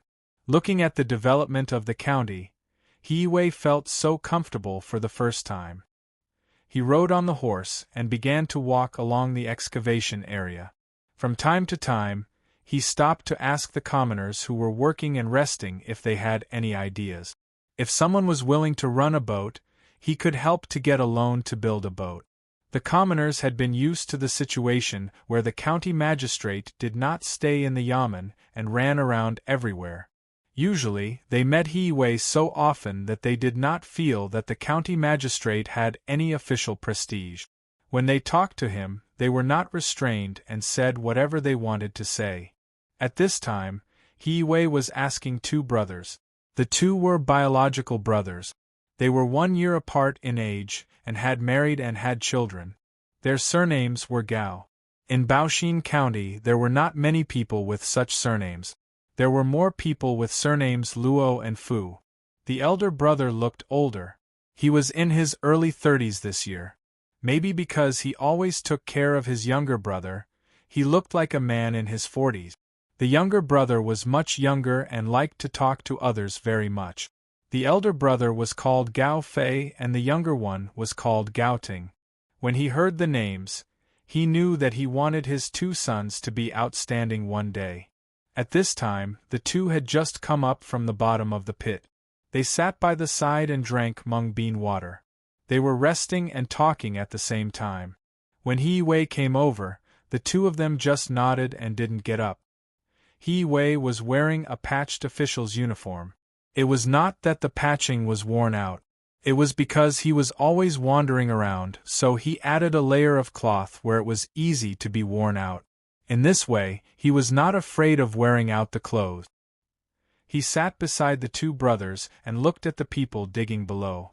He asked the elder brother, Gao Fei, "Do we have enough people at home? If we have more people, why don't we buy a boat? In the future, you 2 brothers can make a living on the river. During the busy farming season, you can stop and make more money." "Sir, my younger brother and I have the same idea. But we don't know how much a boat will cost. If it is expensive, we can't afford it. Can we get this from the employment fund?" The elder brother handed a bowl of mung bean water to He-Wei and said the same idea as He-Wei. He-Wei thought for a while and nodded. The employment fund naturally includes this part. "I have written a letter to the capital to ask Xiao Bao and Cuckoo. I expect to get a reply in a few days. I heard from Ernier that if the people who buy the boat need goods, the county will find a way to supply them in the future, but they must pay a part of the money. I think it's not bad. Although you will earn more if you pay a part of the money, in fact, I think this employment fund should be given to the people in the family who don't have enough manpower to make money." In the end, Xiao Bao and Cuckoo didn't agree. They said that they don't have enough manpower, and they have to farm and do other things. So in the end, this employment fund will be used on the people in the family who don't have enough manpower. After the tax is collected, a part of it will be used to subsidize the people in the county who don't have enough money. The imperial court doesn't have this rule. It is set by the county. This time, Xiao Bao and Cuckoo will talk to the emperor about this matter. It's called welfare. I don't know if it will pass. If it passes, I have to tell the people who paid the tax. Otherwise, many people will feel that they should give their tax money to others for free. Yes, why should they give it to others? Shouldn't the county's income be spent on everyone in the county? Gao Fei's younger brother, Gao Ting, followed He-Wei's words. He didn't understand. As the elder brother, he knew more. He thought for a while and said, "What do you know? The county's income is used on the people in the county. But Lord He, Registrar Zhang and Deputy Wang are willing to disclose the income and expenditure. Even if they don't disclose it, what can you do? How many places do you see doing this? It's okay to give it to others. Who can guarantee that nothing will happen to them in their life? There is no disease or disaster. Today we pay the tax to help others. Maybe one day we will need other people's help. Besides, why didn't we give it to you? Soon, the county will treat the people in the county for free. This part of the money can be given to people who are sick, but not to people who are not sick. Just because you are not sick, shouldn't we let the government spend this money? When you are sick and the money can't be treated, won't you regret it?" Seeing that Gao Fei was so understanding, He-Wei was happy and said, "That's right. No one dares to say that he doesn't need other people's help in his life. The money in the government office can't be equally spent on everyone. Whoever needs it should be used first. People in a county should be united. Those who can pay more taxes are capable people." Gao Ting was speechless because he was sick a few days ago. He was treated in the clinic next to the government. The doctor didn't ask for money and the medicine was very cheap. This was before the universal free medical treatment was implemented. Once it was implemented, there was no need to spend money anymore. Hearing what He-Wei said, Gao Fei looked forward to it, but suddenly he asked worriedly, "Lord He, when you, Xiao Bao and Cuckoo are all gone, will the new official listen to you? What if he is greedy for money? Will he listen? That depends on who set the rules. You know Sanshui County, right? Do you think the officials there will listen? Unfortunately, it's not possible here. We can't let the people choose, but the people can supervise and ask the officials to disclose the financial affairs. If the officials don't listen, someone will punish them. Even if Xiao Bao and Cuckoo want to protect their own face and business here, they will never allow Baoxin County to be out of their control. If they don't, they will replace them. When all the officials get used to it, it will be fine. He Wei didn't think that Zhang Xiaobao and Wang Wan didn't care about the big business here. The three of them chatted happily until the two brothers felt that they had recovered their strength and went back to work. He Wei then stood up with a smile, casually patted the dirt off his body, and prepared to go to the next place to have a look. At this time, the sound of a horse's hooves came. He Wei looked in the direction of the sound and sighed helplessly. It's here again. I've already refused once. Why did it come here again? The person who came was Lieutenant Yen of Shinsai County. The last time he came, he wanted the rich in the county to pay for the road repair. He said that after the road was repaired, the rich would have a special road when they walked, and the others would take the other road and send people to maintain it. The money didn't need to be used up, and they could keep it for themselves. This was the so-called big business. If anyone wanted to take the road in the future, they would also have to pay, saying that it was a symbol of status. The idea was good, but He Wei didn't agree no matter what. He didn't lack money. He could open a small shop and earn 3,000 to 4,000 strings of coins a year. When he took office in Yaozhou, there would be a lot of breeding businesses to develop. There was no need to do such a thing that would be criticized behind his back. Moreover, he had to share some of the money with Lieutenant Yen. He wasn't stupid. He didn't know why he was here today. It probably wasn't anything good. While he was thinking, Lieutenant Yan's horse came near. He got off and said to He Wei with a smile, "Lord He, I'm here again. This time is different from the last time.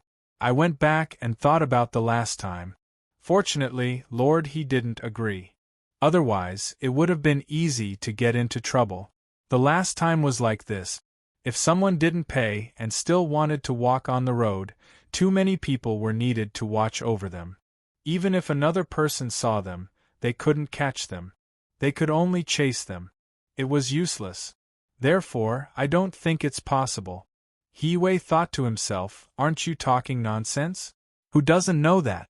You're making it sound like you're very powerful." He Wei didn't give Lieutenant Yen a good look and said to him, "I wonder why Lieutenant Yen is free today? Do you have 5 things to do in the county?" Nothing at all. With Lord Li and Lord Chui, I have nothing to do. Look, I thought of another way to make a lot of money last night. It's better than the last one. Oh, it's feasible, not like the last one."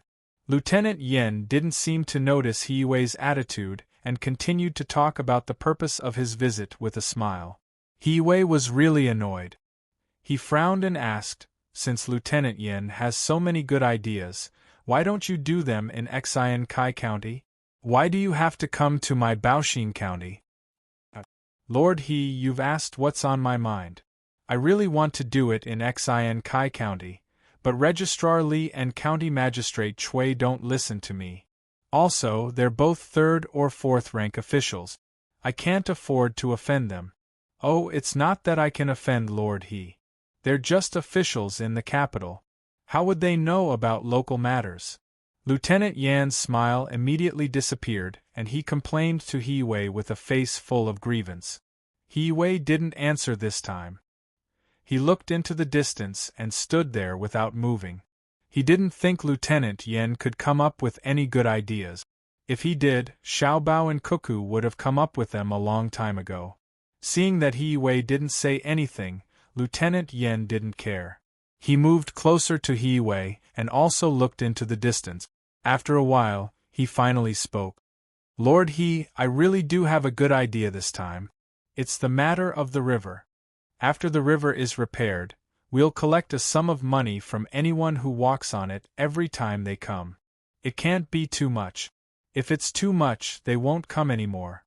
Think about it, this river needs to be cleaned up every year, right? For example, strengthening the embankment or cleaning up the silt, these all need people. It's perfectly justifiable to collect a portion of the money, but how much money can actually be used on the river? According to my estimates, there must be a lot of boats coming and going. This money can't be collected in the name of the yamen. We can set up a chamber of commerce. The county will hand over the work of cleaning and maintaining the river to the Chamber of Commerce.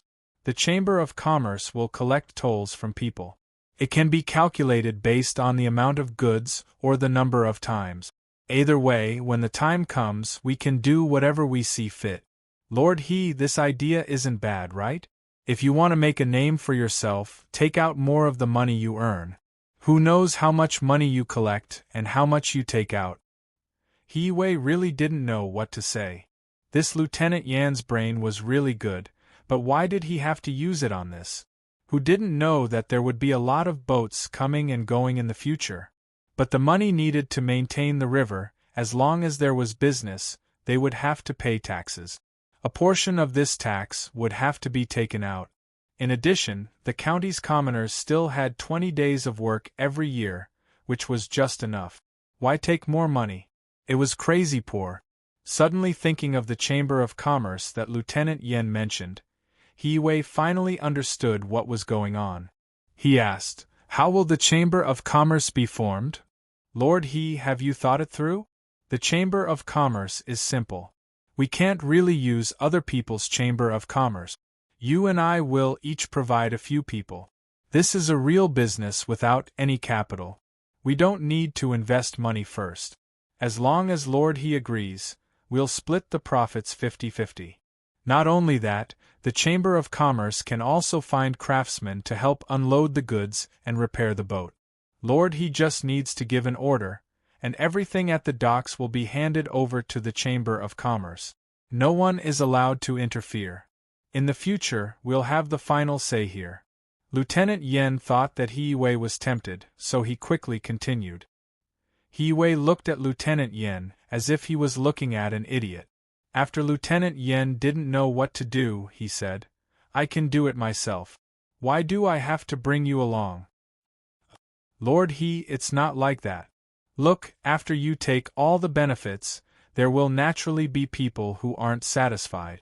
If the people in Xin Kai County aren't satisfied, you can just seal the mouth and take a portion of the money first. Do you think the boats that come and go can still pay here? I'll help you solve the problem over there. I can also deal with the local hooligans and country gentry. I have a way to make them not interfere. When the time comes, you just need to give them some benefits. I'll be in charge of everything you discuss with them. Lieutenant Yan didn't expect Wei to say something like that, so he quickly continued. Hearing Lieutenant Yan's words, Wei really admired him. He was a capable person, but unfortunately, he made the wrong decision. If he really agreed, he would offend the people in the county, and the reputation he worked so hard to build would be gone. As for the money, he would have to give out a portion of it. Lieutenant Yan could use the money to make friends with the country gentry or officials. When the time came, he would continue to be promoted. He was smart and wouldn't be worse than his previous self. It was really hard for him. Thinking about this, Wei said to Lieutenant Yan, "Lieutenant Yan, how about this? You can try the Ru River in Xin Kai County first. There are always boats coming and going there, and there will be more coming here in the future. I'll cooperate with you. When the time comes, you don't need to give me half of the money, just 20% will do. I'll be in charge of persuading the people who are against it. After all, there are 4 workshops there. I think the people in Xin Kai County will give this little face. I don't know when the water will be connected here, so I'm anxious. It's not like that. Didn't I say before that Registrar Li and Master Chui might not agree? I'm just a lieutenant and I can't do anything." Lieutenant Yan didn't expect that after going around in circles, he would be involved. How could that be? "Lieutenant Yan, you worry too much. How about this? I'll go with you to talk to Registrar Li and County Magistrate Chui. You can talk to them, and I'll agree to cooperate. It'll be easier for 2 people to talk to each other." As Wei spoke, He helped to pull up the people who were tired from working below with rope. Lieutenant Yen finally changed his smiling face and said to Hiwei, "County Magistrate He, it's fine if you don't agree. Why do you have to push me into the fire pit? I already said that they wouldn't agree, but they still insisted. Since that's the case, County Magistrate He, take care. Goodbye." After he finished speaking, Lieutenant Yen pulled the reins of the horse and jumped up. "I won't see you out." Hiwei didn't give him any face. He even dared to threaten him. After Lieutenant Yen disappeared from view, Hiwei was worried that he would cause trouble, so he also rode his horse and rushed to the yamen. He felt that Lieutenant Yen was a petty person who always had his thoughts on his side in mind. He didn't have any good ideas, so he could only write a letter to Erneu to send it to the capital via pigeon. Without waiting for the letter to be sent over, a dispatch letter was sent from Luoyang to the county. When he opened the letter, he saw that it was written by Zhang Xiaobao. It said that he wanted the people who stayed here to cooperate with the county to set up an insurance chamber of commerce and see if it would work. Although it was called an accident insurance, it wasn't an accident that happened to the people, but rather the crops in the fields. For example, if there was a drought or a flood, they would ask the people if they were willing to be insured. If they were willing, they would do their best to get more people to invest. If they weren't, they would wait until they returned. This was the first time Hiwei had heard of such a thing. After thinking about it, he felt that it was better to give it a try. He didn't know what benefits there would be. As the day of Li Longji's departure approached, Zhang Xiaobao and Wang Wan also became busier. The emperor's departure was not a small matter. The work of the guards didn't need to be managed by the two of them, but whether the roads were smooth and whether the food, drinks, and accommodation were comfortable or not was something that the two of them had to consider. There was also the standard of reception for the officials they met along the way, as well as etiquette. Since they had accepted the job, they had to complete it. At this time, Hiwei's letter arrived. After reading the contents of the letter, Zhang Xiaobao helplessly said to Wang Wan, "Little Li is really something. He arranged for someone to go over for us to clean up, and he even transferred us to the capital. How are we going to clean up? Are we going to the Imperial Palace to eat hot pot this afternoon? And we're going to eat. Should we bring this letter and show it to Little Li? I don't know what Little Li is thinking. Recently, he likes hot pot. There's no chili, so why eat hot pot on such a hot day? It's better to eat some barbecue. The cooking skills of the chefs in the Imperial Palace are pretty good. We can roast a camel or even a cow. Xiaobei already said that if we eat hot pot again, we'll become the food in the pot.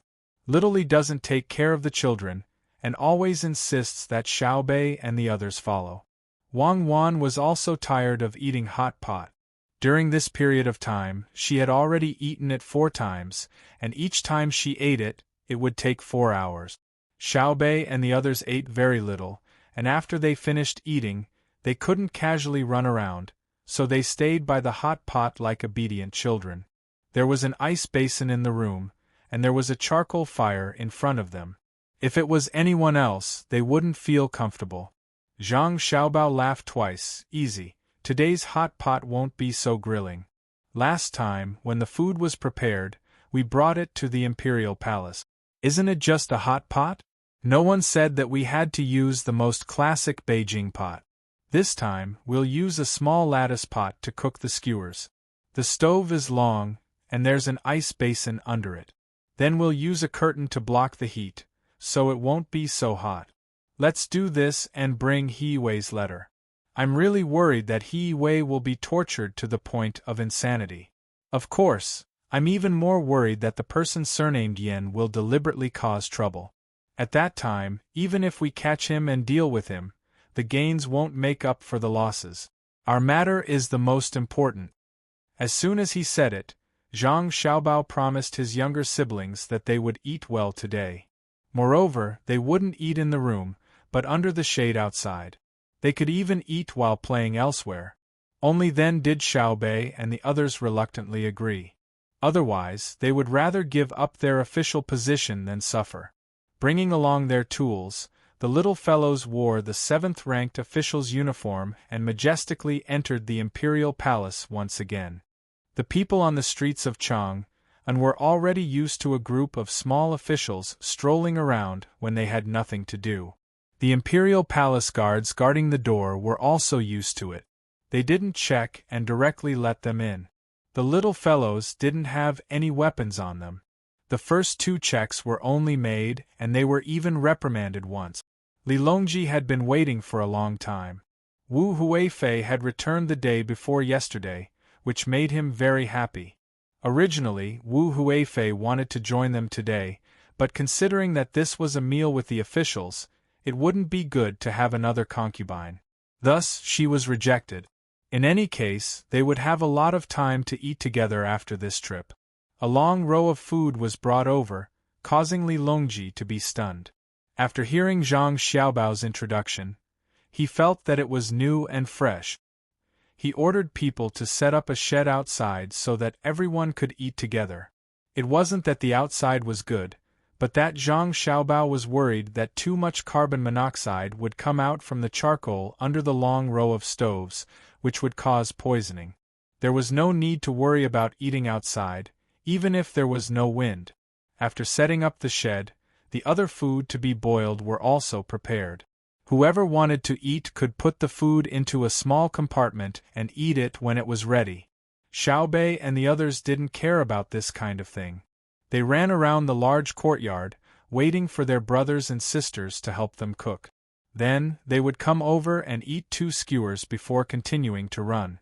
Li Longji watched Xiaobei and the others laughing in the courtyard and was in a very good mood. After eating a few skewers, he was about to ask Gao Lishur to cook 2 more when Zhang Xiaobao took out the letter written by He Wei. Your Majesty, this subject has a letter from Baoxin County. The county magistrate Yen that you sent to Xin Kai County hasn't been very obedient recently. After saying this, Zhang Xiaobao handed the letter to Li Longji and began to cook the skewers for his younger siblings. Li Longji took the letter in puzzlement and read it from beginning to end. After that, he didn't know what to do. That's right, he was the one who sent him. He was going to ask Zhang Xiaobao and Wang Wan to help him manage him like they did He Wei.